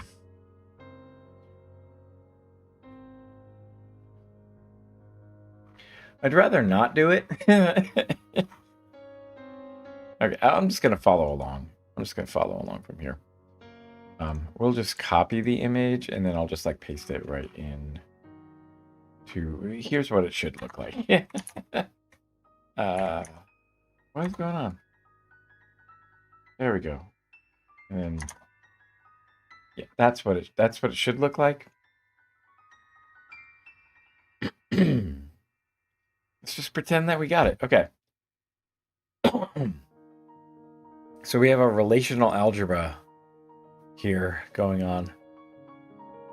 With the query plan, you read query plan graphs from the bottom to top in polars. Okay, interesting. And each box corresponds to a stage in the query plan. So sigma and pi are symbols from a relational algebra. I got to figure out what they mean. S is select, right? And P is... Fuck. I don't know. Yeah, I don't remember what pi is.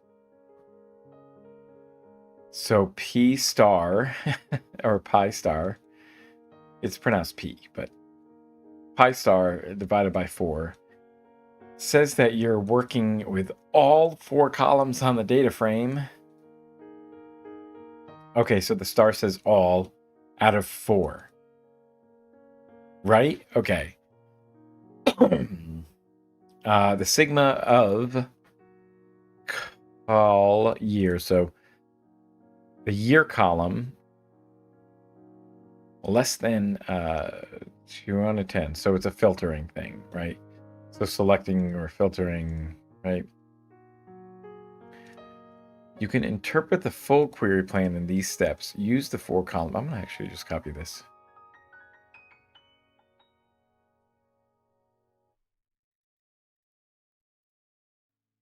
Come on, dude. All right.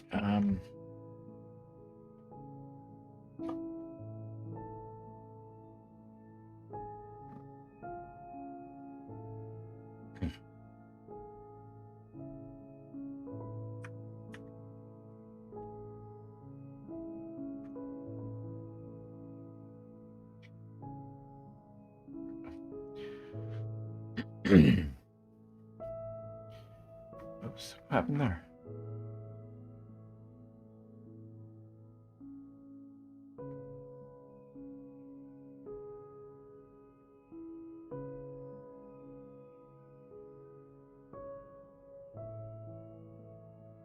Okay, this is fine. That's fine. So use the 4 columns of buildings lazy and filter buildings lazy to rows where year is less than 2010, and then create the price per square foot column, and then filter buildings lazy to all rows where price per square foot is greater than 100. So one important note is that Polars filters buildings lazy on year before executing any other part of the query, despite this being a last filter that you specified in the code. So this is known as predicate pushdown, a Polars optimization that makes queries more memory efficient by applying filters as early as possible and subsequently reducing the data size before further processing.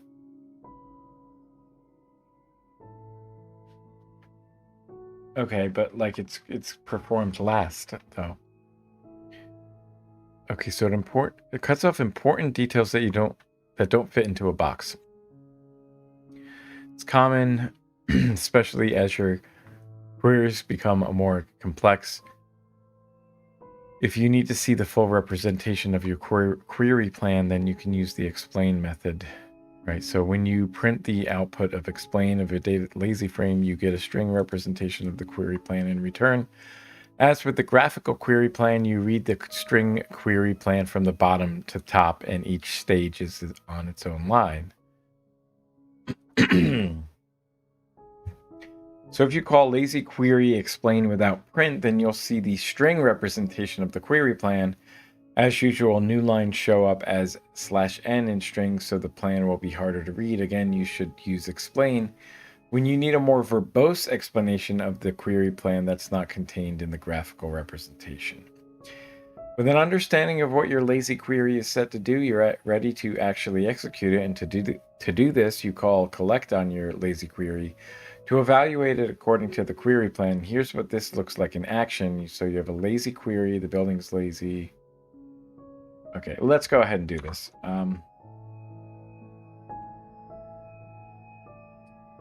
We're going to do buildings lazy with columns. Use a column, the price, divide by the other column. So we're doing vectorized operations here. Each entry in price is going to be divided by each respective entry in square foot. So alias this column that we create with price per square foot is what we're going to say, right? Okay, so far so good. And then we want to filter by pl.col and do the price per square foot. So I think what we're going to find here is that we perform one of these actions before the other. And it's probably the filtering on year, right?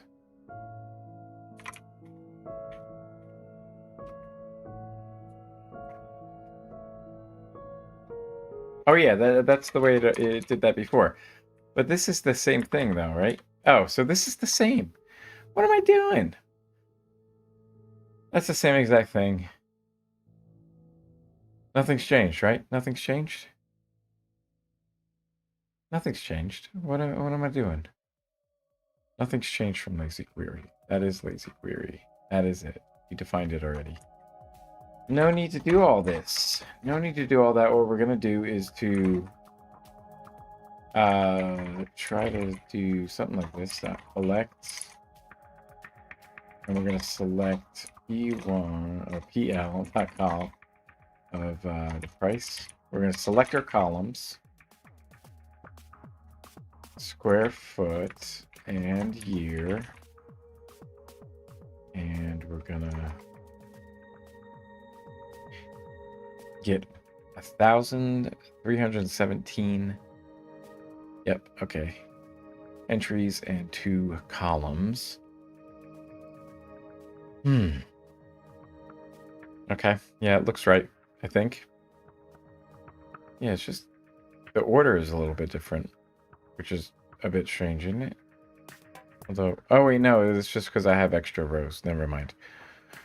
When you run a lazy query with collect, you get a regular Polars data frame with the results. Because of the filtering criteria, you get only 1,317 of the original 5,000 rows. You might also notice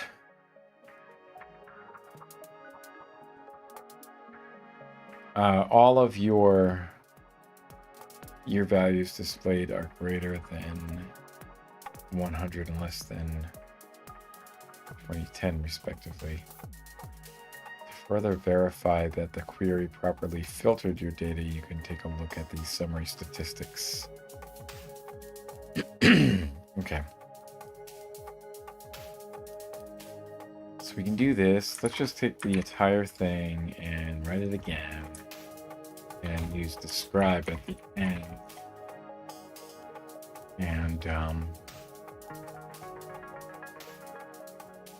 now the min is 1995 and the maximum is 2009.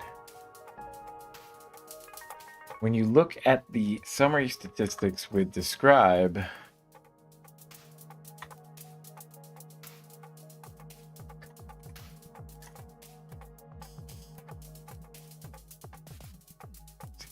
look where we are with this though.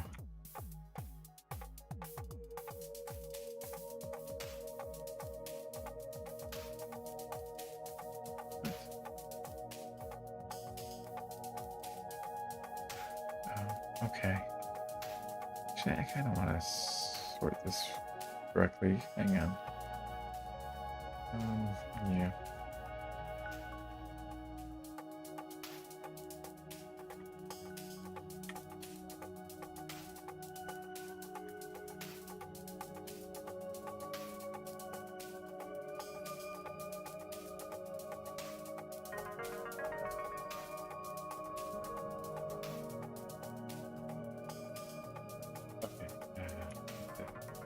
So, seamless integration. So scanning data with that. So it is that. Hold on. So just go back down to there. Okay. All right. That totally overshot it. Okay. If the entire data set is already stored in memory, why do you need lazy queries to do your analysis? We'll continue reading to see where the lazy API really shines. Okay. Scanning data with lazy frames. In real-world applications, you'll most likely store your data externally in a static file or a database before you do any processing in Python. One of the main superpowers of the Lazy API is that it allows you to process large data sets stored in files without reading all the data into memory. Yeah, okay. When working with files like CSVs, you traditionally read all the data into memory prior to analyzing it. With Polar's Lazy API, you can minimize the amount of data read into memory by only processing what's necessary. This allows Polars to optimize both memory usage and computation time. So I'm thinking that with CSVs, though, because you usually read them line by line, filtering matters a lot, right? Where you're doing like a where clause in SQL, which is akin to doing a filter here with polars.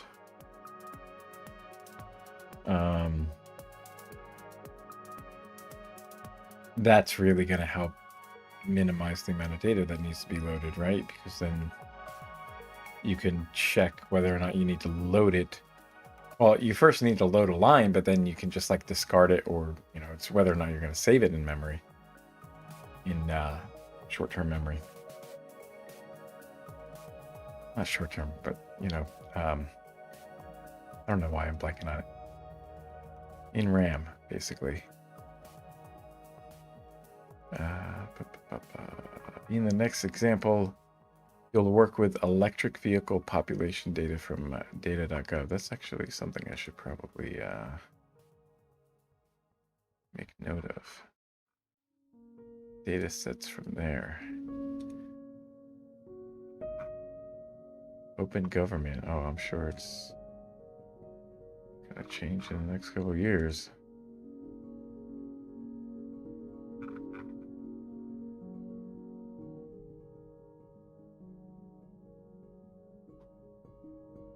So this data set contains information about electric and hybrid vehicles registered in the Washington State Department of Licensing. Each row in the data represents one car, and each column contains information about the car. You can manually download this file from the website, or you can use the following function to download it programmatically. Download it programmatically if possible. Yeah. Oh, we're gonna actually not do it at command line, but we're gonna do it there with downloads. Okay.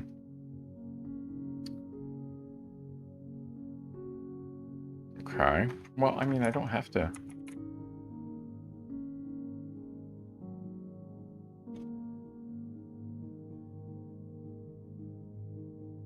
I don't have to create a separate file.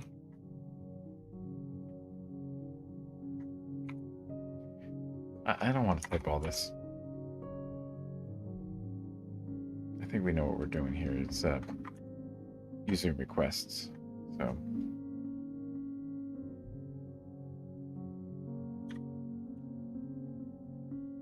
download a file and save it with a specified file name. Get response from the file URL, which is going to be if you get a response. I forget what that is. I thought it was going to be a HTTP response, or I guess the response is either going to be empty or it's going to be something. Okay, and so we'll just leave that thing there. No module named requests. Really? What? That's not isn't that standard library?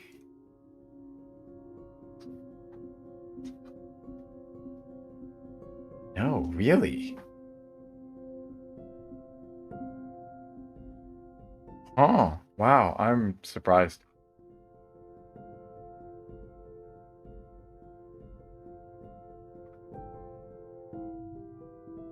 You have to pip install it. I forgot that you have to do that. All right, so I guess we'll pip install that. I gotta take a break in a second just to let Patient out. Let's go. I'm just gonna install this though first before I go.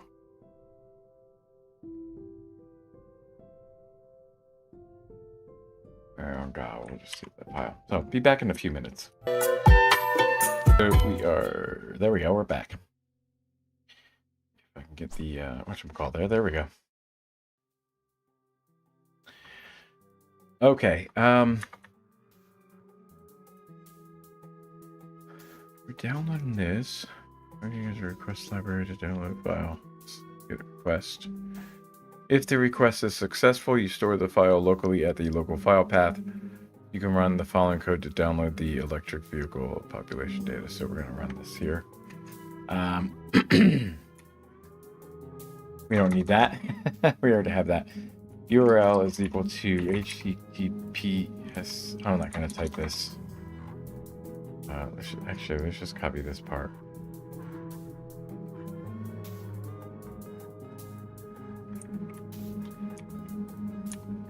What? Really? Come on. Where the heck did it go? There it is.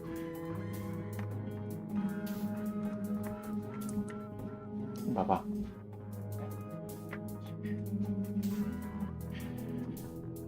Let's see if this is gonna work here. Local file path is gonna be pathlib.path, and what I'm gonna do is to yeah, we'll save it here. That's fine.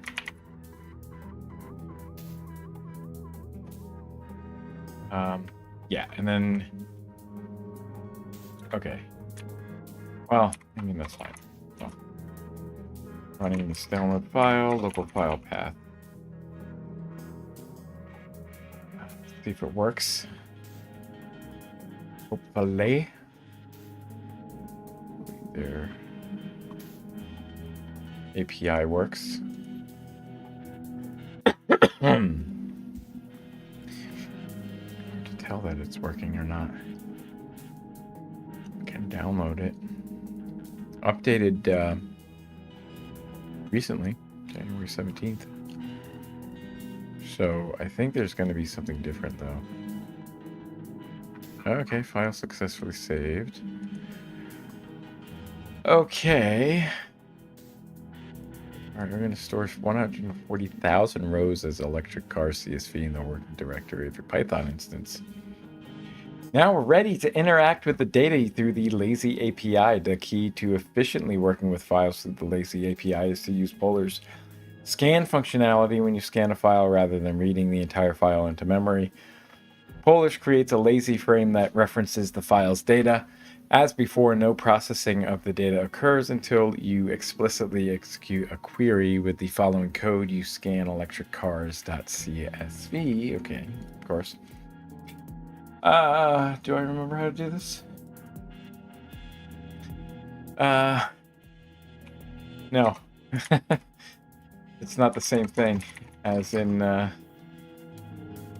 pandas. So it's not read CSV, it's scan CSV, and then we want to take a look at the data from there and see what this returns. This returns a CSV scan object. It's a project that has 17 columns. Okay. Let's take a look at the schema.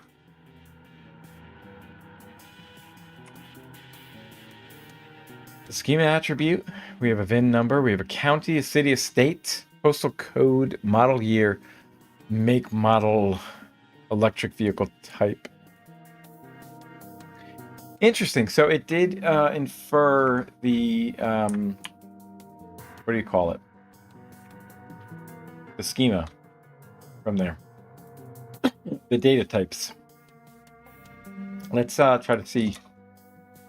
Let me see something. So we're in real Python folders. And I want to take a look at the electric CSV thing here just for a second here. Oh my gosh, it's so large that it might break this here. Oh boy. I'm surprised that loaded. So there is no information about the data types here, so it's all inferred. Okay, so that's probably why that takes a long time.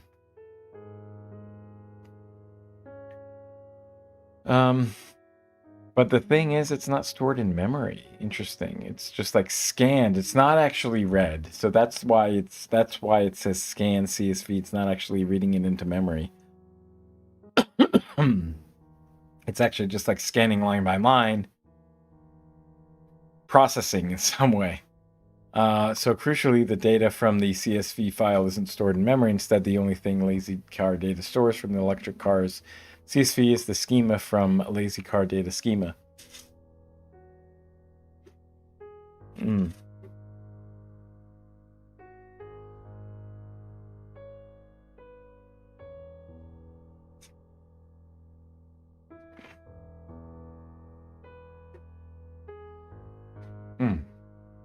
So one thought I had with this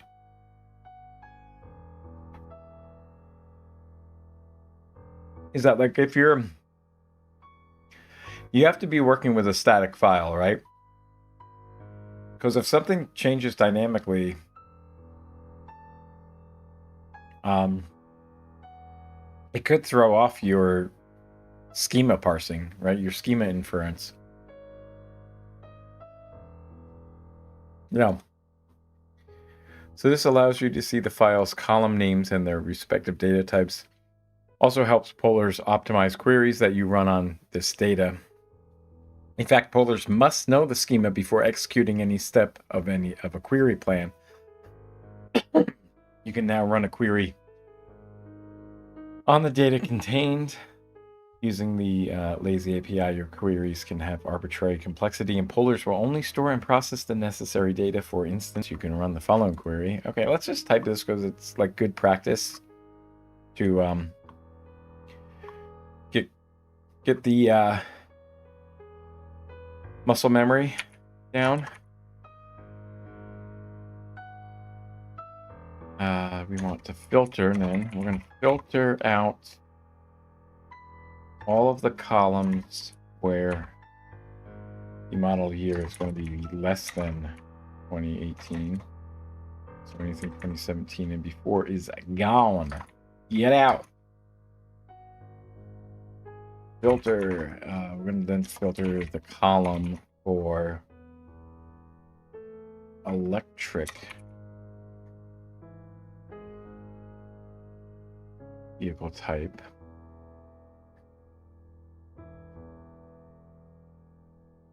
We're going to look for battery electric vehicle. Or a bev. Not beverage. Could use a beverage. Use a beverage. Group by, except it's not group by. Remember, it's an underscore in between the two words because they're two words. And in order for it to adhere to Python standards, PEPs, you better have an underscore in between two words. Even though traditionally group by has always been like, I don't know, listed as one word in a lot of things. All right, we're going to use take the mean of the column electric range, and we're going to alias this new result here as electric range average electric range. Okay, yeah, what am I doing? And the oldest model year is going to be that one. So let's go pl.min. I think they have a mistake there, isn't it? Isn't it? No, okay, because the oldest being the, like, yeah. Since it was created, I don't know what I'm thinking.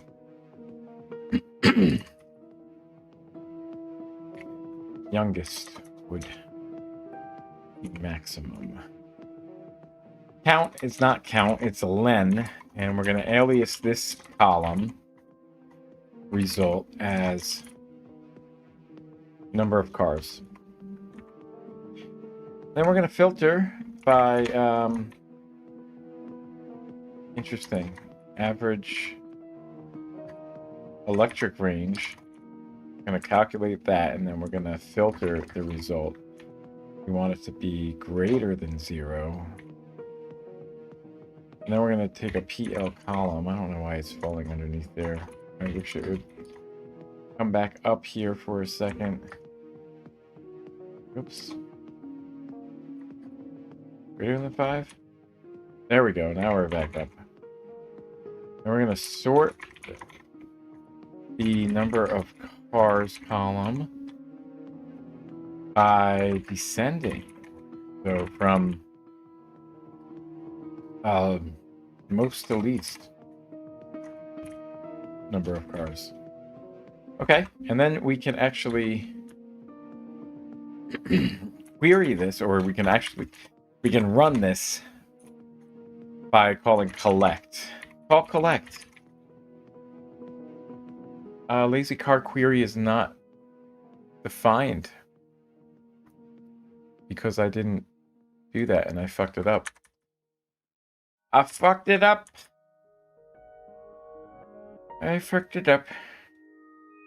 Let's load it back in. Load it back in to the data, and then there we go. Okay. And now we have a data frame. And right, so if we go oh, you know what? Since we ran collect on this, I wonder if we take a look at the lazy car query. The result now, oh, it's still a lazy frame. It's not a data frame. So this collect is actually, yeah. Let's try this though. Lazy car query dot collect. Just compare the, yeah. So it's a lazy frame until you use a action like collect here, where data frame turns it into a data frame. Okay. Nice. In this query, you filter the data on all cars where the model year is 2018 or later, and the electric vehicle type is a battery electric vehicle, and you then compute the average electric range, the minimum model year, and the number of cars for each state and make. Lastly, you further filter the data where the average electric range is positive and where the number of cars for the state and make is greater than 5. Because this is a lazy query, no computation is performed until you call lazycarquery.collect. After the query is executed, only the data you asked for is stored and returned, nothing more. And nothing more. Each row in the data frame returned from lazycarcollect tells you the average electric range, oldest model year, and number of cars for each state and make. So for example, the first row tells you there are 55,690 Teslas from 2018 or later in Washington State, and their average electric range is around 8911. Except for the fact that this is probably different now, is it not? There's 90,000 there in ours because the data has been updated, right? The data has been updated. With this example, we saw how Polars uses the lazy API to query data from files in a performant and memory-efficient manner. This powerful API gives Polars a huge leg up over other data frame libraries, and you should opt to use the lazy API whenever possible. In the next section, you can get a look at how Polars integrates with external data sources and the broader Python ecosystem. So what I'm getting out of this is that, like, Pandas is amazing for like the end results for those other things. So doing like pivot tables and those things,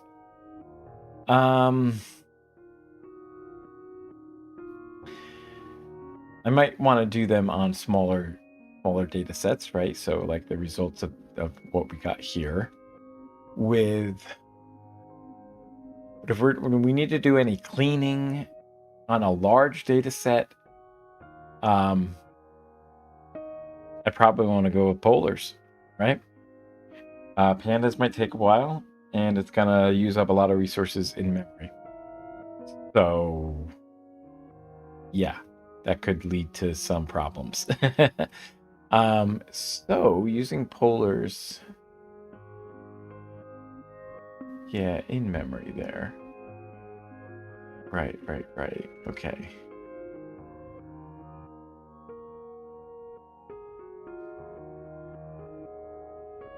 Yeah, okay. I'm just thinking like in my, I mean, you can do a lot of stuff with this. You can do some reporting and stuff with this, which is really nice. Set up some, yeah, okay, queries and stuff from there. I don't know.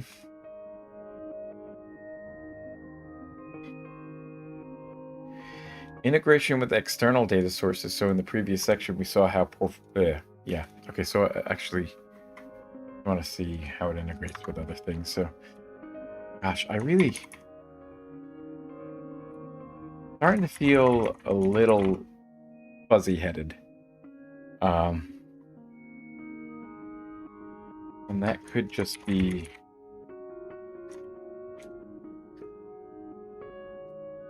that I need a break. Need some water, need a break. How much longer do we have in this? We're not too much further. I'm just going to power through, and then I'm going to take a break, and then we're going to come back, and we're going to work on statistics after that. Okay, so in the previous section, we saw how Polars performs lazy queries over that. So did I read this? Yeah. Can read from most popular data sources, and it integrates well with other commonly used Python libraries. And this means for many use cases, Polars can replace whatever data processing library you're currently using. In this section, you'll walk through examples of Polars flexibility in working with different data sources and libraries. The advantage for like using pandas, I think, is in the end stage. I think when we need to do visualizations and stuff like that. Matplotlib and Seaborn integrate well with pandas. I don't know if they do with with polars. So is there like a 2 polar state? So PD dot, right.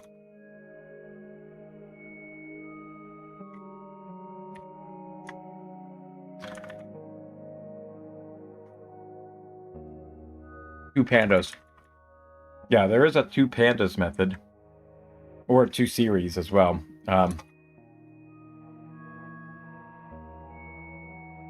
But what kind of series though? I'm assuming it's a polar series, not a pandas. Okay. So it's 2 pandas with object columns, without object columns. Interesting. Okay. So there is a 2 pandas method, so we can do a lot of processing in polars, taking like a large amount of data and getting some results that result in a smaller amount of data, and then take that data into pandas, and do some visualizations that way. That might be the way to go.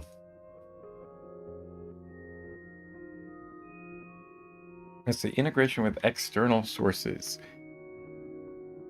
In the previous section, we saw how Polars performs lazy queries over CSV files with scanned CSV. Polars can also handle data sources like JSON, Parquet, Avro, Excel. What was Avro again? It was another columnar format, right?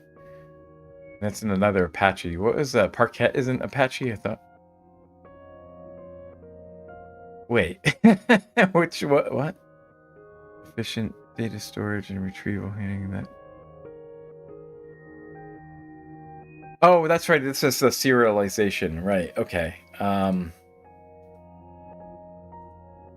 Yeah, I don't remember the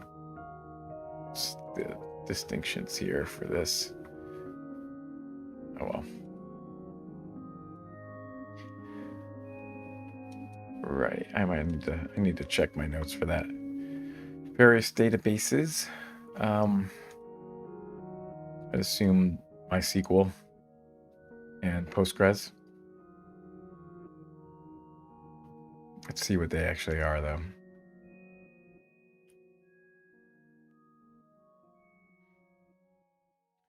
Postgres SQLite as well.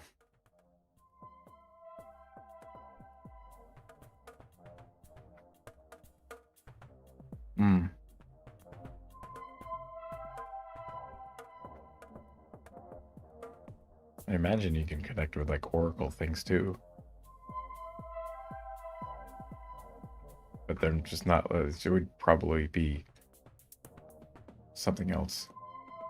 An API from Oracle or something like that. I don't know. Let's see.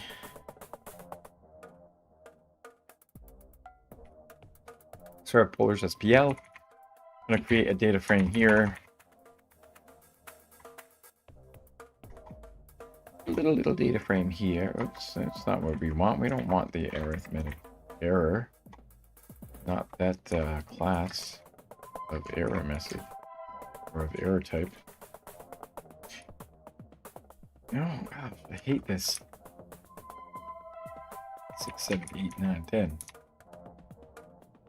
I do. Oh, man, really? Oh, wait. Oh, because we have rough now. Oh, I don't know if I like that. Can I do it with the other way? Oh, no. No. I like it the other way, I think. I mean, I guess it's fine. It fits on one line. So let's do data. Write to CSV. And we'll do data.csv. And we'll do some other data.write. NDJSON. What is NDJSON? Wait a minute. What? Why does it say ND? New line delimited JSON. That's a new one to me. Oh, so it's a string format, but then there's a slash. There's the new line characters in there. Got it.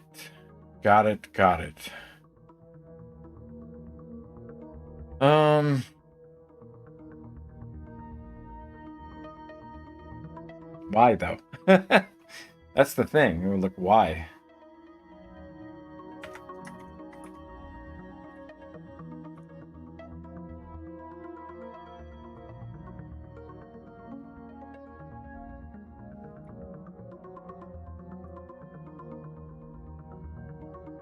Park it. Run this one, so we get all those files. Okay. In this example, we export the results of your work in polars with various file formats. Okay, fine. First, create a data frame with columns A and B.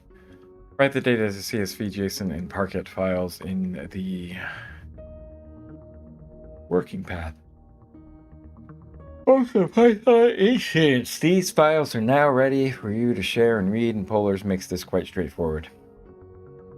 Okay, so data CSV, PL, read CSV. So now that we did that, now we can just read it in. Because we're just going around in circles. Okay. And then we can do a lazy CSV, pl.scan. CSV, nice. And then we can do data CSV lazy schema and see what the schema says here. So it does infer that there is int 64. There's a Did that happen before? Potentially expensive operation. Did I get that before? Working with lazy frames. Working with lazy frames. Wait, I thought it was here. Buildings, lazy query. Lazy API. I mean, wait. We didn't call schema on the lazy thing. Yeah, that's right. Okay. But we did call schema on this. And it does this no problem. It doesn't even tell you that it's expensive, right? So I mean that could potentially be expensive there as well, except for maybe like it'll just tell you that there's not enough memory. I don't know. I don't know if that's true or not. So scanning data frames with data. Do that, and then we'll just close that up. So we're up to seamless integration. Okay, so here we go. Yeah, so that's interesting. Resolving the schema of a lazy frame is potentially expensive operation, especially when it's CSV, you know? Yeah, it has to be.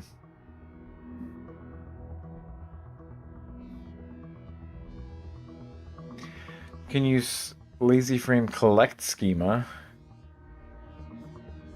Oh, that's weird though. Huh. Let me run that actually.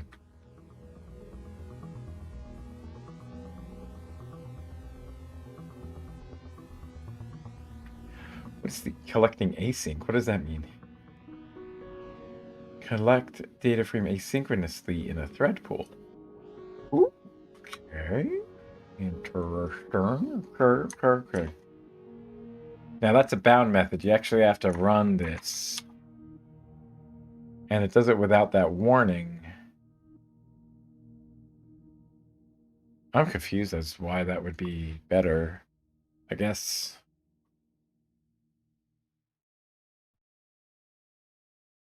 I have no idea. I have no idea why it's doing that way. What is this? Oh, I'm sorry. I don't understand the language there. But welcome, SW tutorial.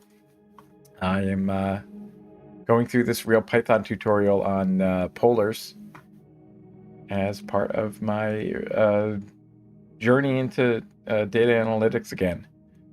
Took a couple, like a year plus break from data stuff, and now I'm back at it. So welcome aboard.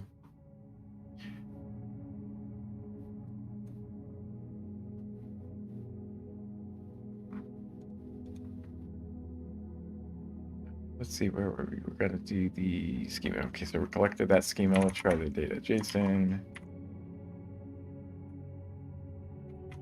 Feed new line delimited JSON.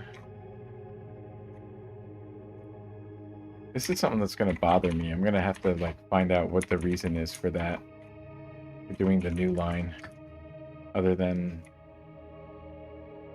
just to make it print better. I don't know.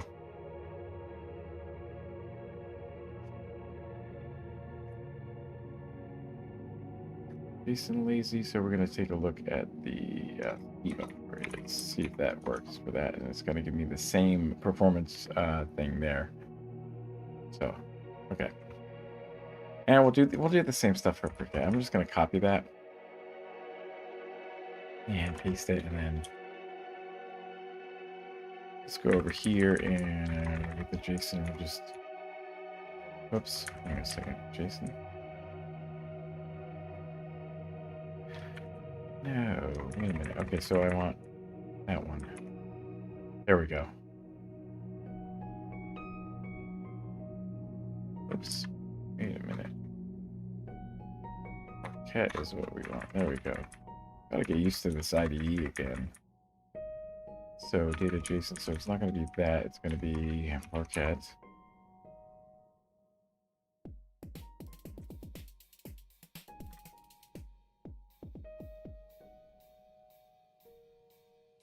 There we go, we get the same error.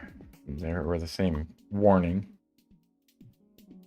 This is just an example of, I guess, loading in from different formats, but all the same stuff is going to apply here. So we read and scan each of the 3 files previously created and print their schemas to confirm that the column names and data types are correct. Polars' ability to scan these file types also means that the data can be quite large, and you can execute lazy queries to handle this.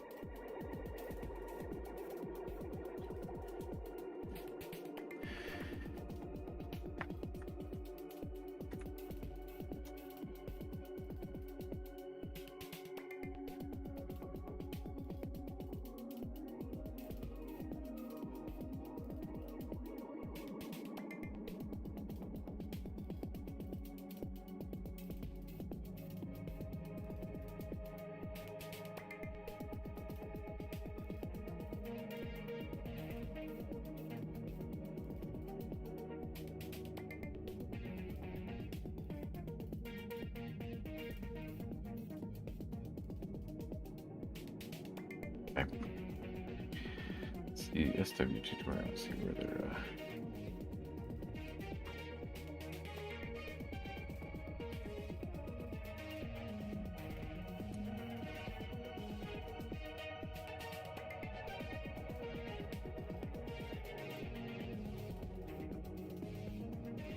okay. Oh, Arusa is live. Nice.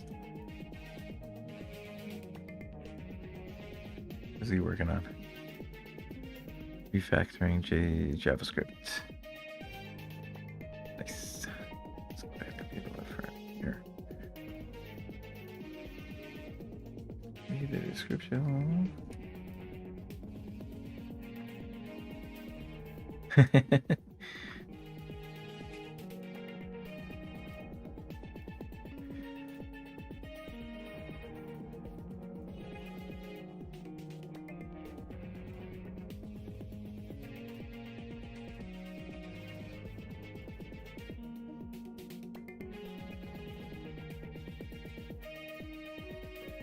Nice. Okay. Okay, so we're getting a few views on this one. It's interesting, probably because of Python. So we didn't go where the graph is, and we're not doing that. But that's interesting that we were able to... well, that we went through that. Anyway. Unlike Polars' scan functionality, Polars' read functions read the entire file into memory. To get the most out of Polars, you should prefer scans over reads whenever possible. Reading an entire file into memory should only occur when you're working with a file type that isn't scannable or performing an operation that you can't execute with the lazy API. And Polars supports other file types, and its file capabilities are constantly improving. Polars can also scan and read multiple files with the same schema as if they were the same file. Let's see if there's this just an example here. Oh, cool. So you can write, yeah, okay, so my data files from there, right? CSV to one in there. So I guess you could read it with that. Oh, you can actually just use the wildcards or globbing patterns. Cool. I mean, why aren't we doing that? That sounds awesome. That sounds cool. Can we do that? I guess not. It's just a basic tutorial here for this. So this is interesting. This was my first exposure to Polars, and I've seeing a lot of similarities between Spark and this library as well. Well, specifically with PySpark, the Python API for Spark. Lastly, Polars can connect directly to a database and execute SQL queries. Yeah, of course. I mean, that's the whole thing, man. That's the game. If you can put SQL into something, then you're cooking. Baby, you got a stew going. Overall, Polars provides a full suite of tools for interacting with commonly used data sources. Next, you'll see how Polars integrates with other Python libraries, making the library flexible enough to drop into existing code with minimal overhead. We have integration with Python ecosystem polars and integrate seamlessly with existing Python libraries. This is a crucial feature and allows you to drop polars into existing code without having to change your dependencies or do a big refactor. I wonder what they're doing on here. Oh, this is old in 2019.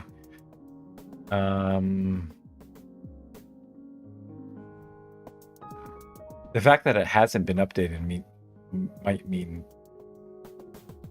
that it's pretty general enough to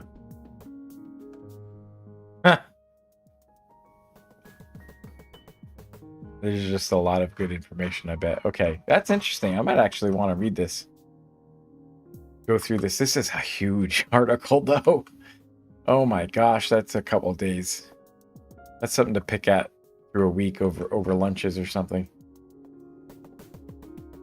Okay.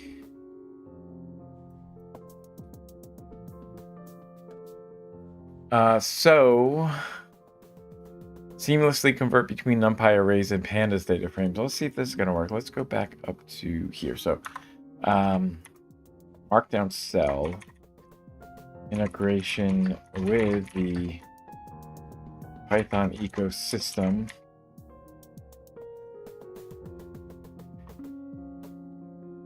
So in the following example, you can see how Polar's data frames seamlessly convert between NumPy arrays and pandas data frames.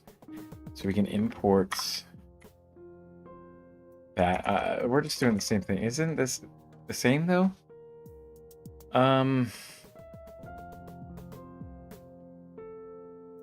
It's kind of the same. Let me go and copy it because I don't want to like do that same thing over and over again.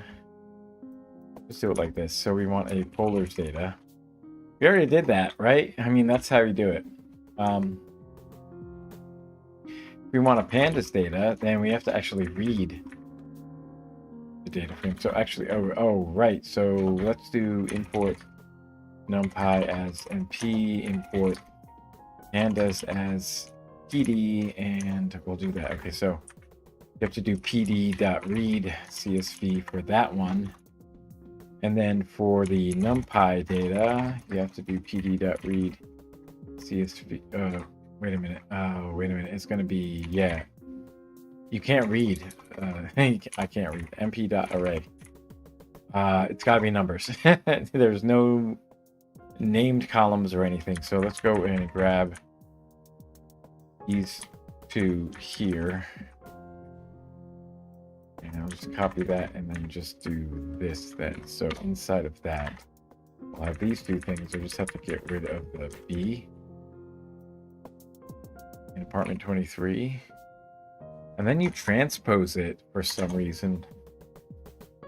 Oh, because they're right, they were doing the rows there. So invalid file path. What am I doing? Read CSV. What am I talking about? Just a data frame from a dictionary. What am I doing? What am I doing? Okay, and then if we create identical data sets using these three libraries, you'll use the Polar's data frame, Pandas data frame, and NumPy array to see how interoperable these libraries are. For example, you can convert the Pandas data frame and NumPy array to Polar's data frames with the following functions. So let's do the same thing. Okay, so pl from pandas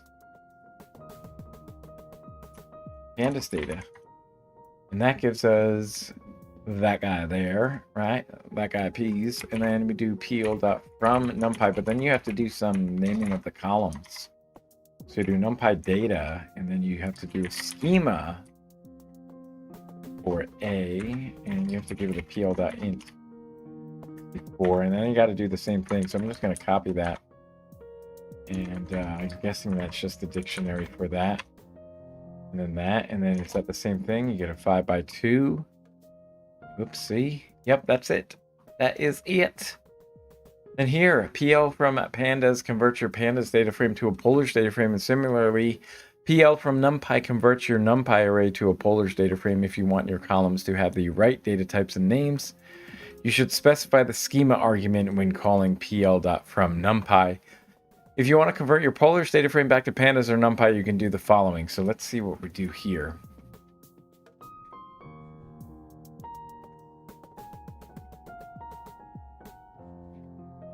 So, yeah.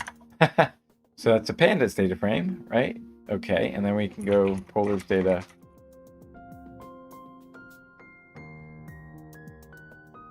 To numpy, that gives us that array, and then we can even do the same thing, right?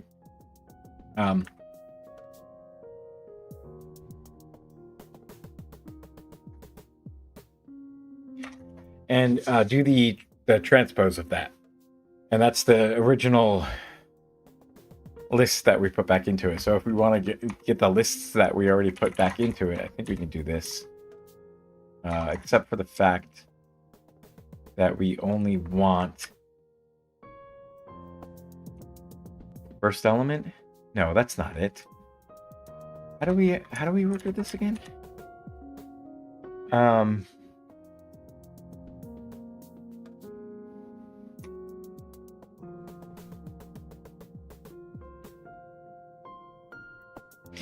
I forget how you flatten these. I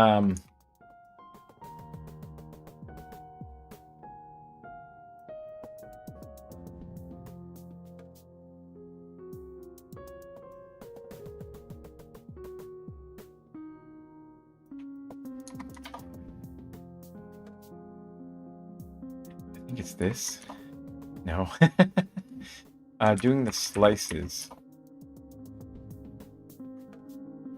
gives us back that, but what we want, that, not that.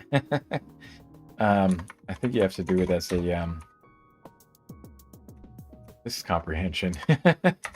Do it as a list comprehension, I think. I think you can do it as a string string comprehension. Is that a thing? No, I don't think it is. So we can do like L for L in there. Oh god, no, that's not it. So we want to convert it though. We want to do list of L. Oh my god, why is it doing it that way? List dot int. No.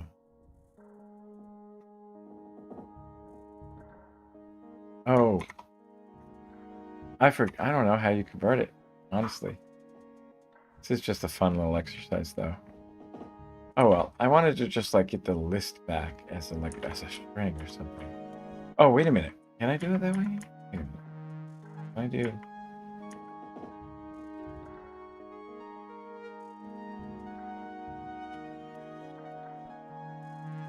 What if I did it as a string?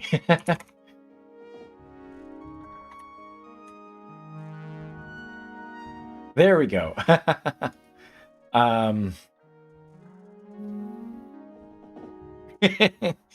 It's kind of dumb. But okay.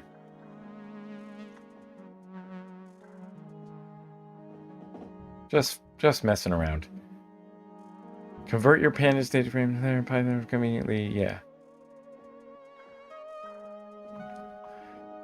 So the creators of Polars anticipated that many users would want to integrate their Polars code with existing pandas and NumPy code, so they decided to make the conversion between Polars and pandas or NumPy a native action of the DataFrame object. And because of their widespread use in the Python community, libraries like pandas and NumPy are here to stay for a while. Polars' ability to integrate with these libraries means that you can introduce it as a way to improve the performance of an existing workflow. And for instance, you could use Polars to do intensive data pre-processing for a machine learning model, and then convert the results to a NumPy array before feeding it to your model. Right, okay, yeah, and convert to NumPy for the feeding. I guess that's still relevant. Polars, machine learning. Yeah, to get the numbers, for sure. Yeah. That's one workflow. Polars is a rapidly evolving library that has come to fame quickly in the Python community. You only scratch the surface in this tutorial, and there are many other features that you can learn about to improve your data processing applications with Polars. Some other prominent features that you didn't cover in this tutorial are joins, melts, pivots, time series processing, and integration with cloud computing platforms.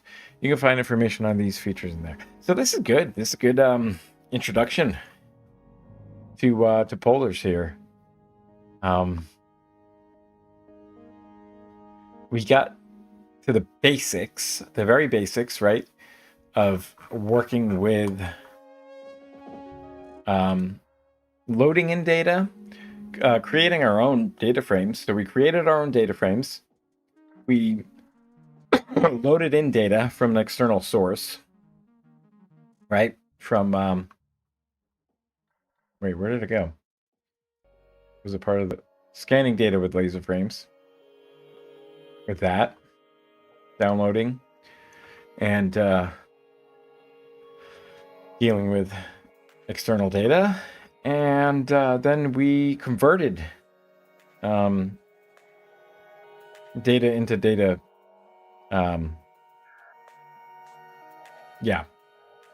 into other data formats, to pandas and to NumPy and back again.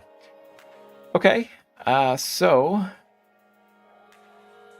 let's mark this as completed. I'll give a thumbs up. I like the article. Did I like about it? Do I want to leave some feedback here? Probably needs to be updated. That's the only thing. But other than that, pretty good. I feel like I should. If I'm like, I'm doing this on stream, and I feel like I should give them some feedback on this. So, what did I like about it? Covered the basics. It was very thoughtful. The links were relevant. I like the relevant links provided in the article, and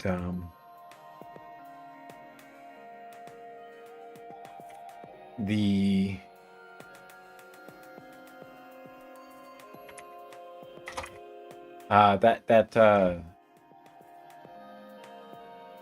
right.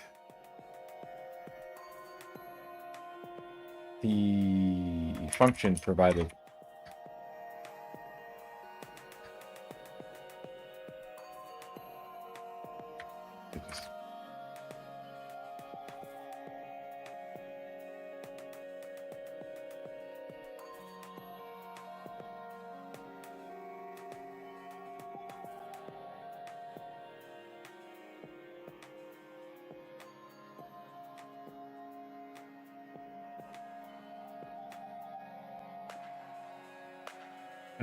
A nice way to tie in data gathering into the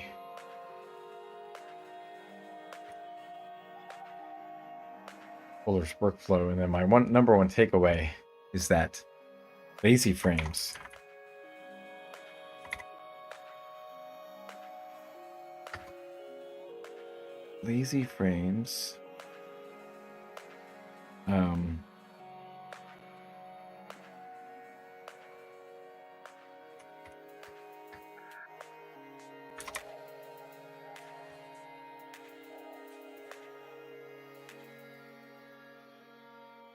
let's see, lazy frames.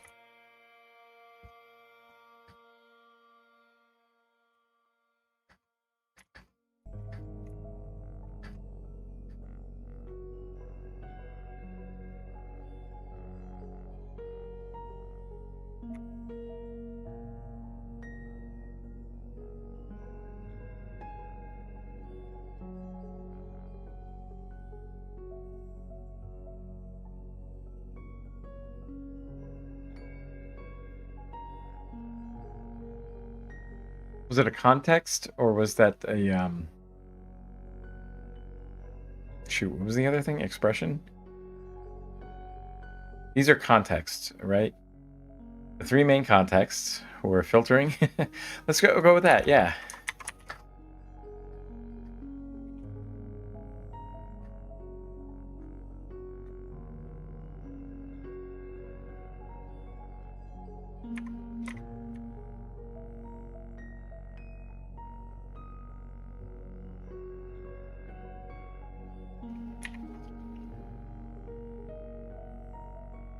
Some context methods need to be updated, like group by, you know, yeah.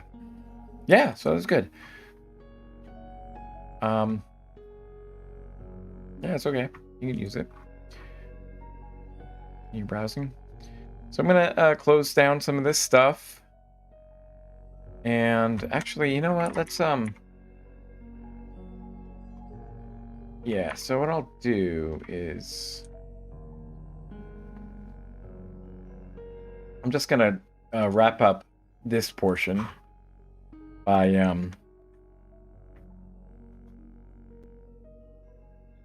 saving my my resources that I have kind of come across here. The links. Yeah. A lot of stuff from the folders.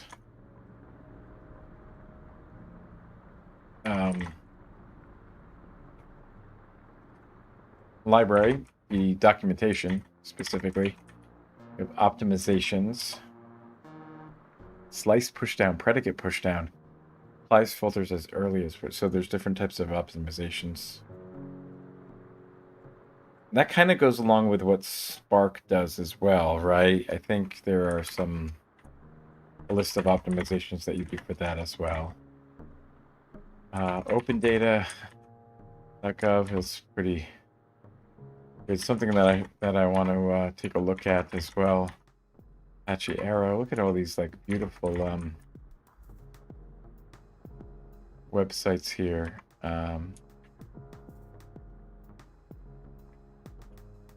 So we were looking at a bunch of stuff. Beautiful websites for Apache. So that is that part of it. Questions and meetings and notes. I didn't really take any notes for that thing. So I'm going to take a break. Going to be a long break. And we'll be back soon. Actually, what I want to do is kind of have a timer going. But I don't remember if I have that timer set up. That's not something that I'm going to take care of today, is it? Maybe it is. Maybe it's just something I mess around with. I don't know. Let's take a break and see what I'm going to do next. I think what I'm going to do. Yeah. Yeah, I think what I'm going to do is just to do that. Installing QV on Windows is not fun. That was not fun. No, it was not. Okay. The Polar's flashcards. We did those. We're going to take a look at some other stuff. Back. So I'm not sure what I'm going to do. I don't know if I want to read. I'm not sure what I'm going to do. But I got to get some food. I'm going to hydrate. Take care of Hypatia for her dinner. And I'll be back in about an hour.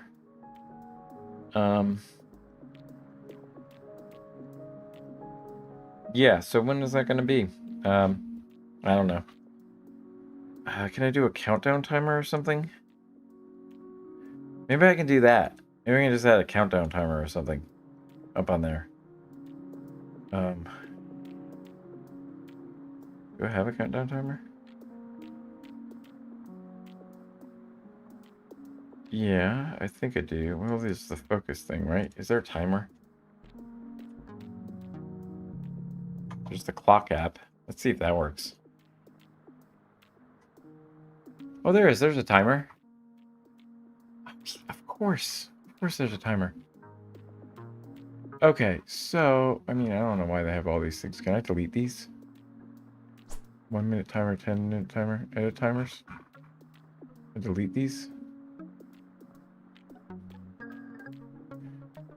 I don't need all of those. I just need the one, and then I just need to like edit it, right? Yeah. And it's called a 10-minute timer. Can I just like delete it?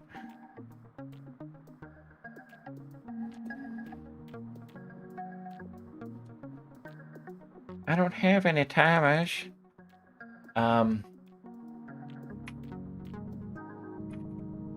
Dinner timer, so we'll add an hour and 15, say, to that, and I'll be back by then. So we'll save that, we'll run this, and then let's see if I can can I like pop it out, keep it on top, expand? Yeah, why don't we go with that? And then what I'll do, on the be right back, yeah, I'll just add that to the be right back screen. Yeah, that's what I'll do.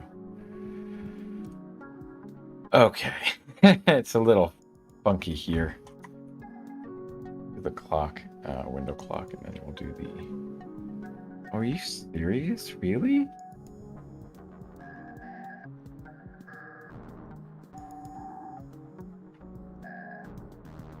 Oh my gosh, you can't do...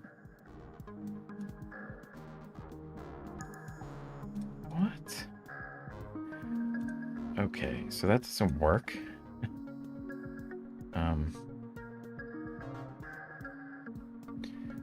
That's weird. Really? That application doesn't work?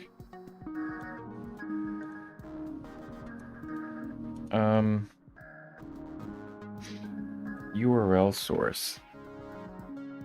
Game capture? Is it a game capture?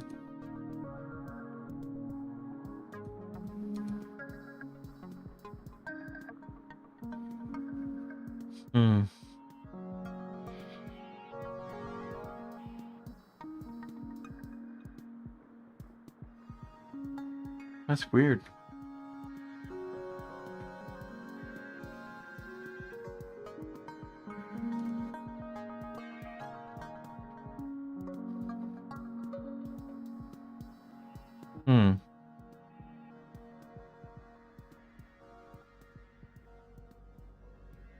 I have no idea how I can get this one up. I don't know why it's not doing that.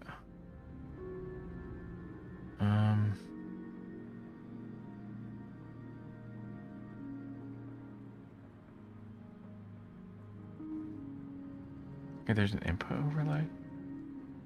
Oh, I already have an input overlay. Never mind. How do you do this?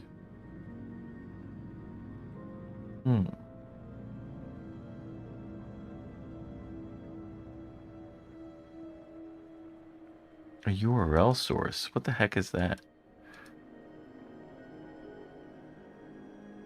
What is this?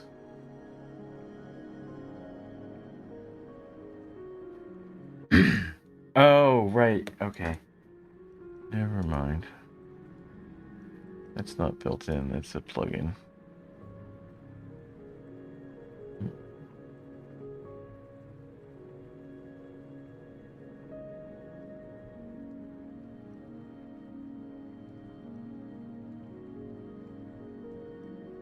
What the heck is that?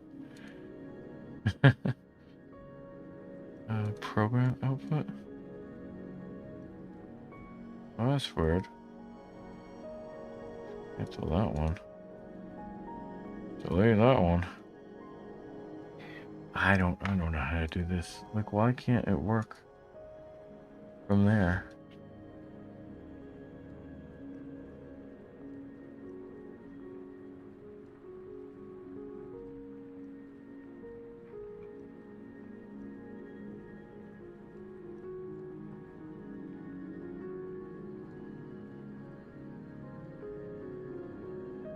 So you could do display capture and do a part of it. Color source. I don't know. There has to be like a way to do this on here.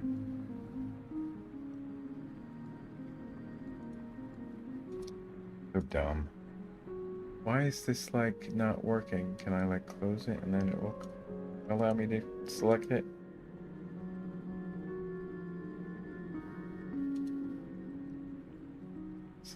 Window.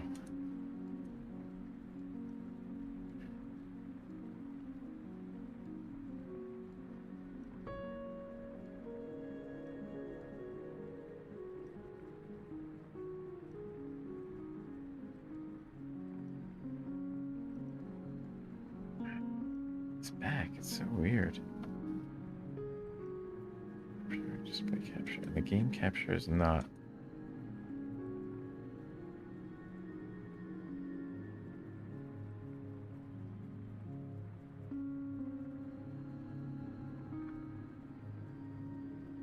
It's not the terminal.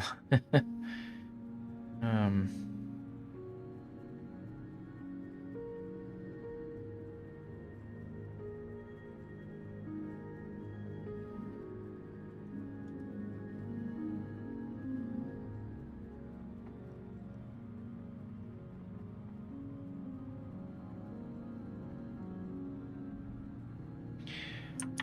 It's not search, right? It's not search. Not search. Not Windows Terminal, not base there. Not these other things. Where's that search coming from? Search host. I wonder where that's coming from.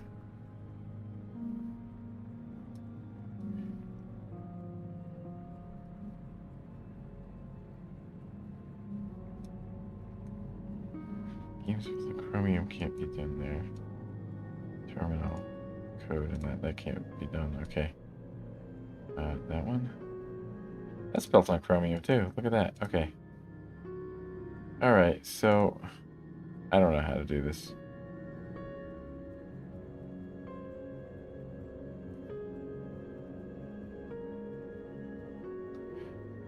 Yeah. I don't know.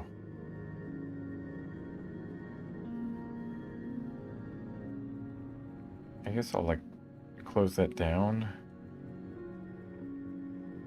Like that timer's probably still going. That's okay. I guess what I'll do is just create another.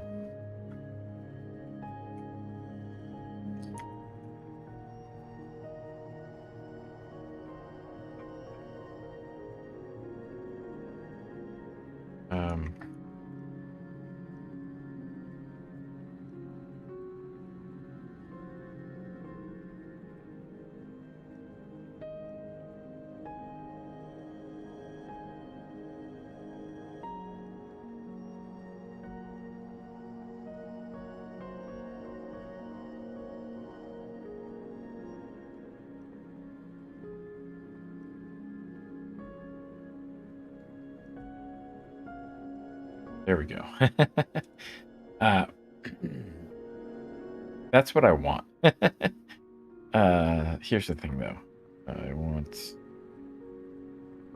that to go over this other thing.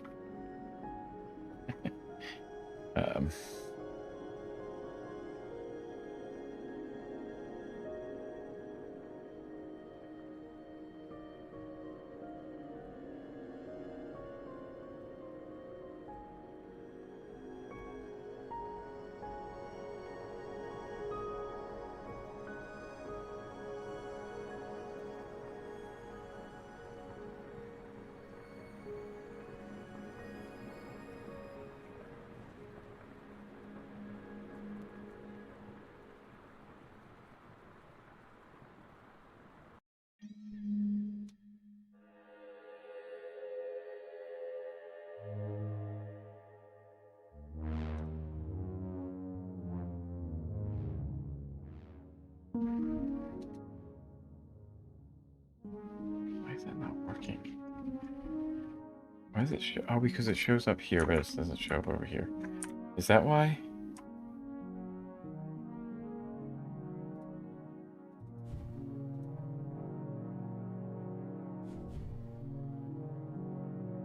Okay, I think that's it. Oh my gosh.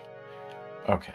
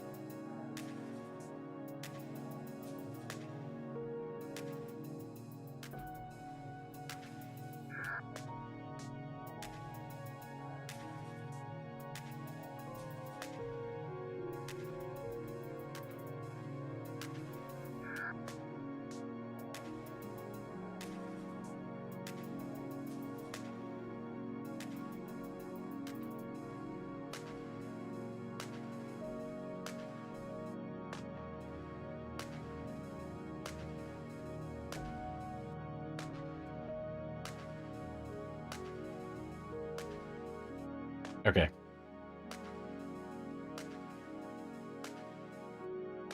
I think we're going to go with that. Okay. All right, I think we need to get some more water first. We got water. Okay. All right. So, I'm feeling a little bit tired, so I think I'm just going to get started on the chapter that I'm going to be working on this month or this week. Yeah, and let's keep. Is that the end of it? Okay, I'm gonna go and.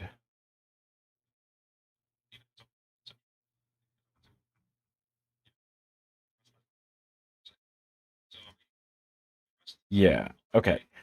Let me bring up. Oh, and let me give a. Let me just. Can I send a heart or something to this one?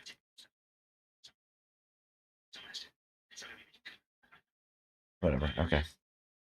Thank you, SW Tutorial, for that. Adding the like. You said. I just went to Google Translate and see what that was. I guess that's Portuguese or is the language. So yeah, thank you.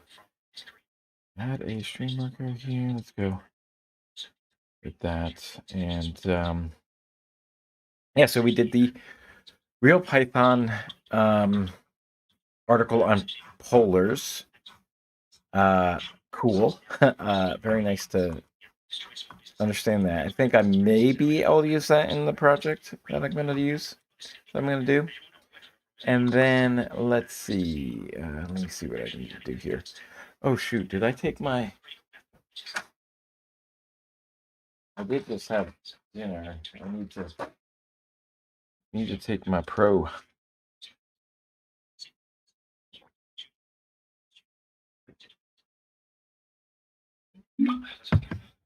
Take my probiotic. Let's bring this over to let's see. The plan here. Oh. Okay, we went one too far there. One workspace too far. Oh yeah, and then that's where I was working on my Django project there. So put that up. Oh well, I thought I had the never mind. I had the calendar up, but I'll just bring that up now. Calendar wise,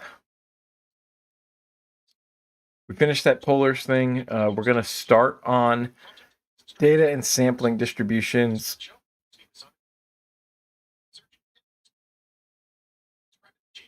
What the heck, man? Why is it so slow? And I need to do the monthly review. Can I change that? I don't know if I can change that. Why is it so effed?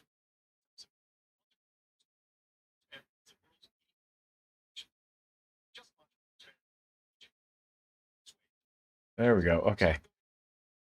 So it's probably going to take all week to do this one, to do this chapter. So I'm going to schedule it out for the entire week. We need to do the monthly review, so I need to schedule some time for that. Academy is kind of I'm going to delete these ones because I think we're going to not be able to get to them by the end of the month.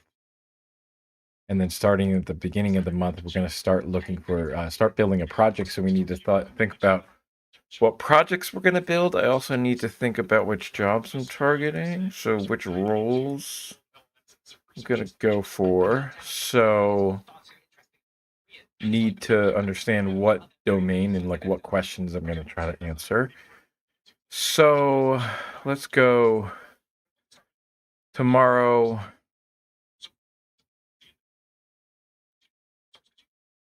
Well, it's Friday. Friday we could do the monthly review. We can do the weekly review, work on projects. I think we need to work on projects in the morning. Try to do that at 10 o'clock. And then I'll do the monthly review. 2 months, 2 hours.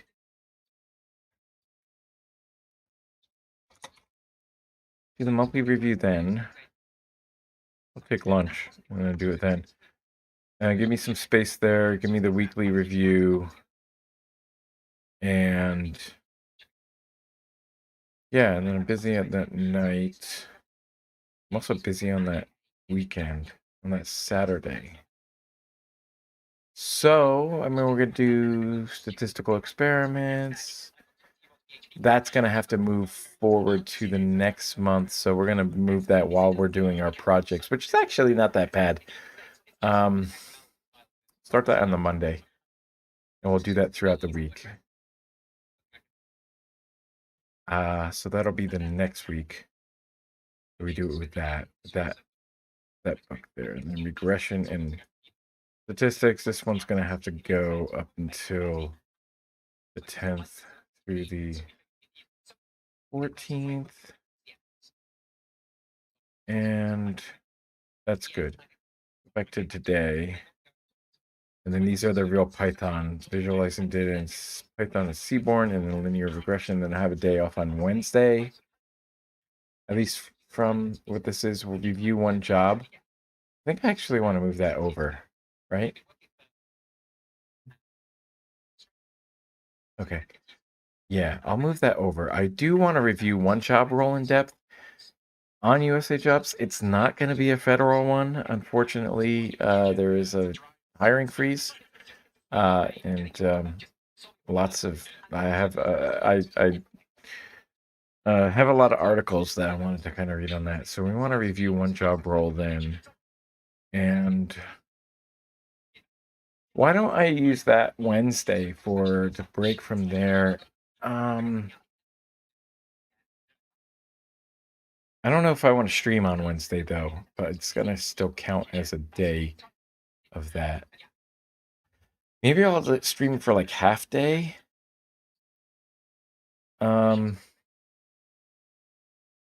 Yeah, at least like what I'll do is I'll do that on that day.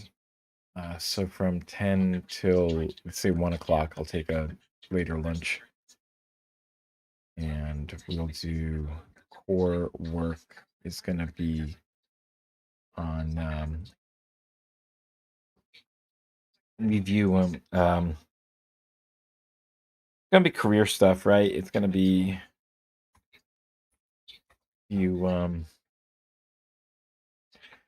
resume stuff. Yeah, let's just take a look at job boards, like search job boards or something.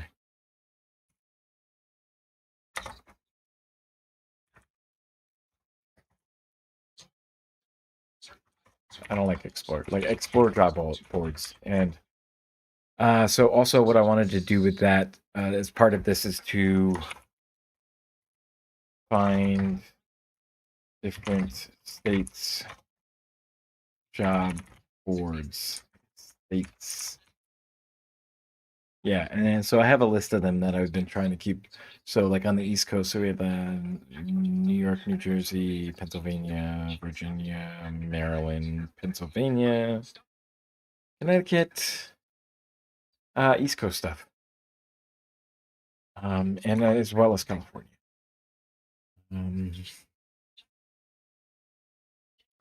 We'll work on projects and we'll do that. So that's what I'm planning on doing. So tomorrow we'll go and do visualizing data in Python with Seaborn. It's good. Yeah, I think it's good. I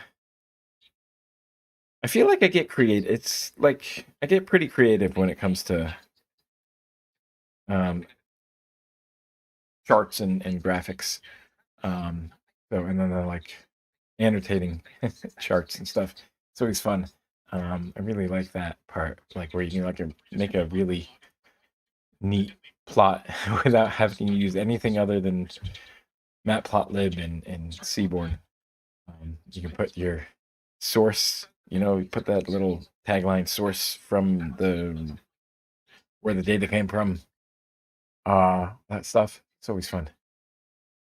And then Thursday we'll do linear regression in Python, which is always like, it's just, just do some basic stuff there. Because we will revisit that later on with regression and prediction in February. Okay.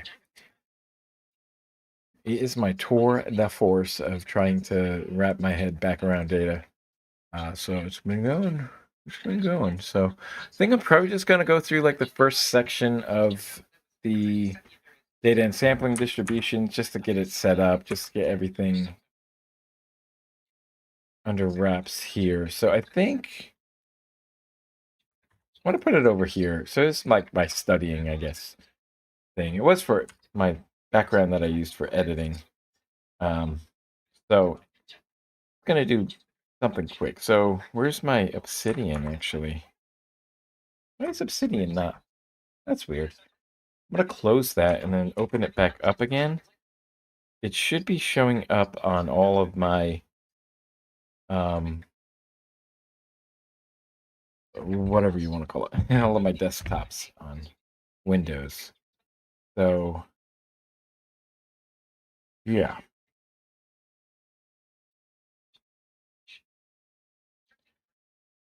Okay.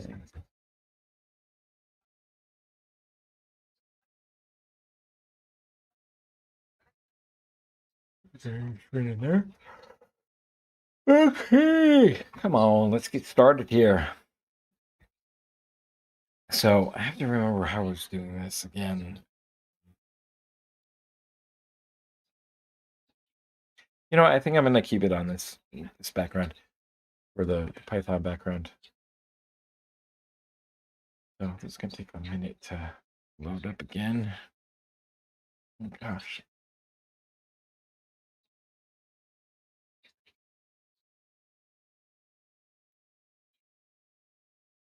Explore Python polars. Okay, so we did all of that. Oh gosh, come on. Why is it so slow?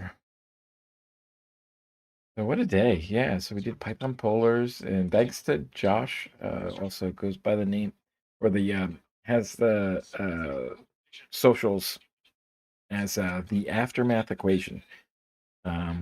So link to his YouTube is in the description, and some other links there too, and the link to the playlist that we played today. And probably play it again tomorrow, so I'm gonna use that as the background music. And let's see. We created Polar's flashcards. And we dealt with that. So we want to start doing flashcards again. Let me add today's completed actions. I don't think I actually did anything. I'm going to take care of this stuff up front, just so that we did those things. And did plan tomorrow already. And so I think we're good here.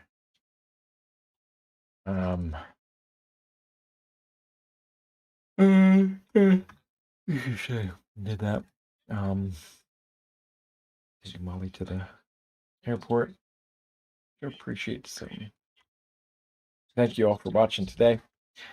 Let's get the something started here. So what I want to have is my note for practical statistics for data scientists, and that's in projects. And I'm going to open that up. Actually, what I'm going to do is open this as Markdown. There we go. And I'm going to put that right over here. Put that right over there, right? And then what I had... Wait, what was it? How was I doing this? I'm going to move this to the other side. And what I'm going to do is to open this in another window. I'm going to open in another window. There we go. And then I get this other one. There we go. And then back over to the right side here.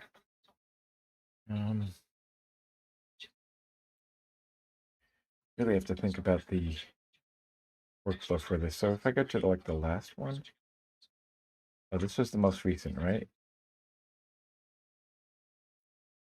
No, wait a minute. It was oldest, newest. If I go to the newest, then it takes me to there. And now we're going to do data and sampling distributions. And what I wanted to do was move this over here, just tighten that up so that I can get everything in the same screen. And then what I was doing was opening up my code, code editor. Hang on a second, actually.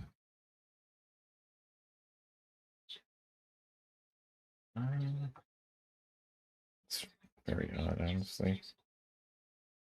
That's fine, I guess. No. Okay, I actually do have a.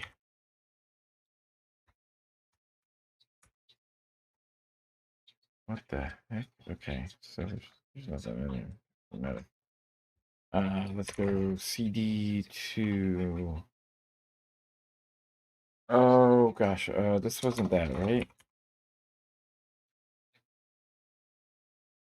Okay, yeah, so we're going to code. Okay, so we're there. Okay, now I have this. This is what we were working on from there.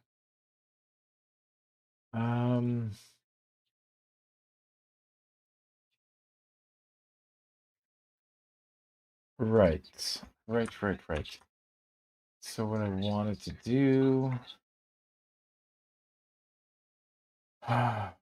gonna be to create a new folder, new file.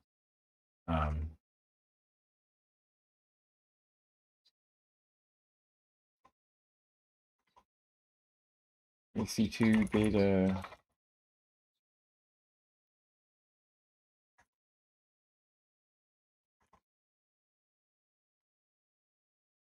Sampling distributions. We did look at the exponential distribution when we were creating our mock data in for the polars thing there. So that's pretty cool. We'll touch that, and then I'll touch on the same thing. So I'll just like go like this, and then do R markdown, RMD, R markdown, and then I can just hide that. I guess I'll just like open these both up. Detect the kernel. An invalid Python interpreter is selected. Please try changing it. Selected. That's interesting. R is not attached.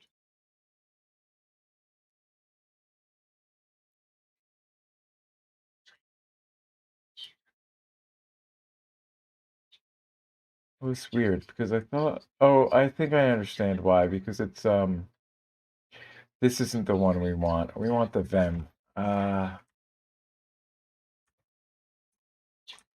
do you search for it? Oh gosh. Okay, so yeah.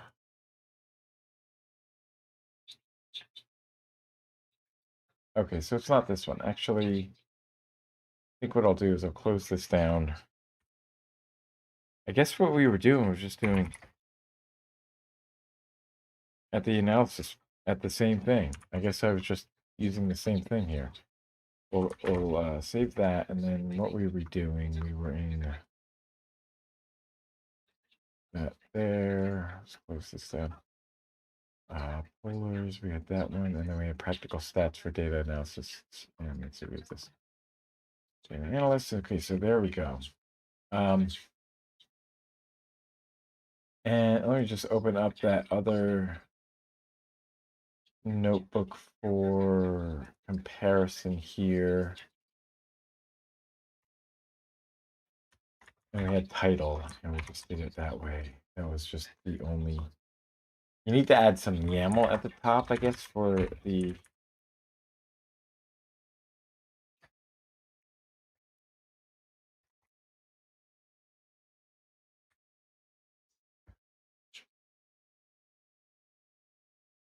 In order for that to work, I'm going to add some of that. Okay. And then, what else are we going to do? Okay. Data and sampling distributions. Okay, so we're going to get through the intro, and then I'm going to probably read random sampling and sample bias and set up these terms, and then that's a lot, actually. Random selection, bias. Let's get up until the key terms for random sampling. I think that's all I'm going to do, just to do the random sampling, and then let's just do that, because I'm not I don't know. It's been a long day, and we'll do this data and sampling distributions, and what we'll do is we'll say that. All right, so we'll read this. So, popular misconception holds that the era of big data means the end of a need for sampling. In fact, the proliferation of data of varying quality and relevance.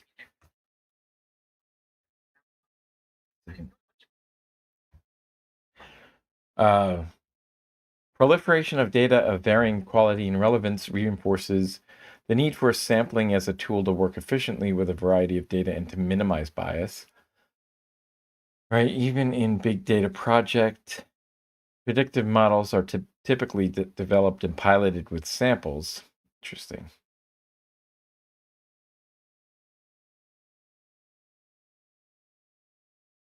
So we'll highlight that. And then samples are also used to test various sorts, comparing the effect of web page designs on clicks. Well, yeah, of course.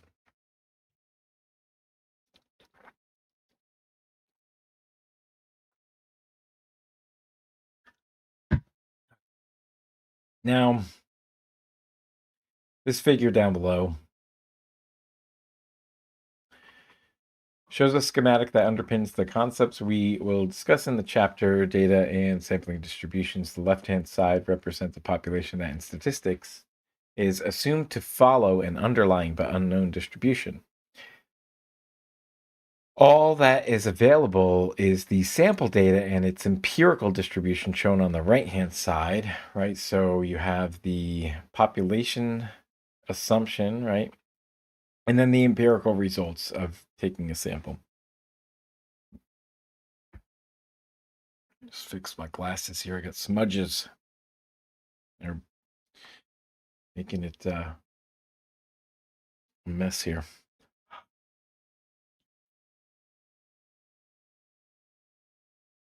Okay. I think still there, but not as much. Okay. So to get from the left-hand side to the right-hand side, a sampling procedure is used.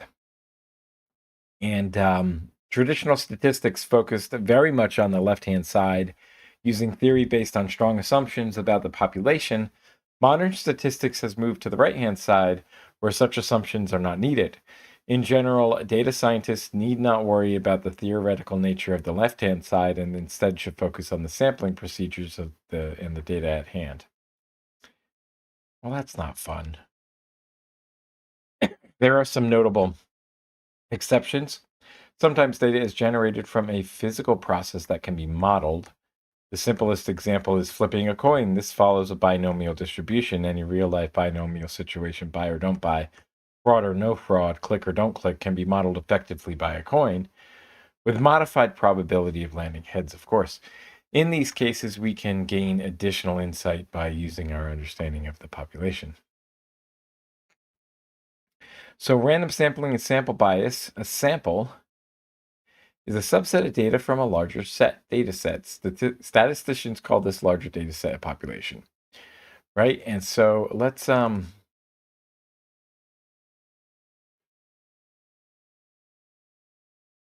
population in statistics is not the same thing as in biology. It is a large, defined, but sometimes theoretical or imaginary set of data. Um, so let me get my notes. Where were we on the notes situation here?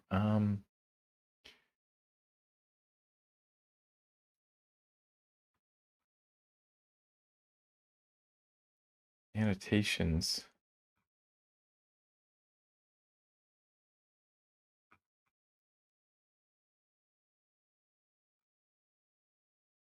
What happened to my related notes?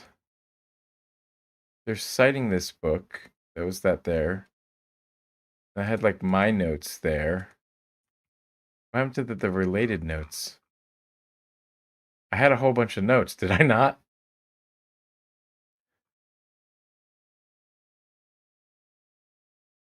Did I not put a whole bunch of related notes there?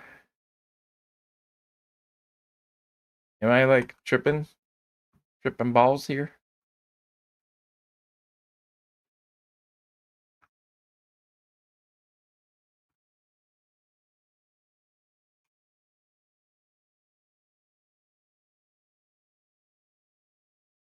That's weird. It really is weird. We may takeaways on that one. Oh my gosh, I need to like go review my video then. I could have sworn I put things in here. Why did I even add this section if it's not uh propagated? Related notes. Um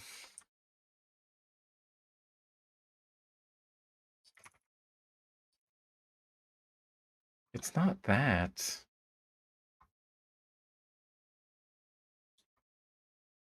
Maybe it was like from the day that I did it.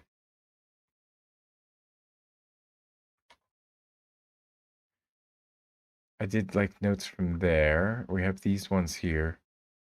These notes. Those resources. And then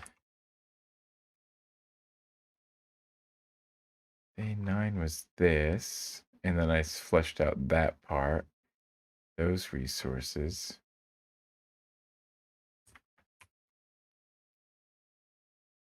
Day 8 was when I started this, and we put all those resources down there. Maybe I didn't put any links in there. I just thought that that's where I was going to put related notes, and I just didn't start doing it. I don't know. um, in any event, I think maybe what we're gonna do.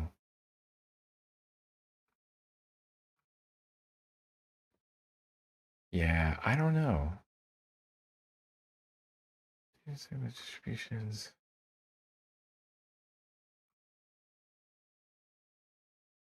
Yeah, it's odd. There's annotations for the entire thing.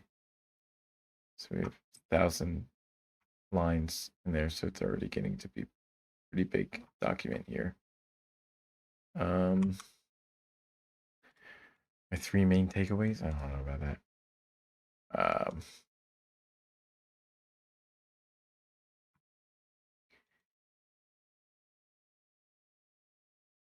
Yeah, I don't know what I'm doing. I guess what I'm gonna do is just use the other thing. I'll just use this and put my resources in there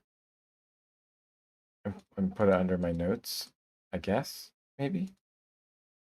I don't know.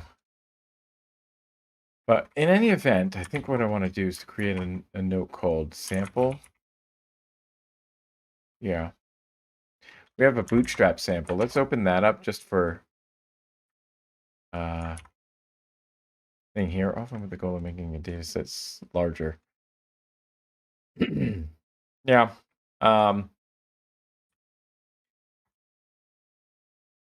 Sample. Um,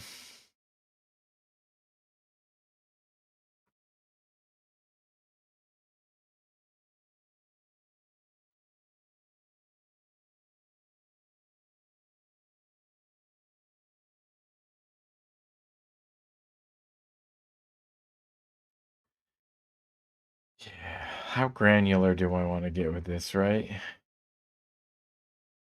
I think I could like start higher level and then drill down from there. I don't remember what I came to the other day, what conclusion I reached along those lines. Simple random sampling, stratified sampling. We could just go with like random sampling and just flesh out this. And then we can talk about sample bias in another thing.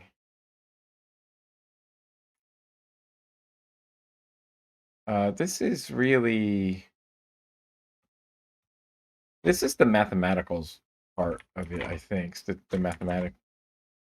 the statistics part of yeah, mathematics part of the statistics, but it's also data analytics.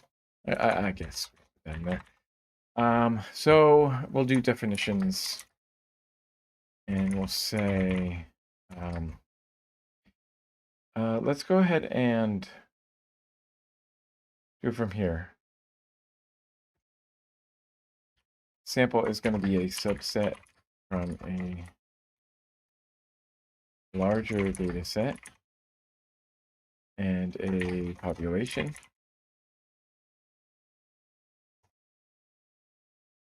Is the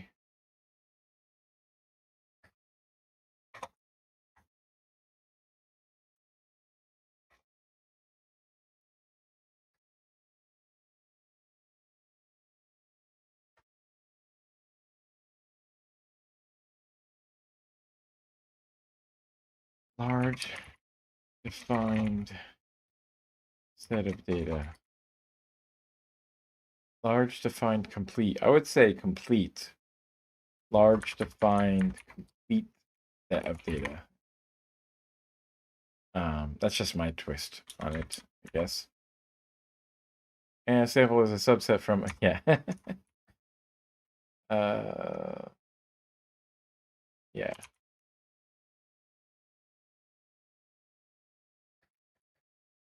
It's a subset from a larger data set. We'll do definitions here. Do that. No, random sampling. Drawing elements into a sample at random.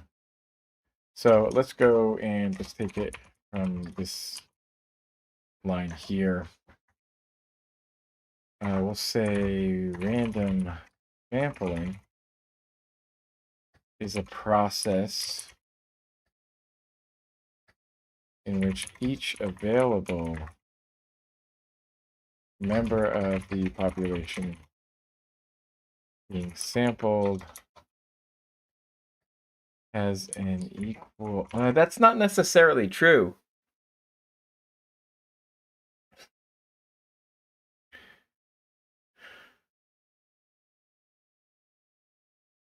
That's not necessarily true. You can randomly sample according to a different distribution. I thought, but maybe I'm wrong about that. But like, that's not like hard and fast rule. But from a data analyst perspective, yeah, I mean, most of the time you want each member to have an equal chance of being chosen. Yes, that's usually what you want.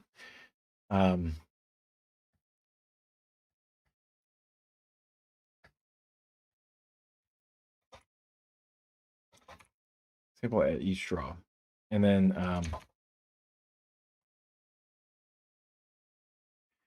a simple random sample. So a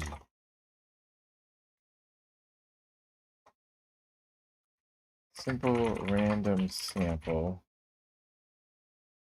is the data set that results from random sampling.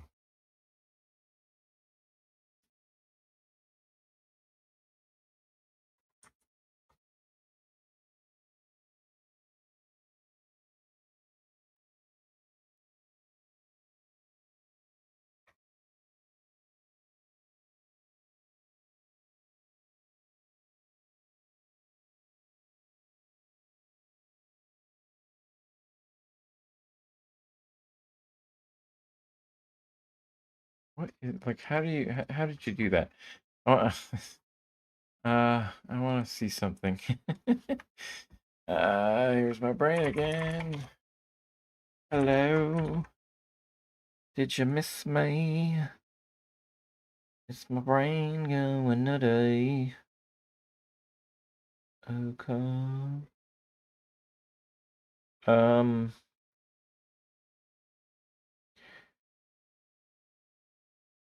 It's Obsidian. In Obsidian MD for Reddit. So my research, my school notes, all right.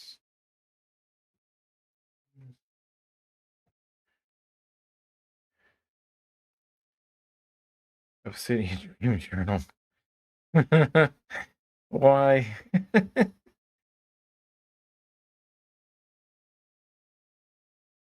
Oh my god, that is such a mess. Congratulations, you made a freaking mess.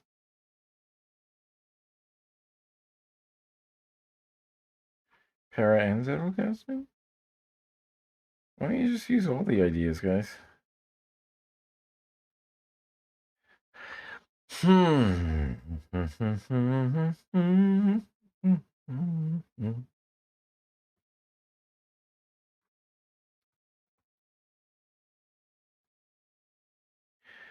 Time blocking, day planner, or alternative visual effects.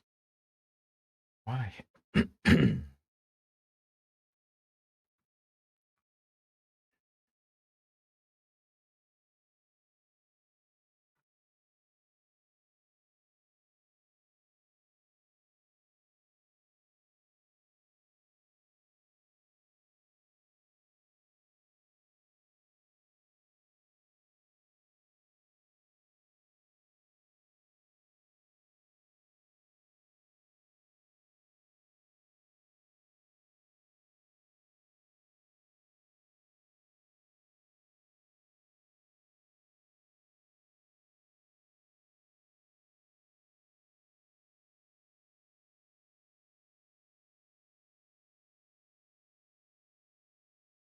Ah, boy, I don't know what to do. Oh, thank goodness, I found it. Second line. Test. Oh, so you do it at the end. Okay, I'm referring to the annual loop by writing my there. So can I do that with that?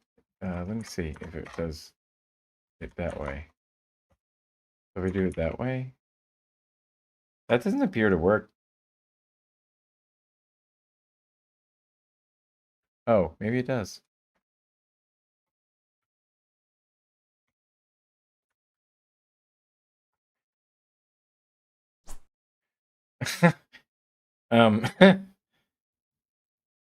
I don't know. um, can I do it like this?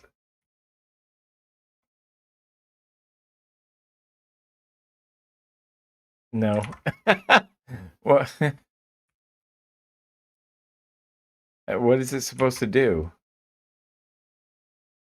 I don't know.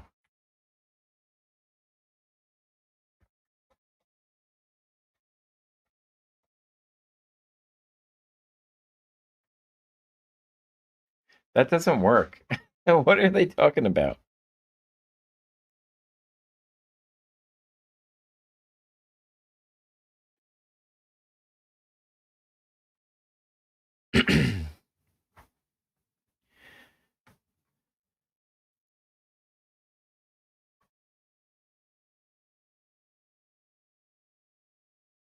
Right.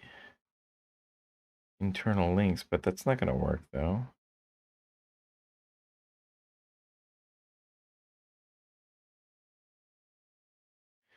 The heading text and then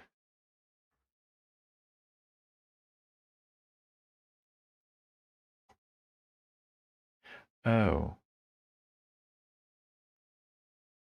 Okay. How do you do that?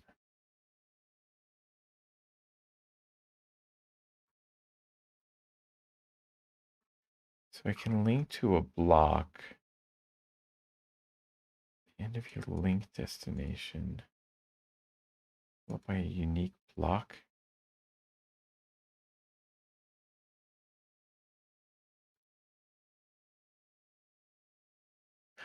Oh, it's supposed to come up with that?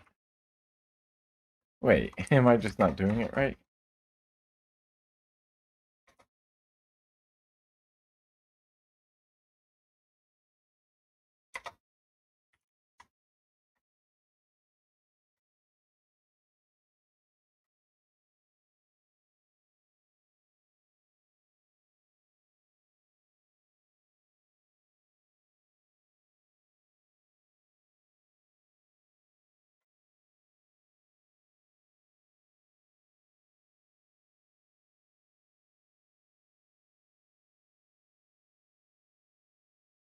Oh, okay. Well, that's not terrible, but okay. I've never really done this with these links. Kind of makes your note look kind of funky. Um, Now, like, what happens? Does that block change? Oh, because there's a unique identifier for it now. Okay, I get it. Um, I gotcha. So okay, that's pretty neat. Um, can I hide that though?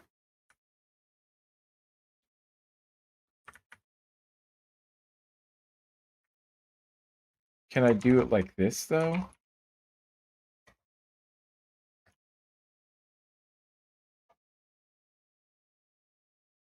Oh, I can. Oh, that's powerful. Okay, that's powerful. I like that. Internal link to there. Random sampling is process in which each individual available member of the population being sampled. Yeah.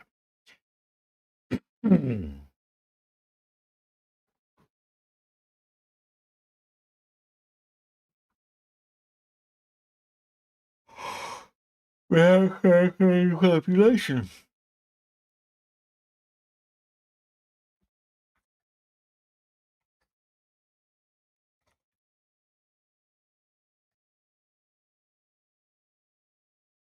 Oh gosh, so this is interesting. Oh, okay, I see what I can do.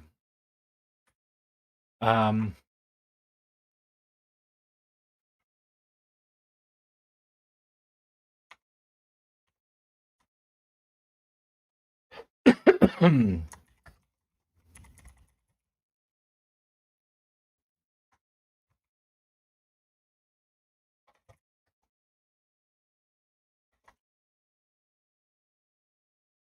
Stratified sampling. Um, with replacement, in which observation can put so, or it can be done without replacement, in which case observations once selected are unavailable for future draws. Data quality often matters more than data quantity when making an estimate or a model based on a sample. Data quality in data science involves completeness, consistency of format, cleanliness, and accuracy of individual data points, and statistics adds the notion of representativeness. I don't see what that is here. Okay. Do they talk about stratified sampling? All right, so I guess they're gonna flesh this out later. We'll just say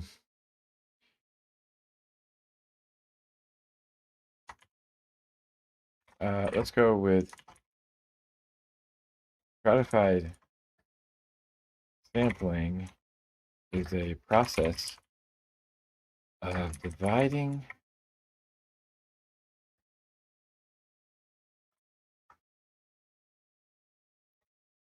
Let's say a process in which, just to being consistent with, being keeping with the random sampling definition there, it's a process in which a population is divided into strata and uh, we'll do the random sampling because we know that that's where that comes from. and randomly sampling from each strata. And so we'll divide into strata, and then so we will flesh this out a little bit more. And then I think what we'll do, because I don't think I can like do something like this and like test there and then do this. And then from there, oh, I can. That's neat. Okay, that's what we'll do. So we'll go stratifying the population. So we'll do like this. And we'll put it like that. Stratifying the population. Okay, cool. And then what we'll do is stratifying is going to refer to stratified sampling. There we go. I'm just playing around here. This is pretty fun. Random sampling, refer back to there. Stratified sampling, it's just pretty cool. It just like links between it. Okay, so this might be the better way to go for me to like link in between, like in my one thing there. And so like we can even do this. Where we can see like, well, what's the population? You know? What's a population? Population. And so we can go like a population, a large defined thing there. Data set, sample. Yeah, cool. Random sampling is pressed to reach each member of the population. Let's just copy this so I don't have to do that whole process over again. And we'll just replace that with that. Oh, what is going on? Oh, because I selected the wrong one. Okay.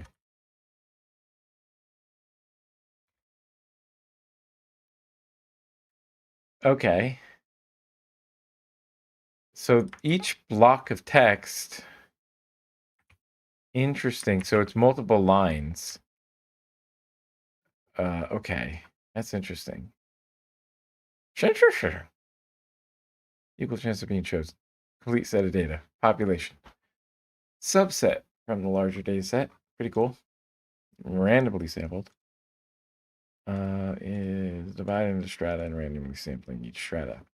Now we need to define what a strata is, I think. Yeah, stratum or strata for plural. So what we'll do, we can delete that, right? So, oh, okay, it's a unique identifier. Okay, it adds that to it. Simple random sample doesn't have one because there's nothing pointing to that. Okay, so let's talk about stratum.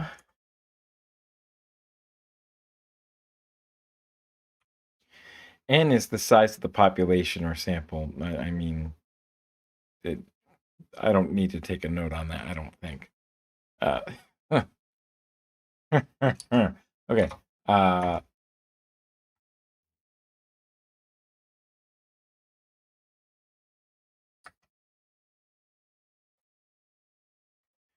Go with bold. A stratum is a homogeneous subgroup of a population. Yeah, so it's like you partitioning the data, right? With common characteristics. I don't know, does it have to be? Well, yes, I think it is a partitioning. I think it does partition the data.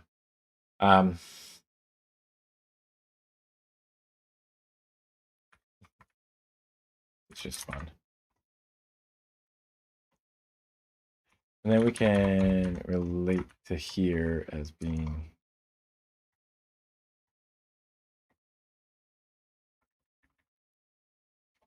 stratum. What?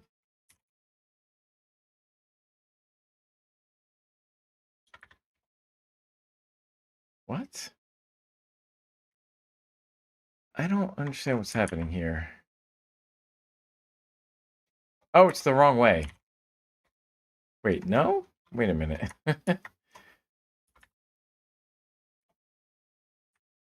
Yeah, that was odd, wasn't it?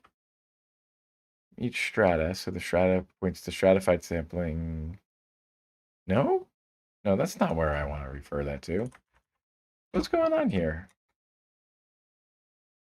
Um,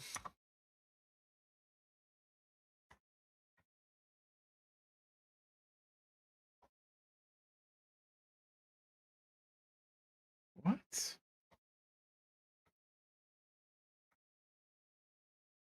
Is it because there's not an extra space there? Is that why?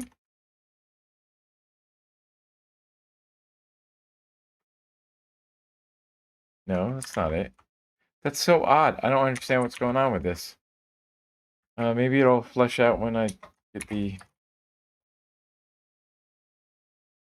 other stuff into here. And bias and then sample bias. So, sample that misrepresents the population.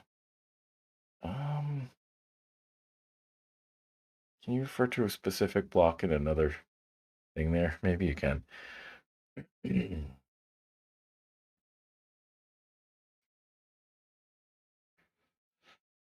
I guess we'll put it all in here. Random sampling, and we'll talk about bias within here. So it's a systematic error, right? And then we'll say sample bias.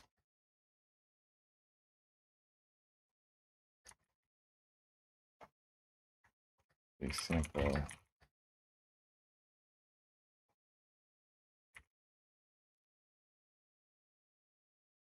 misrepresents the population.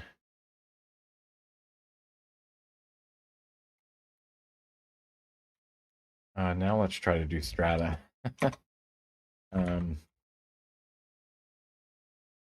Weird. Maybe it does need to have like a space there. I have no idea.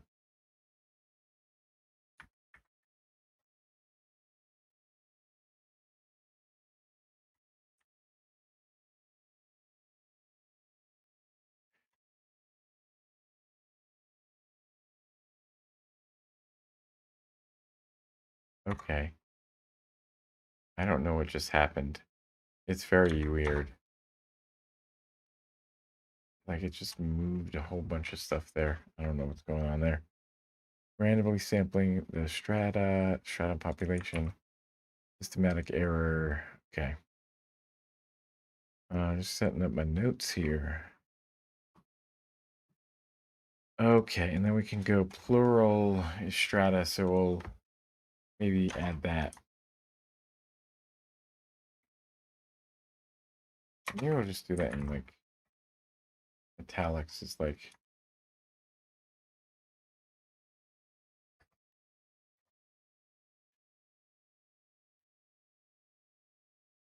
I think I'm gonna call it for the night. Yeah, I think that's it. So we'll read this again just to come back tomorrow. Classic example is the Literary Digest poll, Victory of Alf Landon, and entire subscriber base in there. So, all right, so we'll do that tomorrow. So, I'll see everybody tomorrow. Have a great night, and we'll be back tomorrow. Bye bye.